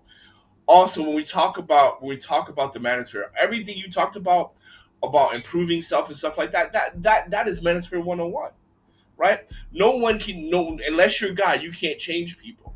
And even in the scriptures, God doesn't really change people, right? He said he puts seed on good ground, he puts seed on bad ground. Some seed will grow and blossom, some seeds will be taken away and eaten by birds, right? So nobody is trying to change anybody. But I'm not even going to go back to my point. Fuck that. I mean, whatever. But I'm just going to say this. The manosphere was useful for personal development. For those who, because they do advertise, focus on yourself, work on yourself. You can't change women. It's not about women. So, and I'll leave it there. What happened? What do you mean what happened? What happened? If it started out like that, why weren't men able to cross the finish line gracefully? How did we end up in these tumultuous ass conversations? If it started out like you said, and I'm not doubting what you're saying, I'm asking you what happened then. Hey, Freezy, let me get in after hot sauce. I'm going to ask you. So first, my question to you is, what do you consider finish to cross the line gracefully. Okay, so you said that Manosphere 101 pretty much coincides with what I was saying, right? So yeah, I consider myself finished. I consider myself actually, resulting in a graceful manner. I have good results with the decision I made. Like the decision I made in my life, right? I have good results. I have good results with my wife, and my household is healthy. What these ninjas is trying to get, I got it. What is the problem with these ninjas? Where you say they started the Manosphere 101 was preaching that in the beginning. Why are they still? Why is it still so much? What's the word I'm looking for? Confusion. Unresolved issues. Yes, unresolved issues and tumultuous conversations, contention. I have the answer for that really quickly. I can do it. I can do it under 10 seconds. So it's perspective, right? All right, you're glitching, man. Hot sauce, you're glitching. Hello, can you hear me? Can you hear me? Yeah, go ahead. Hello? Kind of. Go ahead, unmute yourself, Hot Sauce. We can hear Hot Sauce loud and clear. At least I can. Oh, hello. You can. You at the end of the day, you're gonna hear what you want to hear, right? And you're gonna believe what you want to believe. And at the end of the day, man, like, look, there's all types of things. There's all types of things that the Manosphere has done. I'm not gonna go into that because we talk about this every time, bro. So I'm not gonna go into that again. This is the problem every time. That's what you just did. That's not an answer. That's the problem. I asked you straight. Did anybody understand what I was saying? What I asked? I understood it completely. Bro. So I'll do it in less than 10 seconds. So, just give me 10 seconds. You're gonna say wait, no, Hot Sauce, hold up, Hot Sauce. Wait, Hot Sauce, hold up 1 second, okay? No. You're gonna sit here. Okay. All right. Freezy, you're gonna sit here and tell me that we did not. I did not list things for an hour and a half straight. Me and Narrative Dialogues did not have this conversation for an hour and a half straight, going over all the things that the Manosphere have done, and we have done this multiple times, bro. We have done it multiple times. Let me. His question was, "What's the finish line?" Hold on. What the phone? You're next. Let me just say this. You did, Hot Sauce. Sorry, Scam. I'm not the calling scam you was a liar. Okay. Hot Sauce, you did. Coffee did. I get it. What I'm saying is, Mr. Fantastic did.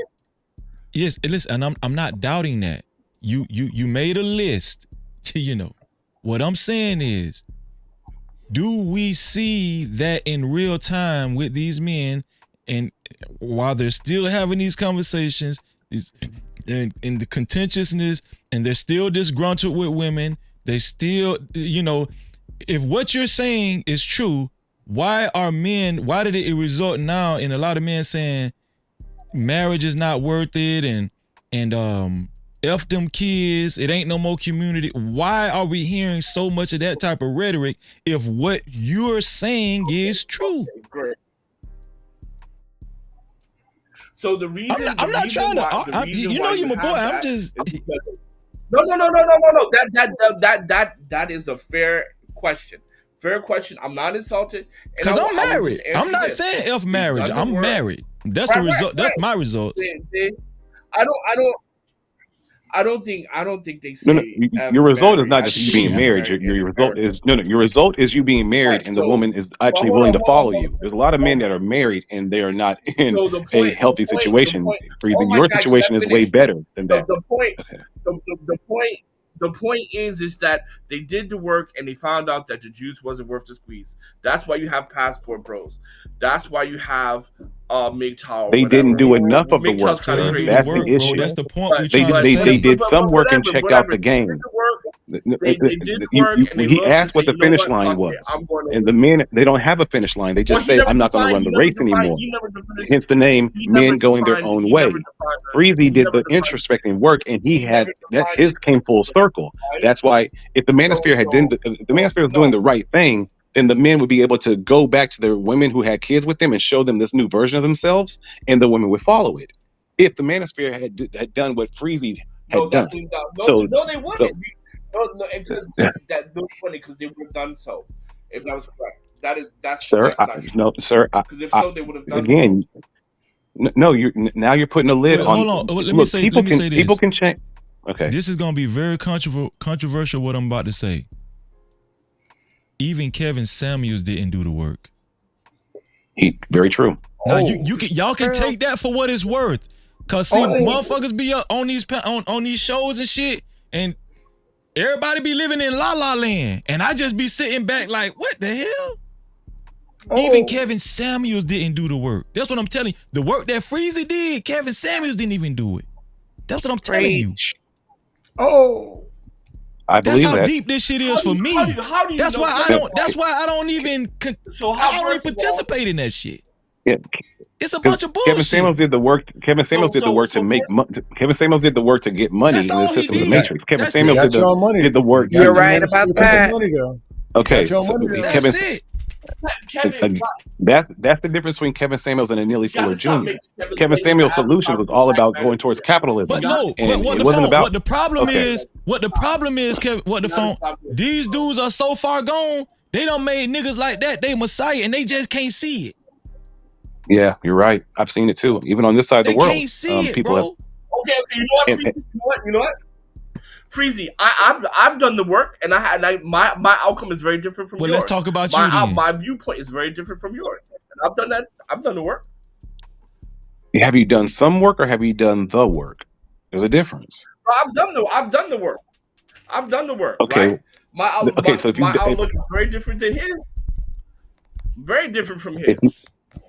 If you had done the work, the people who know you, the people who love you, and do you have an ex do you have a child or no? Hot sauce? I'm married. Okay, so you are married. Okay, so that's a different. Give me a second. Okay, so you've done the work.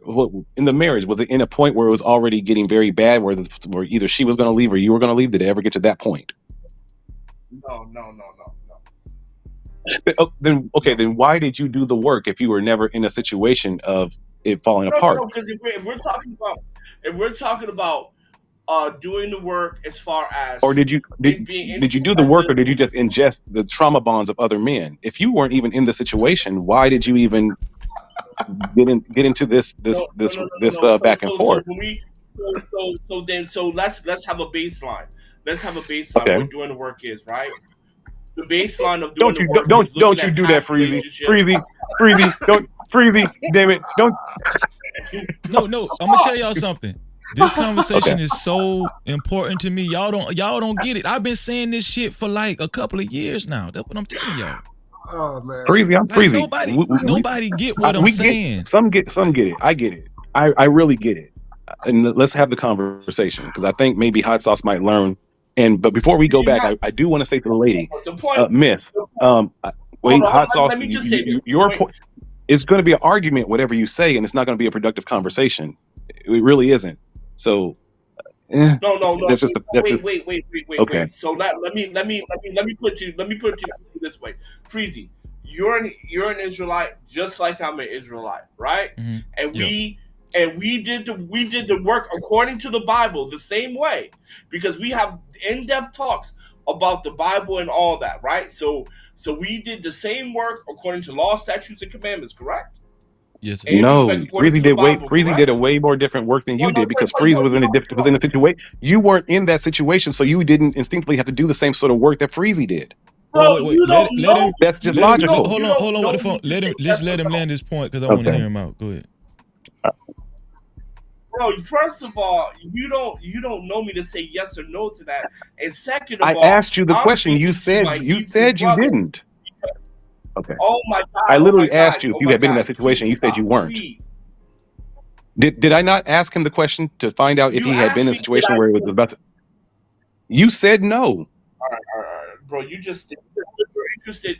Anyway, like I said, am I tripping? Right? We did the work according to law, statutes, and commandments.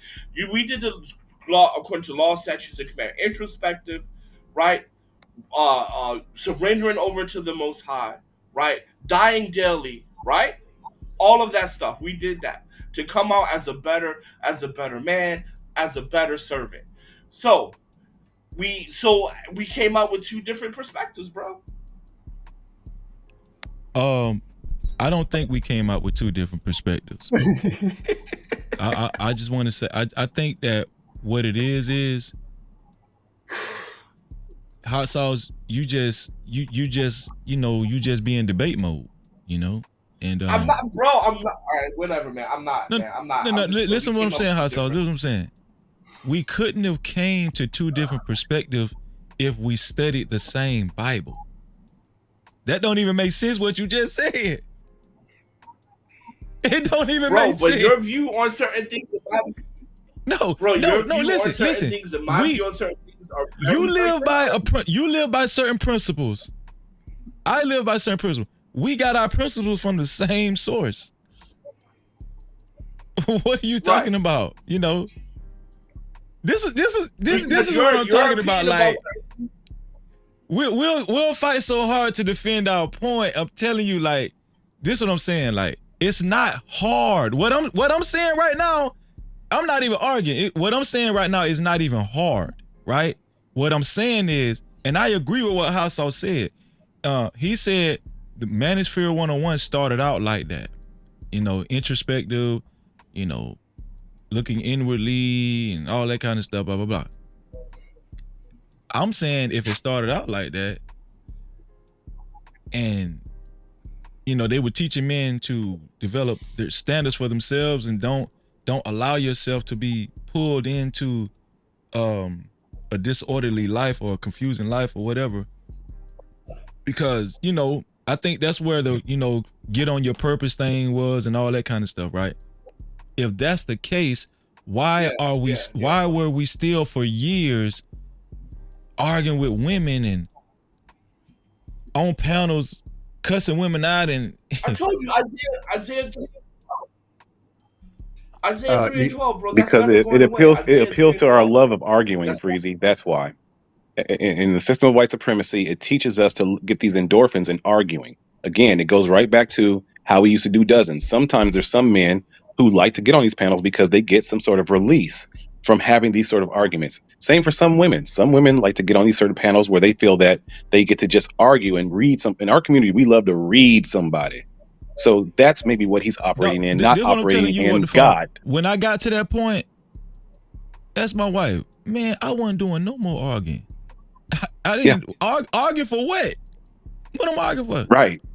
I know exactly what I need in my life. I know. That's it. Now, well, then that goes to Funk's point. Your journey was different. Yeah, all I can do is speak for myself. I'll say more fruitful. You have more results from the. Again, you asked a simple question to the gentleman about what's the finish line, and it looks like right now the finish line for this manosphere is to check out the game and stop running the race. My theory is that if you had an actual finish line because you put your cards on the table, but instead of you saying, well, I ain't dealing with women no more, fuck off, you were able to alchemize and change your train of thought to the point where she wanted to follow you and she gave you grace. If the manosphere started the same way as you did, if it actually had did what you had done, then men in this space right now would be able to show their women and the mothers of their children a different version of themselves, and those women would see it and submit to it. Let me tell you something. Any man that get to the point where they say, I'm not dealing with women like that no more, and I'm going my own way. Do the work. And any man that get to that point and say, marriage ain't work, that's a defeated man, bro. That's how I be looking at a lot of them dudes, man. They just defeated. Like, no, that is an intelligent man. No, listen. You're defeated. He's an intelligent. Listen, what I'm telling you. He's both. He's both. A real man knows how to. He knows how to curate his his surroundings. Whatever surrounds him. He knows how to do it. So if a man has given up on doing that, he's defeated. Yes. He's given up on people. It's easier. He's given up on being in his position of a teacher. I'm gonna tell you exactly what it is. Yes. It's easier to say, man, I give up. Fuck it. Yep. I give up, man. I'm not dealing with this shit no more. Well, I'm tired. Yeah. I don't want to do this. Fuck marriage. Fuck these kids. Fuck the community. I'm finna go over here to the Dominican Republic and get my dick sucked. Yeah. Yeah. That's what it all came to. I'm telling you. And so it's like, damn, these niggas is defeated. Yes, we have a yes, Freezy. Can we just call a spade, please? I'm just saying. Hey, Freezy, let me know when I can get in. I'll pass the mic and then get in. Scam, come in. Scam, you've been quiet as hell. This is what I'm saying. You can get in. I'm just saying. I just wanted to go on the record. I am not trying to defame anybody. I'm not trying to what is it called? I'm not trying to embarrass nobody. I'm just speaking. This is really coming from my heart, what I'm saying right now. I really do look at a lot of these dudes as they just defeated, man. And so they mask it with, oh, I'm getting money. They mask it with the money. That ain't no different from P. Diddy. That ain't no different from, you know what I'm saying? It ain't no different from those guys. It's just they mask it with money because they feel like the money will legitimize them more if they look like they got more of it. But that wasn't the men of old. That's what I'm telling you. Men of old took charge. Men of old curated their environment, their surroundings, their household. They did not take that bullshit. And if you is with that bullshit, guess what? You're not the one. You didn't make the cut. That don't mean I gave up on marriage. And see, when you say men of old, what time are you speaking about? Just kind of so I can get a barometer. Are you talking about the 1930s? What do you mean? Men of old were dusty too. No. What I mean by men of old is there was a time when we had more. You guys would agree. There was a time when there was more of a standard. Men had more of a standard, and traditionally speaking, the culture was more intact, right? No, I disagree. Are we speaking about black men in the black community? At one point in time, right before we got over here. Oh, okay. Right before we got to America, before everything went out of whack, right? Okay. There was a time where it was very tribal, and yes,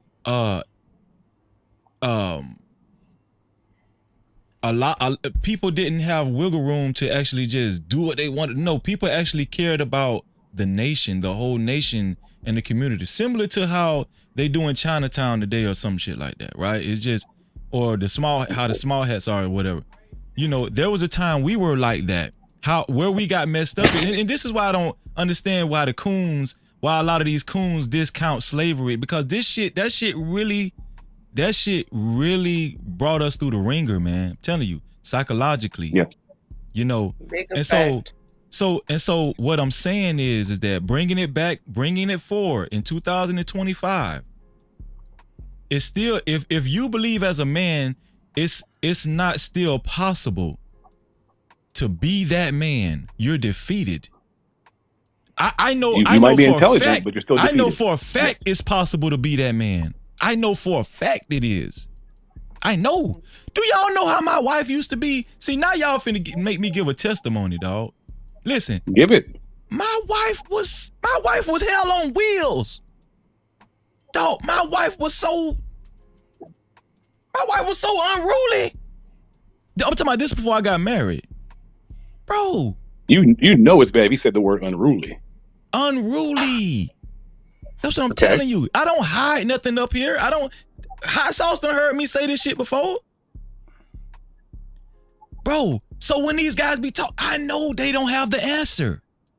I know they don't have the answer. Kevin Samuels didn't have the answer. The rest of these dudes, O'Shea dude, Jackson ain't got the fucking answer. Ain't none of these guys got the answer. Shout out to Anton. Anton, listen, I'm cool with you, Anton. We had our little tip, but it is what I'm about to say. It ain't got nothing to do with nothing. I'm cool with you, Anton. It ain't got nothing to do with that. the reason why a lot of people legitimize Anton more than a lot of these other guys now is why. Can anybody guess? Because he It's because he has the answers. I mean, he has the results. It's because it looks like he has the results. He's married, right? He's married, and he boasts that he's been married for 21 years. And we don't hear a lot of pushback from his wife. We just don't hear that, you know? Right? Right. He does a great job with, you know, making it look like his marriage is sound in front of everybody. Right? Even though, listen, and I'm not even going to go into it, even though, but what I'm trying to tell y'all, even with Anton ain't even like me. You know why? Because they never got as bad for him in the first place. They had to change that. You had to make the change. His wife was never that unruly as yours were. And I'm gonna tell you, another thing is this. I ain't never disrespected my wife on no live stream. Ever. Amen. I get served dinner while I'm live. Apple pies and shit. Anton can't say that. He can't. I don't give a damn what nobody say. I don't care. I know. I done dealt with these people. I know. If Anton hit my link right now, they can't challenge me on that. None of them can. They can't. Listen, what I'm telling y'all is this is the reason why I've sat back and listened to these conversations, and I be like, these guys don't got a clue. Why am I even over here? Why not just? Why not just? You trying to save? You trying to enlighten? Bro, to your own detriment sometimes. Why not just spend time trying to build my own platform, and eventually somebody gonna listen? You know. That's the smartest thing to do. The harsh reality of being a man is. The harsh reality of being a man is you gotta change, man. You gotta change first. But what the reason why these conversations have been so circular for so long, men want women to be a certain way, and they still want to be how they gonna be. They still want to keep that same whatever that. They still want to be the same person they been, but they just want a woman to respect them. And it don't work that way. It's never gonna work that way. I'm telling you right now. The only way it's gonna look like it works is if you're waving dollars over that woman's head, like it's some, you know. That's the only way it's gonna even look like it's gonna work online. But in reality, it still ain't working. It still ain't working. You could go bankrupt right now, Freezy. If you went bankrupt right now, you would still get the same level of respect and submission from your wife that you have right now in this moment, because she saw the interchange in you. Man, bro, yes. My wife, dog, I'm gonna tell you something. But has anybody heard me say this? I think Phil No Mortars heard me say this, and Hot Sauce heard me say this. My wife, she doesn't follow me. She follows the Most High God. And in return, God tells her how to treat me. See, that's the blueprint that most of these guys never gonna figure out. Because you know, they don't want to give God credit. They want to say they did it. They want to be up here on social media, and they want to say they was right. They want to say they had the answer. They want to give the talking points. But I would have you know that the talking points was already written a long time ago, right here. Amen. It's already written. You think I need a ninja talking points? No. So what I'm telling y'all is this is why a lot of them guys is not going to arrive to Freezy land. Yeah. You need some data and statistics. That's what I'm trying to tell you. They not going listen. They just not going to do it. So you know they done came up with all kind of answers. Don't be with the black woman. Just get you a white woman. That you ain't see gonna the work. weird answers they've been coming up with? Yeah. Okay, when the white woman don't work out, go get your overseas, be a passport. Do you see where we're going now? I'm telling you, it's going to be a transgender homosexual. 2029. And guess what, Scam? Bro, I wouldn't doubt it. That's what I'm saying. That's how this shit be going. That's 20 years away. Okay, it's not going to be so soon. It's going to be the next generation that does that. But you're It's gonna be right. 2029. But you know something No, not else? so soon. In 21 years from now. To your It's a point, slow burn. Freezy, it's Go ahead, also sis. the thing where a lot of these people and they get on here and they talk, and like Let me you get made in the next. point of it even Yeah, for appears sure. to look like, to make it even appear to look like. But you know, a person can tell the difference from somebody who has really, you know, did the work and living in their truth by even the things they say, their actions. Are they bitter? You know what I mean? Or how they present themselves. Do they talk and conduct themselves and speak like they have some sense, you know, like they have any kind of integrity or empathy for other people? You know, anybody can fact. sit here and say that they did the work or whatever, but you can tell who really did the work. And that's why there's a lot of people, just like even in faith, there's a lot of people that can say all this, but they're not really walking the walk. Right. And that's another part that fails. But then we legitimize somebody like Myron from Fresh and Fit and Fresh CEO goofy ass. Do y'all see who they listening to? Mm-hmm. Do y'all see this? None of these dudes married. Fresh got a prostitute pregnant, and they worship these guys. Right. I'm just where are we going? That's what I'm saying. I'm asking hot sauce. I'm asking Scam Likely. I'm asking where are we going? Hey, how far Freezy, down the rabbit hole is we finna go with this? That's what I want to know. Hey, Freezy, let me get in here. I passed the mic, never got it back. Okay, you got it. Go ahead, Scam. It's almost like an obvious thing. Talking about is the manosphere working and where's it going? But when we're talking about doing the work or whatever, the thing you just gotta admit, if you like it or not, everything around you is a reflection of you. The woman that you're dating, all these women people complaining about, that's a reflection of you. Because I mean, that's what you can get. Because on the other side of your same city, there's a dude rocking with the woman that you wanted to shoot at. You were scared to talk to her, or you talked to her and she said no. Somebody got that woman. That job you wanted, that business you wanted, that body you wanted, that diet you want, everything you want, somebody got it under this same system that we complain about. We complain about, oh, it's the system, oh, it's the this, it's the that. Now I get it. Everybody ain't been dealt the same hand and it don't look good. Cool. But all we can do is what we can, what we got. Anybody can score 100%, but hey, can we get an A or A minus or a B plus? Diet. I always refer to diet and fitness because it's something visual that you can actually see. If you put Twinkies and McDonut Crispo burgers in your system, when you sweat, that's what comes out. When you go to the doctor's office, they're going to tell you, hey man, I tried to pull some blood, but grease came out. It's going to be there. Same thing with your mind and your attitude. When you go step to these women's and your attitude is on, you women, it's going to come out before you even open your mouth. That here comes another one of them dudes. His confidence ain't right. His attitude ain't right. He's scared. Something wrong. All this stuff matters. It's the same thing. But somehow the manosphere figured we'll blame women for everything.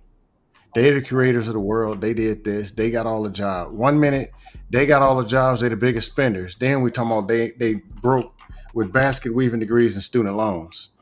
So they rich 1 minute, broke the next. They tell you anything in the manosphere other than, hey, you need to work on your relationship skills. You need to work on becoming more optimistic, positive, and get connected. They just say, get on your purpose, but they don't have a purpose. Theirs is to get money out of you. And like, where is it going? All I'm saying is you can't mask this shit with money. Not what I'm talking about. No, money's a steroid. If you can't mask it with money. That's what I'm telling y'all. You can't. That's how they been getting over on all these dudes Thus far. They're getting their money out of them now. Not That's only a fact. that, but they're getting their money. So now they're spending it on the bimbos and the content creators. Then go to trick off and the woman and your money gone. And she still don't like you. She coming to me. I don't want her because she's crazy. Then some or other you just dude, might want her for a little while. Not even. Okay. I'm kind of disciplined. If it's okay. I mean, discipline, I'll throw that in there. If it's kind of thick, maybe you'll kind of think about it. Like, not just up to you though.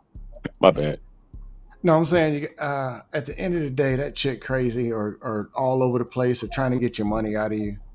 Are you disciplined enough to bust a U-turn and go home and just go to sleep and take the L and just not get no booty that one night? Can you do so? Or do you got to go raw dogging in that booty and then get on the internet, complain about it and blame the women for it? Facts. Like, long story short. Can we, how come we don't hear in this space in the manosphere about people just saying, hey, wear a condom every time until you actually are with the woman that you want to have babies with? That would alleviate so many of the issues that spawn from the manosphere. But men don't feel so good. She gonna have the dudes out here raw dogging. What would a dude get a vasectomy? The dudes will say, make enough money so you can raw dog as many women as you want. No, that's not a solution.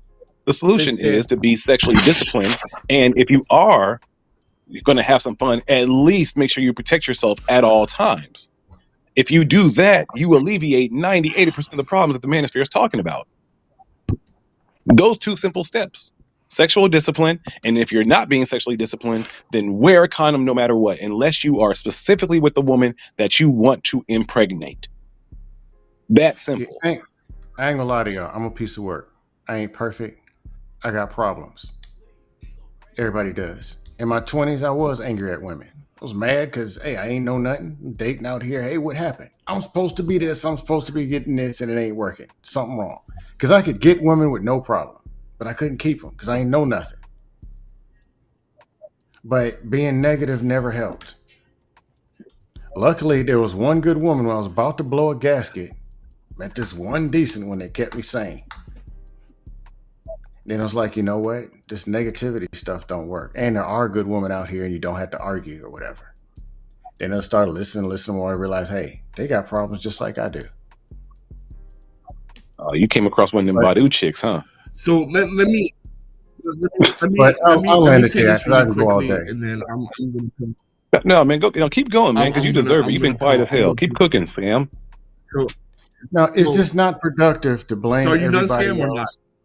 not? I'll end it here. It's just not productive. No, hold on, hot sauce. No, Scam, go, man. Scam, go. Scam, you got this. Make your testimony. Bro, you constantly talking. You're constantly talking. Because you're not going to lead to a constructive conversation, sir. That's why.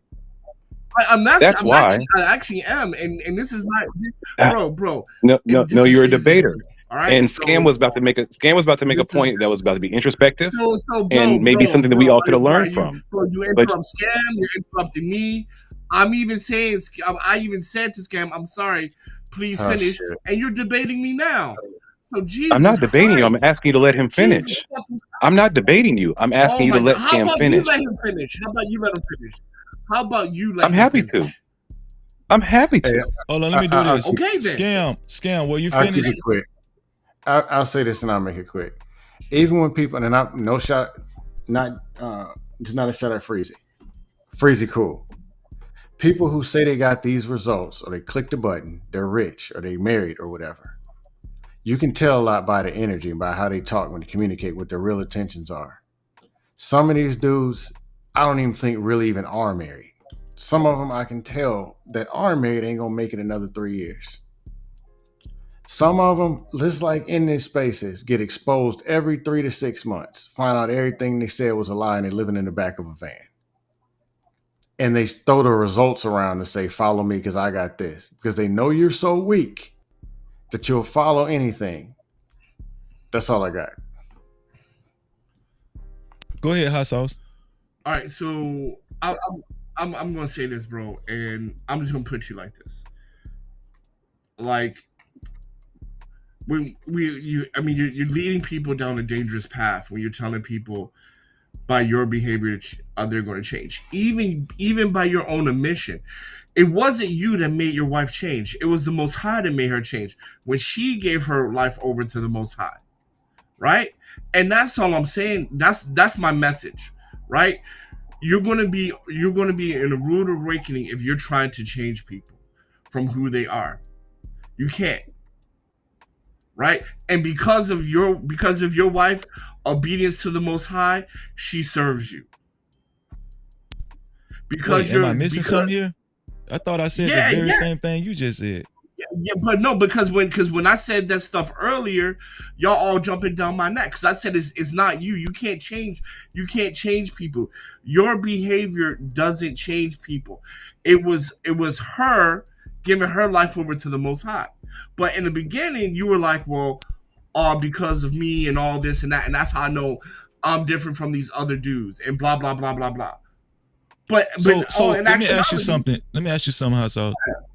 Sure. What made her make that decision?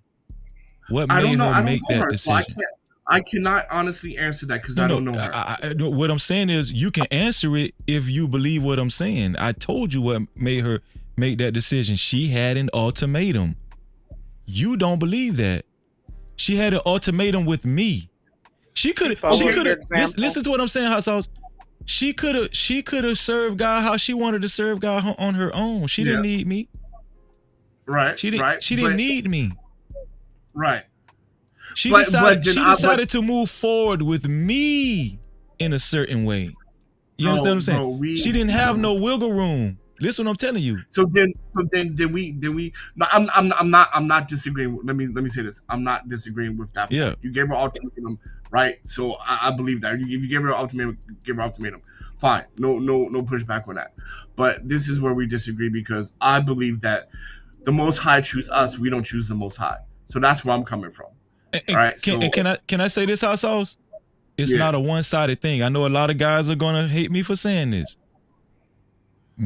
Her having an ultimatum, it was just so happened that I was the one that came into the truth first, right? But let's just say if it was reversed and she decided to change her life first, right? And she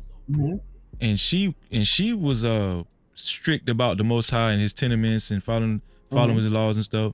And I was still out there wilding. I was still freezy, you know. Guess what?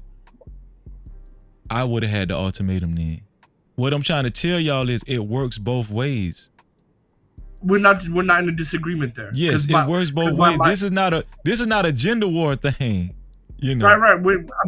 I'm not trying to make it war. I'm just trying to say that. No, I'm not saying you are. I'm just right because same thing with my wife. Right, her values on marriage and stuff like that was instilled by her parents.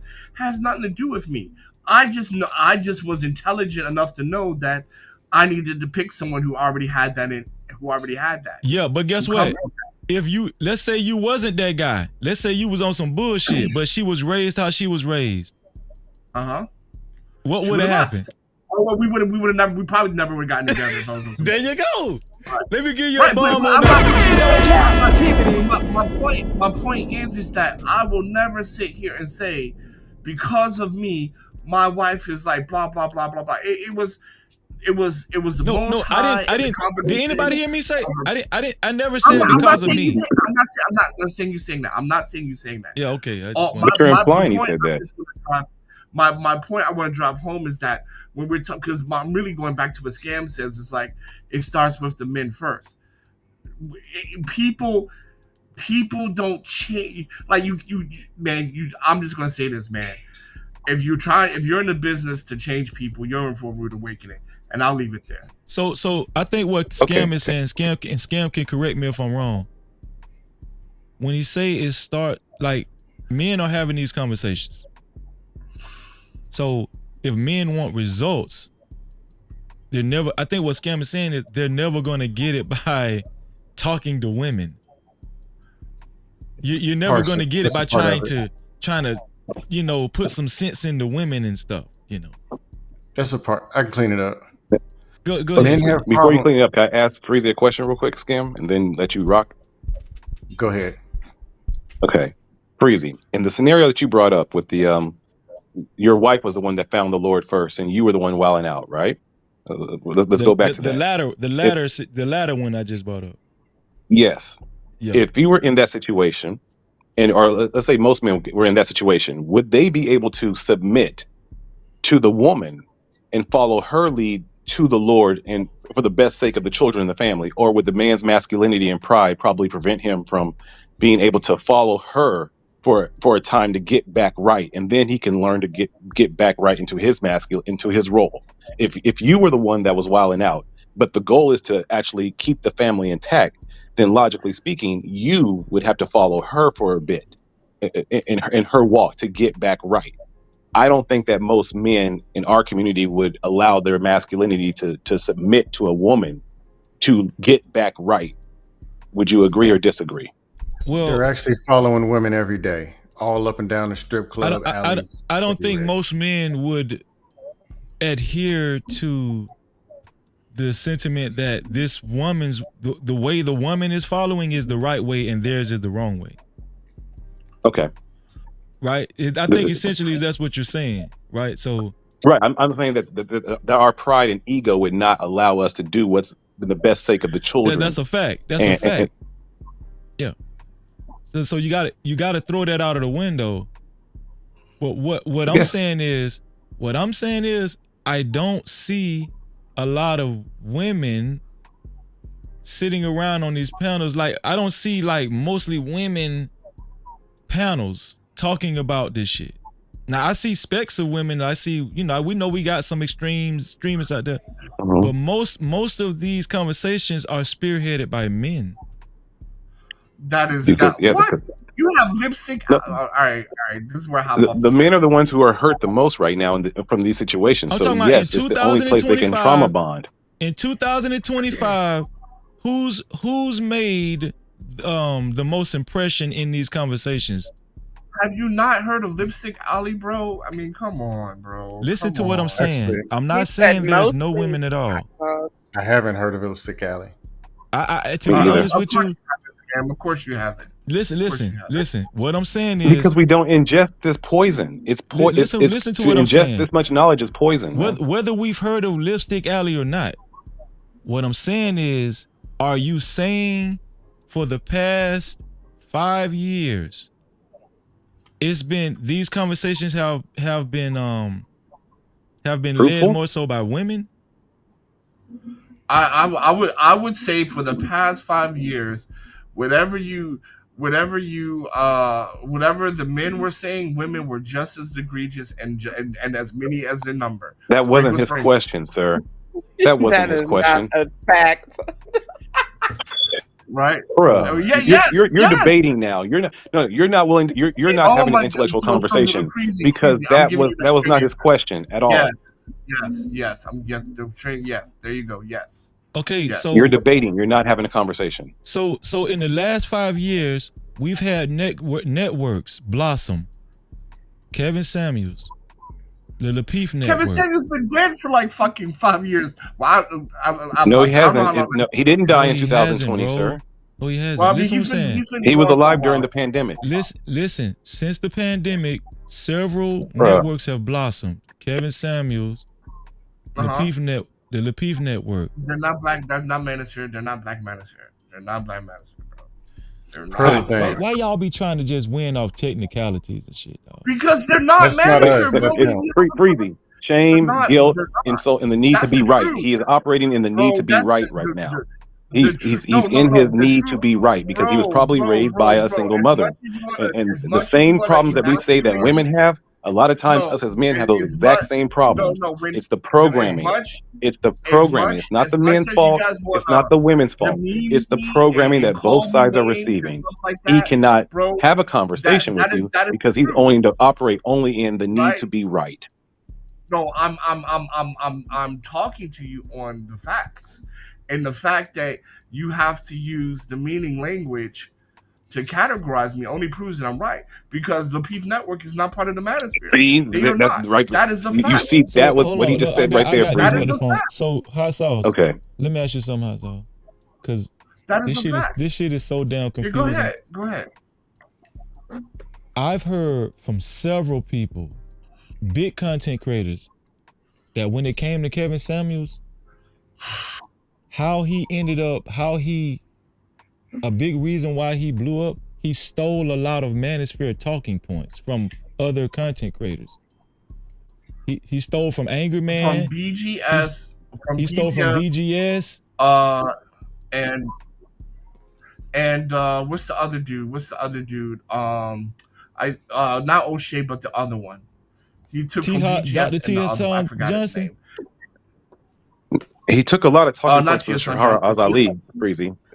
We can't forget her. He took a lot of talking points from her. What I'm saying that is, from that what lady. I'm saying is, Obsidian. Are all these guys manosphere? Obsidian, BGS. Yes. Are all of these guys manosphere? Yes. Those guys. Absolutely. So if he stole down the most of his talking points from manosphere, what was he talking? He was talking manosphere. Whether you consider him manosphere or not, it don't matter.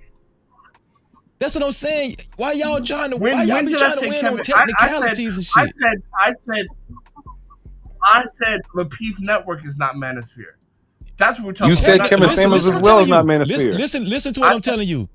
Technically, you wouldn't consider them manosphere, but I was over there. I was over there for a while. All of the talking points they used to float around on the panels and shit. They're not. Okay, but they're not. They're not. Like if you're part of the manosphere, whether you deem them, whether you deem them. Listen. Whether you deem them manosphere or not, I'm not concerned with that. I'm saying the rhetoric is very similar. It's still the same. Right? Then fine. If you want to say some of the Lapeef Network, not some. Then okay, fine. But they're not manosphere, bro. Not some. As a matter of fact, Kevin Samuels made several appearances over there. You know why?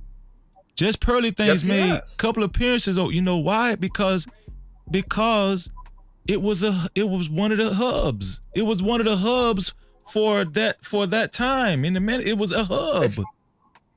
It was a hub of Black relationship talk. It was a hub of Black relationship talk. It definitely was not manosphere.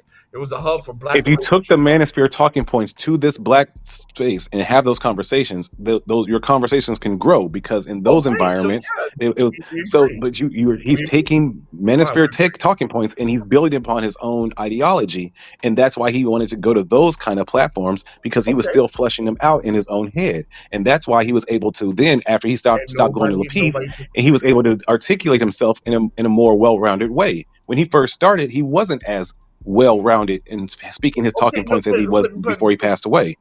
Him going on Fresh and Fit and having that argument with that blonde lady. Wait. We're losing the point.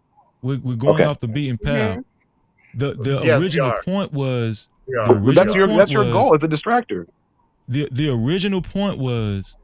I'm not being a distractor. He asked me a question, I answered it. Listen what I'm saying. The original point was, somebody tell me if I'm wrong. Who was complaining the most? Who has been complaining the most on these panels and on these shows that we've seen visibly the last 5 years? If you had to put a gender to it. Who? Man. And you know what? Let me take the word complaining out. Hold on, wait. Let me stop. Because niggas get sensitive. Let me take the word complaining out. Who has been participating in these conversations the most since 2020 on these panels and stuff? Who has been the most vocal when it comes to why these marriages ain't working out, why these relationships ain't working out, and all that kind of stuff? Child support, custody battles. Who do we hear this from the most? Men or women? Okay, so I'm going to answer you, right? So I'm going to really just men or women. Back in that what you finna say? Right? Bruh. Answer the question and then explain. No, we're going to put it back there. No, it's respect. In the art of conversation, he asked you a question. Answer that question and then give your point. Are you done cutting me off? Am I bugging? No, just let him do his thing. Are you done cutting me off? Go ahead, hot sauce. Go ahead, hot sauce. I just want to know. I just want to know because I wouldn't have to like, cut you I off. don't know You what would this just new answer problem is. the man or woman So part and then continue. So let me know when you're done, sir. Let me know when you're done. Okay, then I'll go ahead and speak. Okay, no. He said he'll let me go when I'm done. So give me 15 seconds. If you would simply answer the question of which gender has said the most in that time, and that's respecting Freezy's question, you would answer that question, and then you don't have to stop. Just answer that question first, and then continue on with your point. That's giving Freezy the respect of giving him the answer to his question, and then he will listen to you with more faith. That's the art of conversation. You always want to answer the people's questions and then make your point. If you ignore that, then the person who's sitting there still waiting for that answer, he will not give you grace in listening to you because he's still waiting for the answer. Does that make sense? Yes or no? I'm asking you a question now. Does that make sense? But I asked you a question first. Are you finished? You can't even answer that question. That's why I say that you're an unproductive person to this conversation. You will not answer questions. You want me to just get in? The person who's in Freezy, you got to drop him. Freezy, you got to drop him. It's not going to be a productive conversation. It's going to be an argument. No. We're not going to do that. We're not going to do that. Listen, go ahead, hot sauce. Just go ahead and do it how you want to do it. Go ahead, hot sauce. I'm listening. Literally, you have ad-lib interrupted every single person on the panel. When Fear No Mortals was talking, you interject with that. When Scam Likely was talking, you interject with that. Then when I'm giving Freezy an answer, even when it's a yes or no, you're interjecting with that. And then you're going to come around and say that I'm the interloper, I'm the distractor? Is that not calling Yes, the you pedal are. black? Oh my God! Wow! Well, ask the people who I interrupted. Do they feel that I did the exact same thing, or do they feel that I was trying to get clarity and make the conversation Can we go? just pause and just go ahead and let Hot Sauce finish so we can just move on, please, please. Okay. Thank you. Hot Sauce, can you just go ahead with your point? Yes, thank you. So and since we want to put Lapeef in there, right? So we're looking at everybody, and Lapeef has. And I'm not saying Lapeef is manifest for the record. I'm just saying I was over there. No, but we're just going to use it, right? Lapeef is 50-50. Lapeef is 50-50, and we're going to put Hemp in that too, right? Hemp is 50-50 women, so I'm going to say equally because on Lapeef and on Hemp and Ashton, women and men are both complaining about each other. Hot sauce. On hot bro. Sauce. This was what I'm saying, hot sauce. So the biggest voices on Lapeef were not women; they were men. The biggest voices on Hamp's channel are not women; they're men. The biggest.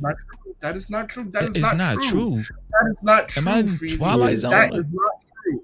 Oh man, this dude's just gonna say anything, bro. That is not true. Bro, listen.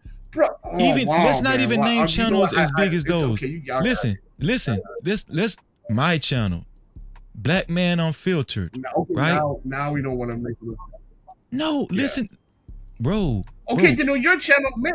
Then your channel did men. Yes. No, I'm just saying across, bro. Listen, what I'm saying. I can be across. Transparent. What I'm saying is, bro. What I'm saying is that. Where I'm going with this, I wasn't even going anywhere disrespectful. I was just saying the person that is the most vocal about these problems, they should be the main ones, or they should be the main ones trying to do something about it. Right? And what I'm telling you is the way you do something about it is not by complaining to the way to do something about it is not by talking the person who you're having a problem with is not by talking their ear off and trying to get them to understand why you don't fuck with them and why you have a problem with them.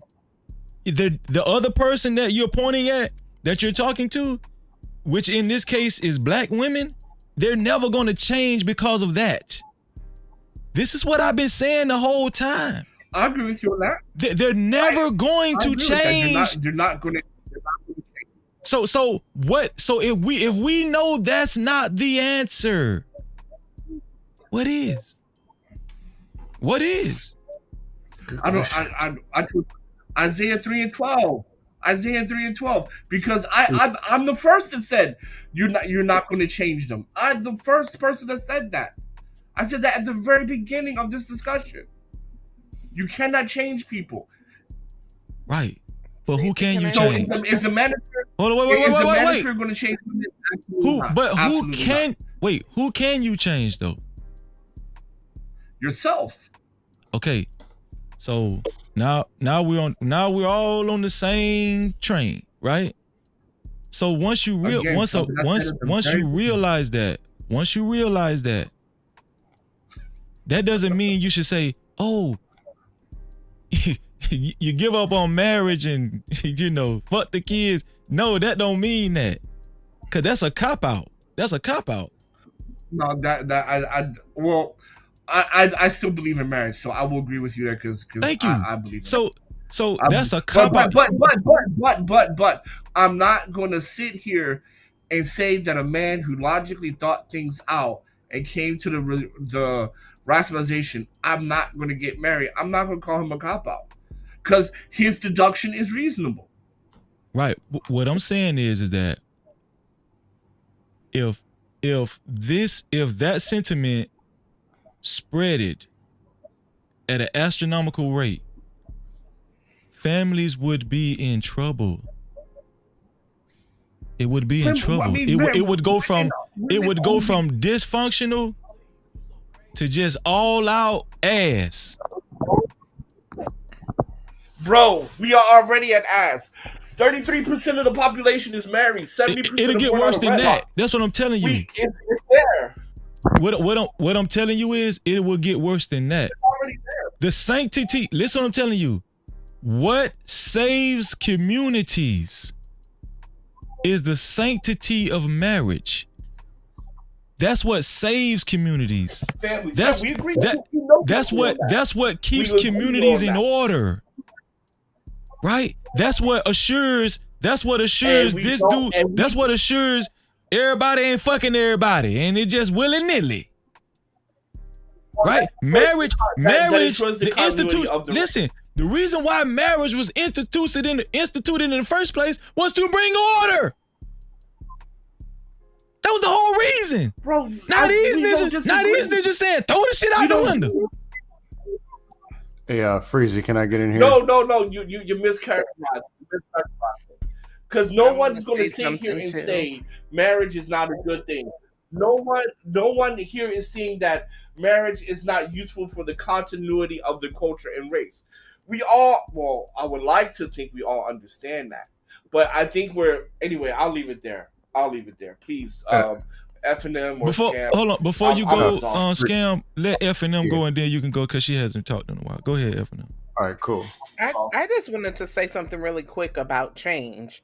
Although I don't think anybody can change somebody, but we can be people that inspire other people to change. That's a fact. Just like your example of you changed and then you had a certain standard because you changed and because you decided to follow God all the way, that your wife changed as well. So even according to that, if we're even going by our faith and biblical principle, we are supposed to be the example that we are trying to give to other people. We have to be the example first.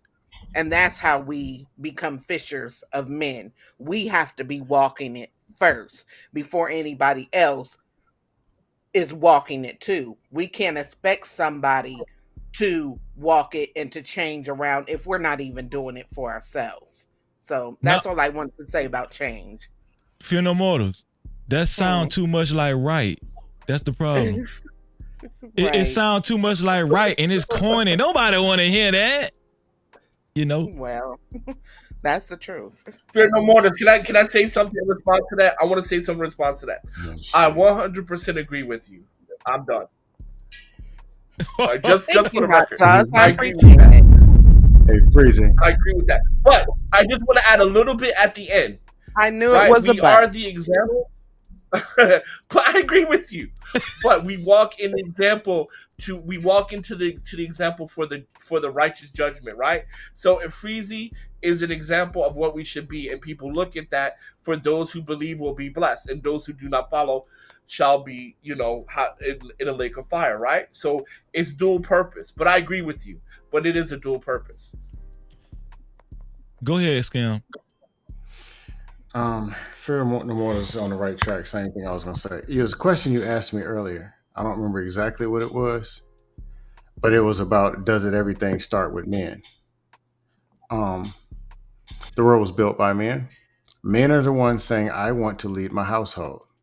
I want to lead this. I want to lead that. I want I. That means, yeah, it starts with men.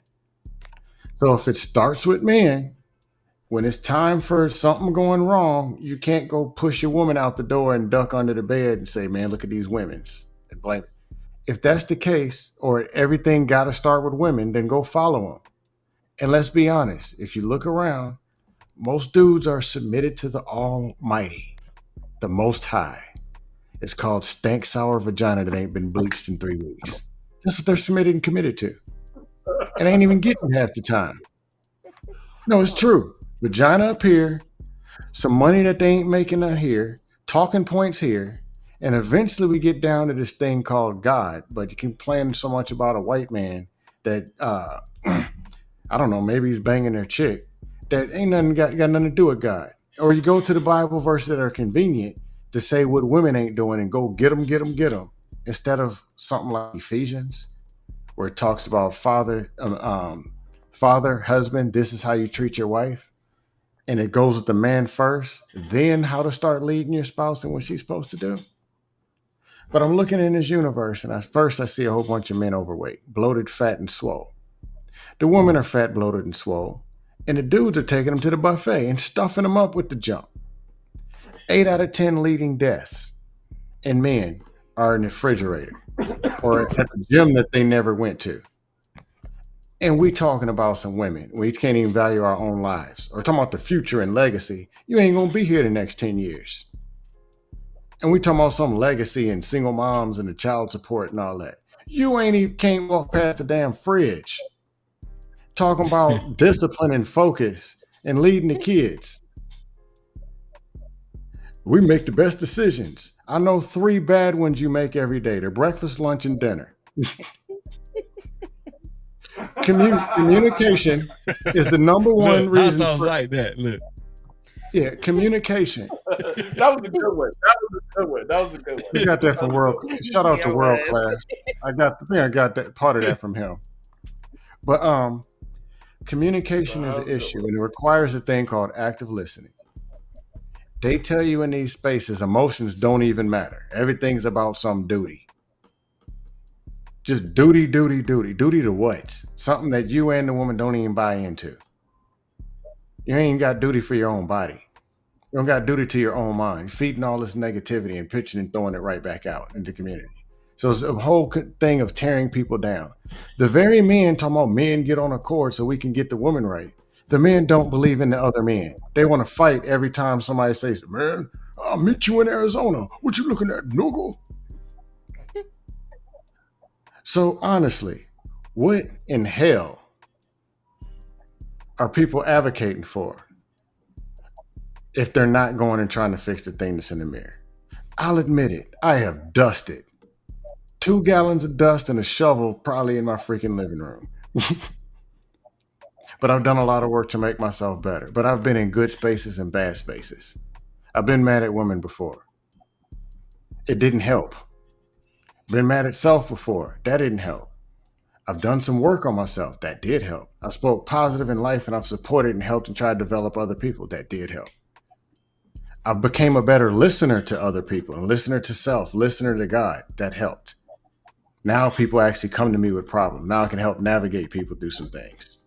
Deaths and all kind of crazy stuff. I'm not perfect. I can't sit here and tell you, listen to me. I got 7 wives. I got the businesses and the realms. No. I can say all I'm saying is we can get better than we are right now individually. If you're a 3, you can get to a 4. If you're a 7, you can get to an 8. Or get on the panels and try to tear somebody else down, and they're gonna whoop your ass across the space anyway. So all I'm saying is this is what I'm saying. Your biggest content creators, even from 15 years ago, right? Tommy Sotomayor. These guys, damn near 50 years old, and they still talking about fucking hoes and getting you, just shit like jitterbug shit, like jit shit. Like that's how they talking. They still, and they arguing and debating with the best of them. And they done learned these big ass words, and like they're just not good examples of men. Why would you think they're good? Why would you think somebody like Tommy Sotomayor is a good example of a man? Why? Because he's popular? That's why? Good question. I mean, what makes him a good example of a man? Because he seems intelligent when he speaks or something? I would say because subscribers. he was successful at content creation. I would say subscribers, but they keep taking his channels down. I'm just saying, like, what are we doing here? Have we even lost the essence of what a good man is? I think so. That's what I'm saying. So I don't sugarcoat shit. I don't sugarcoat nothing. And I'm gonna tell you something. When you stand on right, like God's right, it ain't no conversation no more. Like all of them guys can come up here, and I'm not, you know what I'm saying? I'm not finna be, like, it's not finna be a long drawn out conversation. You know what I'm saying? Like, I'm going to do the litmus test. I'm gonna do the litmus test, I mean, you can't fool me because you got a little money and you popular. You can't fool me with that. That don't, you know what I'm saying? Because I've done the work. I know what it takes to cultivate healthy families. I know. Tommy Sotomayor don't. He can sit up here and give all these theories and shit. He can give these theories and all these statistics and shit, but that shit ain't worth nothing. That's why I said even Kevin Samuels didn't even do the work. But if you say that, you breaking the fucking Mansfield law. Even though Hassel said Kevin Samuels not Mansfield, I get what he's saying, but what I'm saying is, don't talk bad about these niggas Messiah. They will get your ass. They will get you. Man, y'all make him the Messiah. You're talking about the Most High? Y'all make him that. Man, dog. Bro, I'm gonna tell you something. Do what I'm saying. I made him that. Hassel, you being disingenuous. Don't even like the motherfucker. Hassel, you being disingenuous, man. I'm hearing you, bro. I'm hearing you. I'm not, man. I'm not. But you're not in the space, so it's cool. So it's whatever. It's whatever. You're not in space, so it's all right. So I don't understand. I get you. You don't understand. See how they get it's you? Cool. It's that cool. shit like a mind fuck, ain't it? Hey, I'm telling you, they good, nah. That's how they.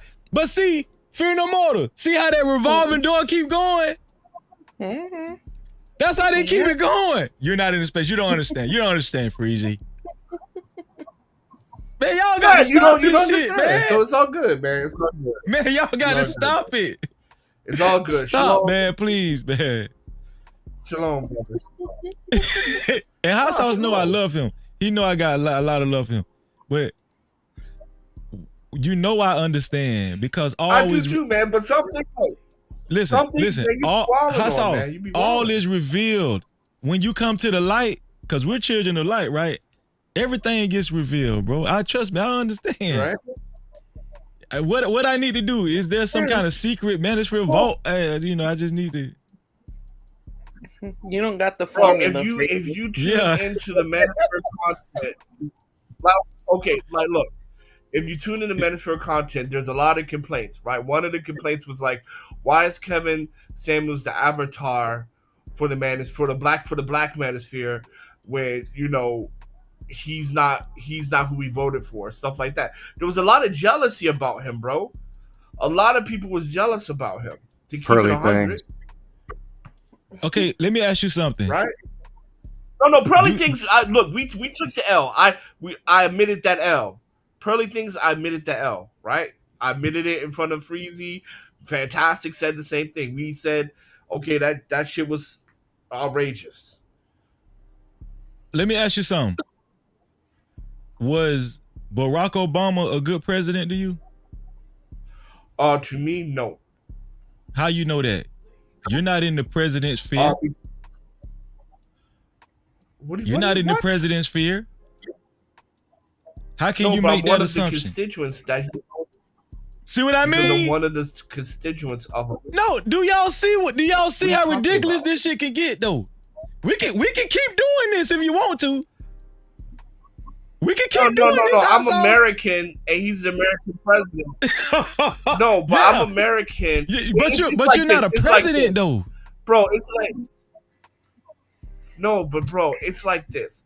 If someone's gonna sit here and talk about Hebrew Israelite and the shit that's going on, they should be a Hebrew Israelite. Otherwise, they don't know what they're talking about.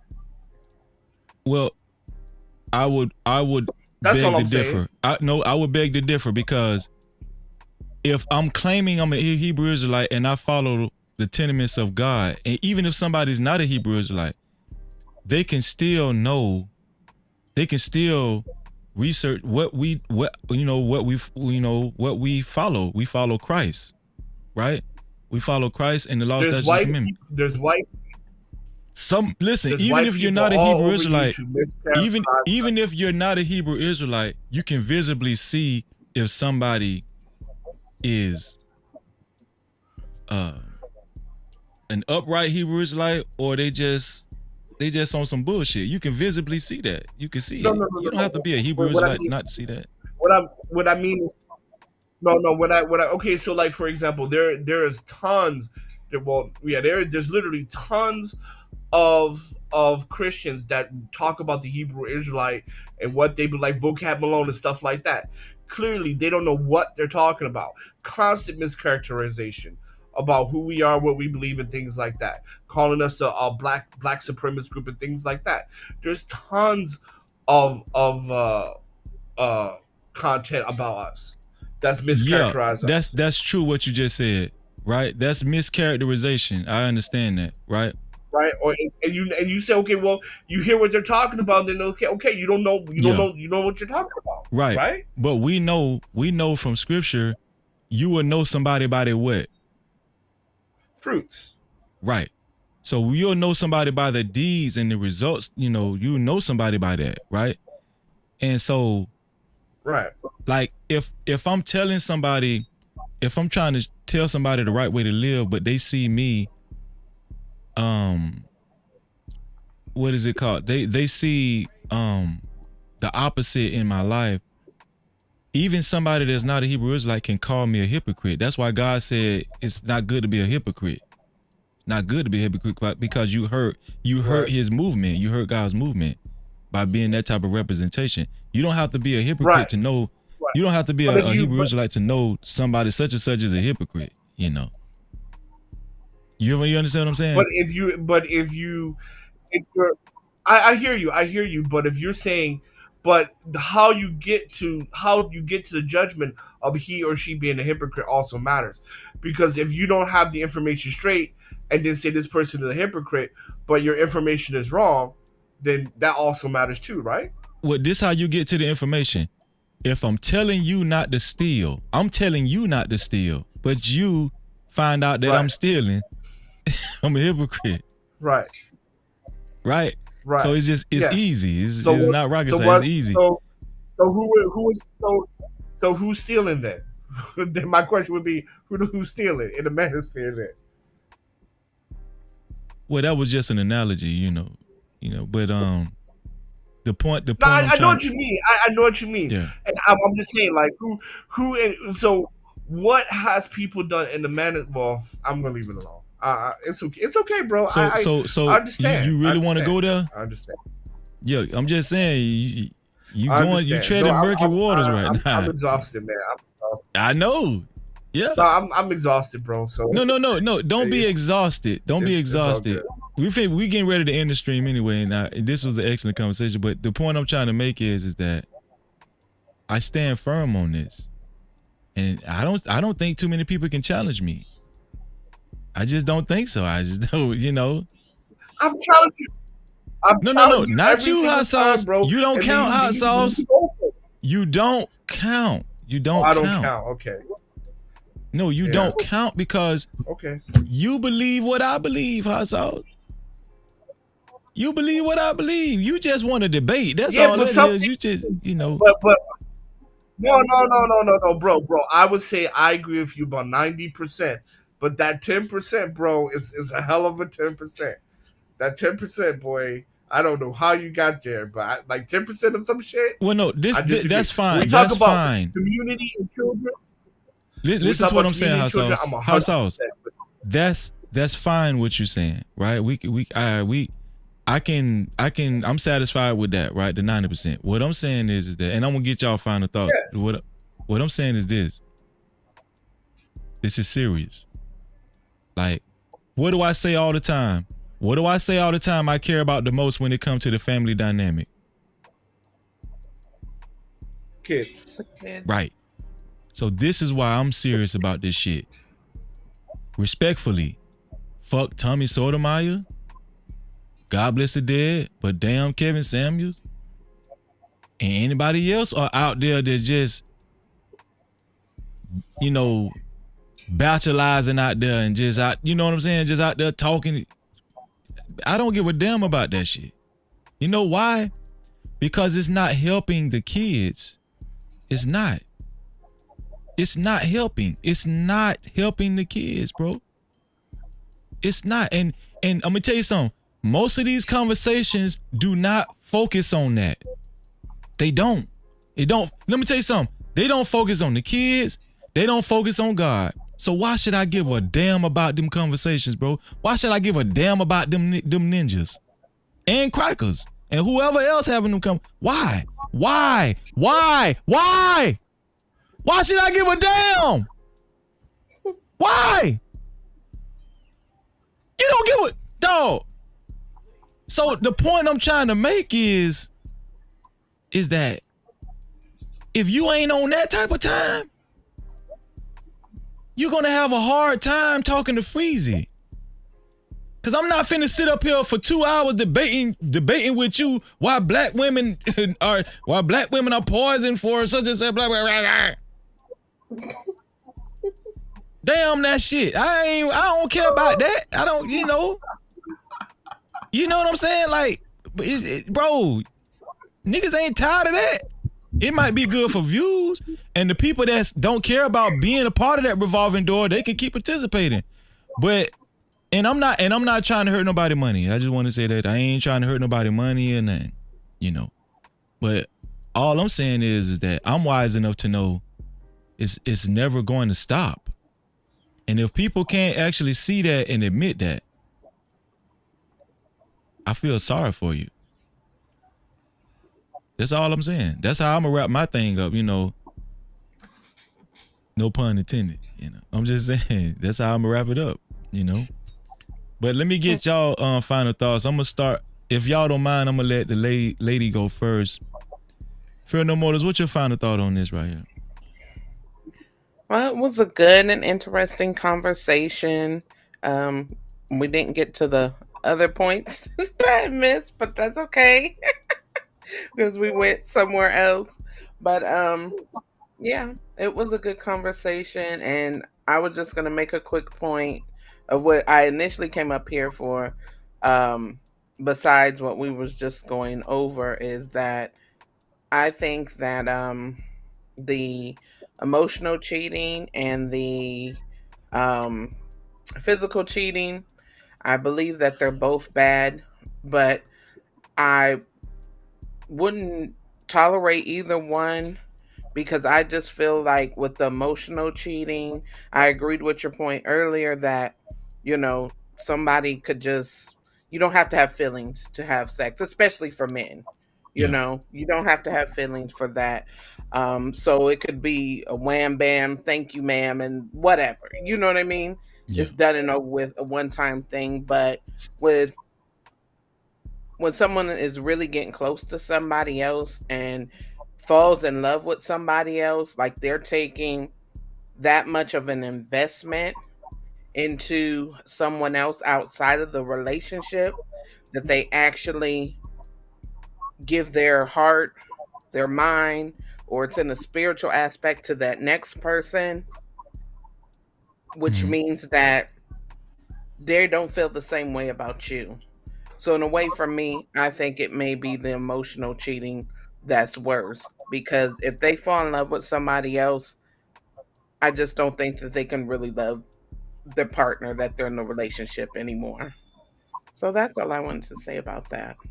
Sis, you know I got a lot of love for you. Thank you for coming up. We needed a female perspective in this conversation, and you always do an excellent job. And thank you for having me. And y'all can catch me on Fear No Mortal's channel this Monday, right? Fear No Mortals? Yep. This Monday, usually it's around 3 or 4 o'clock, but we'll update you guys. 3 or 4 o'clock p.m. Eastern time. Fear No Mortals. One of the guys, one of the I think Emperor or Big Bad Book, y'all put Fear No Mortals link in the chat. She can put her own link in the chat, but I want one of the brothers to put her link in the chat too, so people can subscribe. And make sure y'all go over there and catch us live Monday. Yeah, I appreciate you, sis. I appreciate you, Freezy. Have a good one. All right. Thanks, everybody. Have a good night. Shout out or to morning. Cap-tivity. Night up for now. Scam, what's your final thoughts, Scam? First, the best part of this show. I was watching the first caller that called in. He dropped some real. The first caller that called in when you open a line. Yeah. Oh, you thought he dropped some real knowledge. Yeah, he was very interesting. You know, yeah. I had to. I just had to. But no. How long we gonna sit here and blame black women for everything, and then get on the interstate chasing after them 2 hours later? Then get on 4 hours later, get on the internet complaining about them. Not me. I ain't with that. But are we gonna make a decision as individuals that we're gonna work on the things that we know ain't right with ourselves? Or are we just gonna keep talking, like looking to blame the goldfish, the dog, the kids, and some black woman that you can't even get no way? How long are we gonna do? How long? If you fat, I mean, it wasn't a black woman. It ain't the black woman working in the back of the buffet. It's you. Like, what's the word? That's what we're gonna keep doing. Because I can try. I mean, if that's what it is, let me know. Because I got troll work to do. I can come in here and start blasting panels and whatever twice a week if need be. But we need to get better. We need to take care of our health. We need to take care of our minds. We need to learn from pain as well as learn from success. Like if everything around you is failing, you need to go about 3 meters to the left or 3 miles east and go get around and look around something that looks better that might actually be working.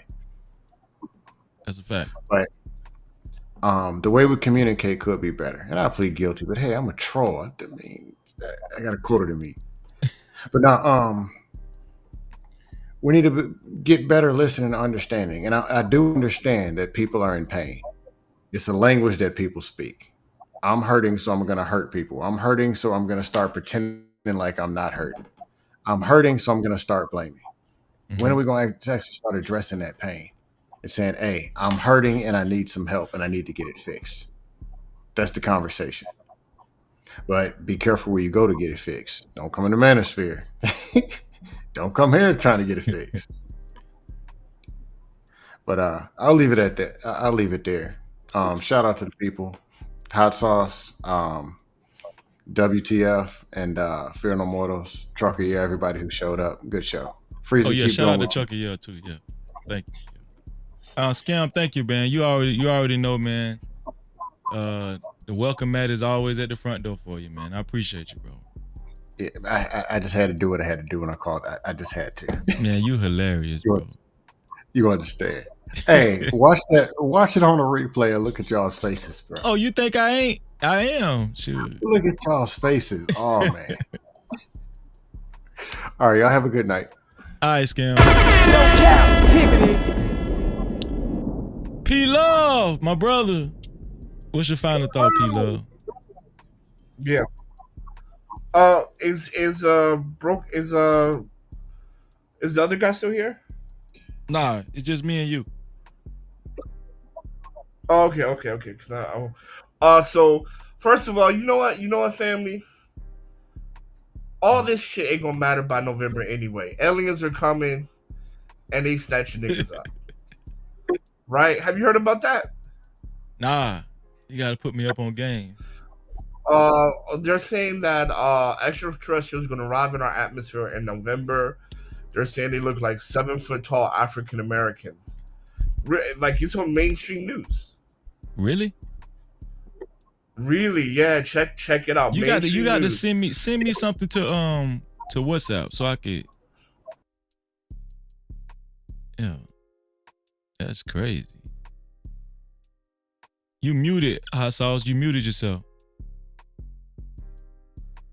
At the end of the day, all this gender war stuff ain't going to really matter because they like this astrophysicist from Harvard said that it's most likely a spaceship that's 12 miles long and it's going to arrive in our atmosphere in November.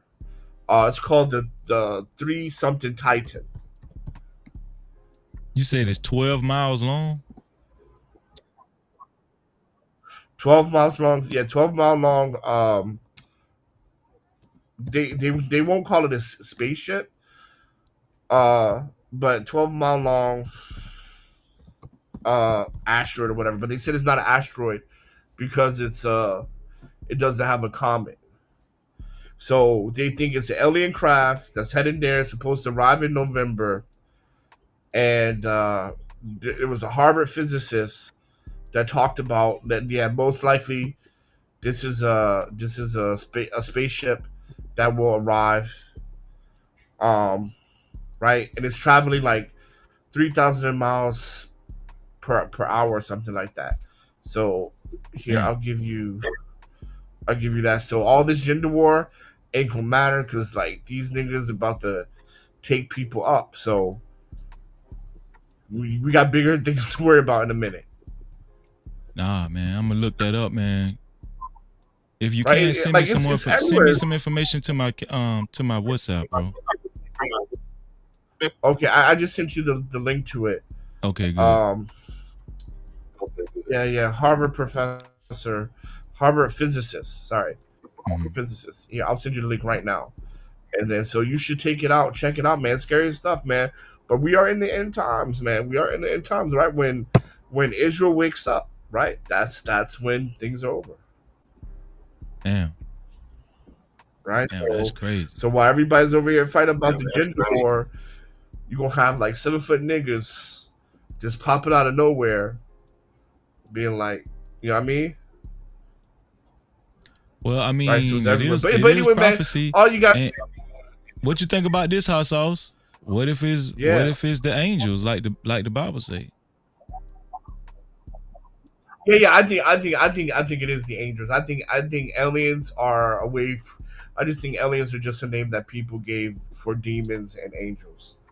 And at the end of the day, man, like all this gender war stuff is prophecy. And we were here for a minute. Israel's supposed to be restored, and I think that's when the gender war will be over. Right? Is when we're in the wilderness and the Most High comes down and get everybody straight. But until that time, that's why I kept saying like Isaiah 3:12. Right? This is not going to go away, and so it's just like it's just whatever, man. It's just a part of the course, of of being an Israelite, in my opinion. Yeah, I agree with you, bro. So, get married. I do believe in marriage, but how you get married, I have different views on that. But at the end of the day, man, I just think there's bigger things to worry about. Like Trump is a whole asshole. He's ruining the economy, And I mean, there might not be an America left after this guy. You know what I mean? We got fucking aliens coming in November, right? You know, there's a lot of shit to deal with right now, other than, you know, women. And I'll leave it there, man. That's my final thoughts. Shout out to my brother, my Ark Hot Sauce, man. I appreciate your hot sauce, man. It was just refreshing to have this conversation, you know, for everybody to be on the panel, like, you know what I'm saying? So it was good to hear. It was good to talk to you, hot sauce. Yeah, you too, man. Take care, man. Yeah, man. I'm gonna be away for a bit, man. I'm gonna be away because a lot of things are happening right now, so I'm gonna be away for a bit, man. But I'll catch you when I can. All right, holler at me on WhatsApp every now and then. Okay, we'll do. All right, take care, man. All right, hot sauce. Cap-tivity. Shout out to my brother Hot Sauce. If y'all want to get your last minute support in, go ahead and do so. You want to get your last minute support in, I appreciate y'all.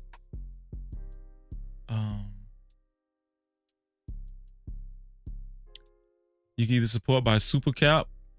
If you got some opinions about, you know, what we've been talking about, you can voice your opinions by Super Cap, aka Super Chat, or Cash Cap, aka Cash App, to $Freezy No Cap. That's $Freezy No Cap. Or you can send a PayPal to No Cap-tivity with Freeze. That's No Cap-tivity with Freeze. There it is. Let's go ahead and do the we're about to do the benediction, y'all. About to do the benediction right now.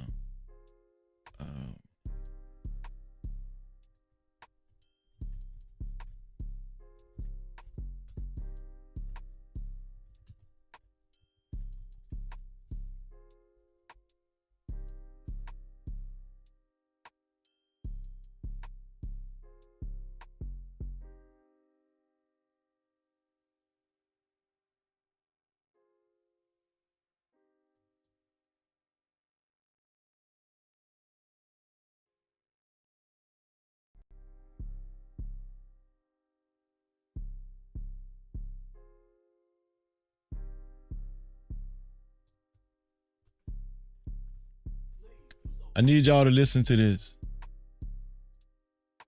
And I need y'all to really listen closely to this scripture right here. This is some people are not going to understand this scripture. This is 2 Peter 3:16.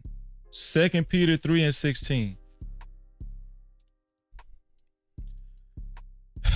It reads, as he does in all his letters, when he speaks in them of these matters. These are some things in them. I mean, there are some things in them. There are some things in them that are hard to understand, which the ignorant and unstable twist to their own destruction.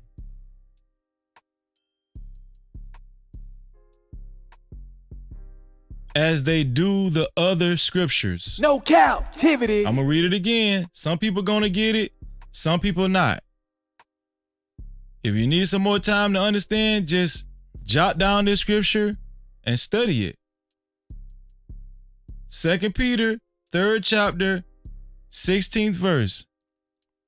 As he does in all his letters when he speaks in them of these matters. These matters. The matters. The concerns. All of these conversations.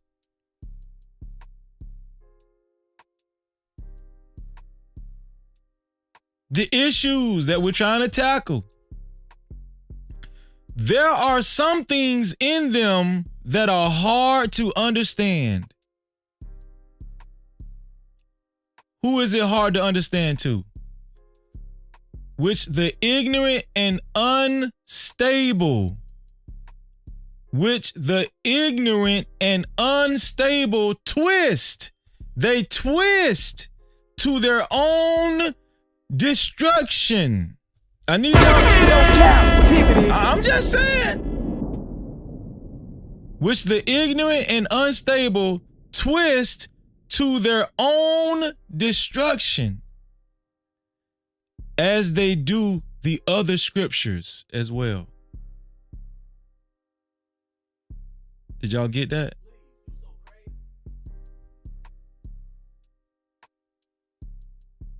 The ignorant and the unstable twist to their own destructions.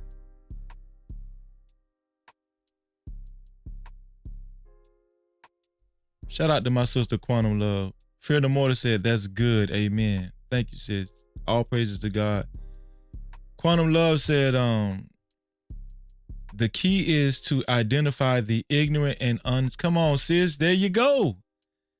The key is to identify the ignorant and unstable. Most times people follow ignorant and unstable and think they are correct. I'm just saying, good verse. Salute. Come on, sis. No captivity. Come on. That's all I'm saying. Hey, man, listen. It is written. It is written.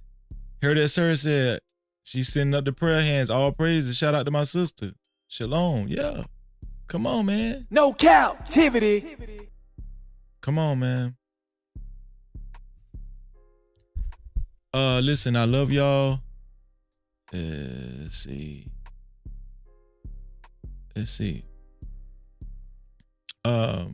Shout out to my brother. Shout out to my brother Next Level. He gave $20 in all, man. Shout out to my brother Next Level.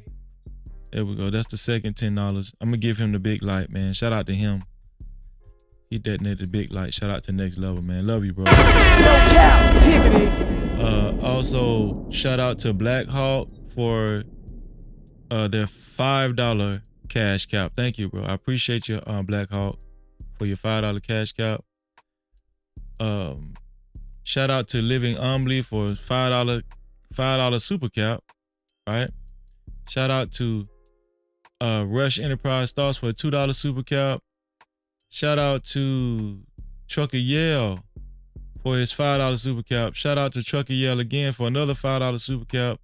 Trucker Yale again for a $2 super cap. Doug Will for a $10 super cap. Living Humbly for a $10 super cap. Travis Allen for a $10 super cap. Travis Allen again for a $10 super cap. Oh, wait. And Travis Allen again for another $10 super cap. Well, we might as well get through that. Travis Allen is the official sponsor of tonight's show. I don't think nobody gonna beat Travis with $30. Travis Allen is the official sponsor of tonight's show. No captivity. Right. Shout out to the initial sponsor of tonight's show, Jerome, for $20. Thank you, Jerome. Appreciate you, bro. Always. And shout out to our other sponsor who was a sponsor of tonight's show and was a pleasant surprise. And who was a pleasant surprise, my sister who always gonna love my sister, Jess J. Thank you, sis, Jess J. Appreciate you, not just for the 25, but just for you, you know, your presence tonight. Shout out to you, Jess J. Shout out to you.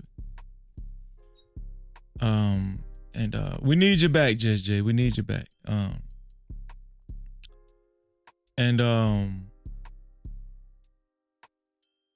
We're gonna celebrate.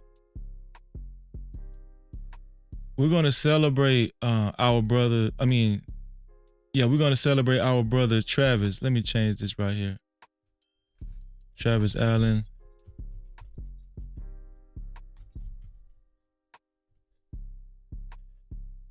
There we go. There you go, Travis. Shout out to Travis Allen with a total of $30 sponsorship. Y'all already know what time it is. We're about to celebrate Trav. So y'all get up out y'all seat and let's celebrate our brother like none other. We appreciate you, Trav. Thank you, bro. Let's get it.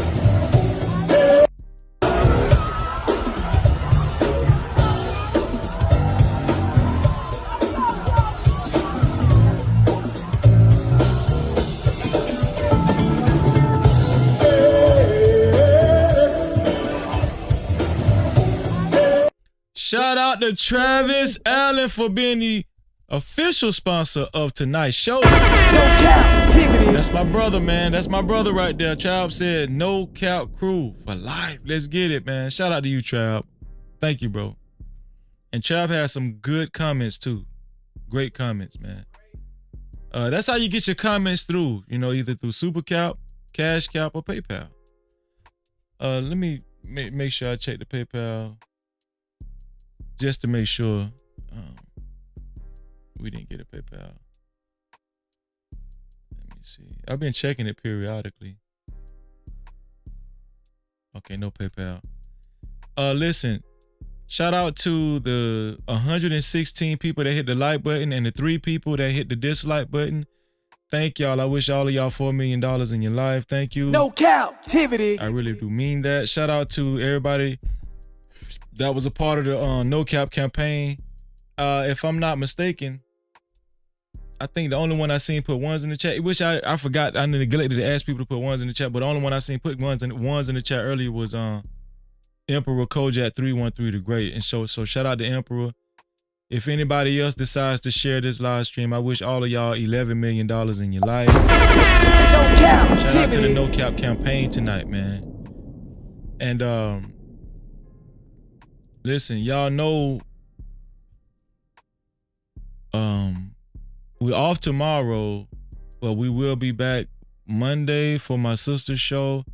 And I'm going to try to squeeze in a show here on Monday night.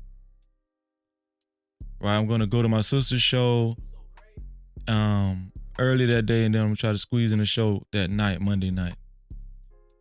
But I love y'all, man. And let me tell y'all something. I'm going to leave y'all with this. The reason why I say the things that I say is because it's bigger than it's especially with men, right? With men, it's bigger than just women. A lot of men, and this holds true for women too, right? They're experiencing hardships mentally that they're just too embarrassed to even talk about. We need to have more mental health conversations when it comes to men too, but they're just too ashamed. It's just easier to just,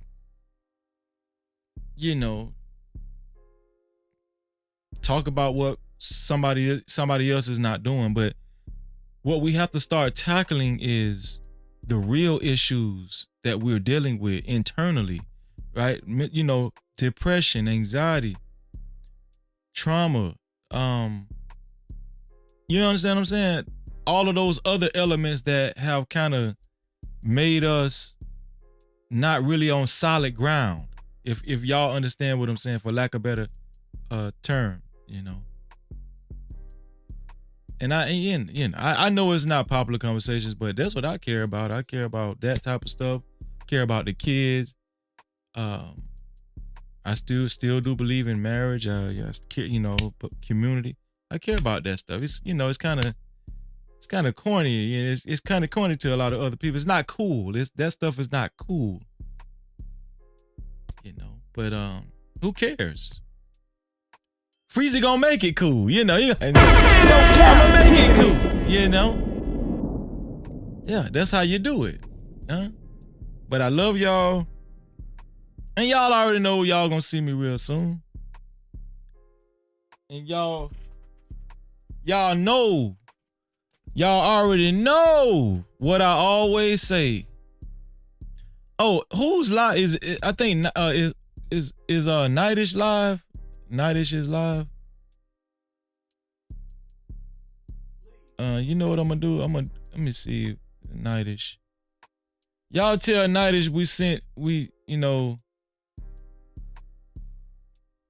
tell Nightish that when y'all go over there, I'm about to redirect y'all to Nightish's channel if I can find it. What's Nightish's channel? What's his? Let me pull up his Tonight's lair. I'm gonna redirect y'all to Nidus's channel. The Night's Lair. Damn, it won't even redirect.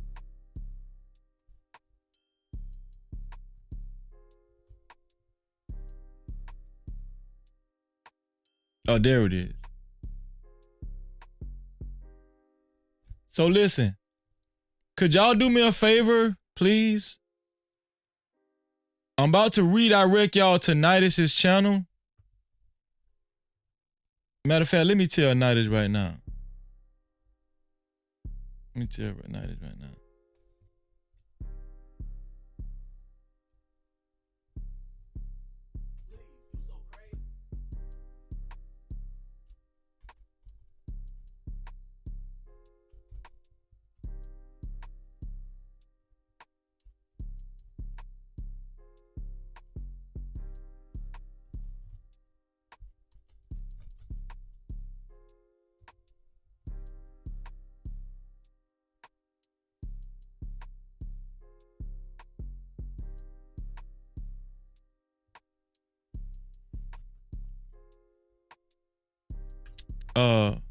Yeah, I just got in his chat. Listen, when y'all go over there, tell Nidus that I sent y'all over there. Y'all tell Nidus that I sent y'all over there, man. But I appreciate y'all, and y'all know what I always say. Hold on, let me. Oh, there it is. Y'all know what I always say. To free yourself, you must heal yourself. And until the next time, let me get it right. We out of here. Love y'all, man. Y'all be good. Hey, bro, I appreciate you, man. Listen, man, go sub to my boy, man. Listen, man, go sub to my boy, No Captivity, man. He's a good dude, man. Hey, bro, I appreciate you, man. Listen, man, go sub to my boy, man. Listen, man, go sub to my boy, No Captivity, man. He's a good dude, man. Hey, bro, I appreciate you, man. Listen, man, go sub to my boy, man. Listen, man, go sub to my boy, No Captivity, man. He's a good dude, man. Unlock the future of branding while outpacing your competition. Dive into the digital realm, transforming raw footage into video epics. Our editors redefine storytelling. At Prime Your Logos, where pixels become portals. Prime Your Logos. Unleash the unseen. Your brand amplified. Visit us at Prime Your Logos on Instagram.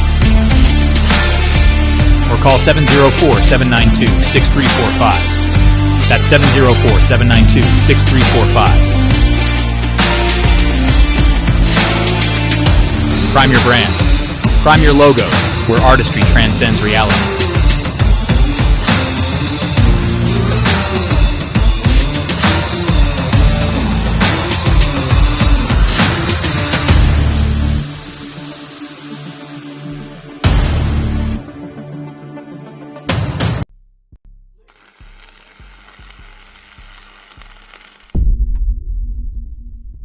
No Cap-tivity. Freezy.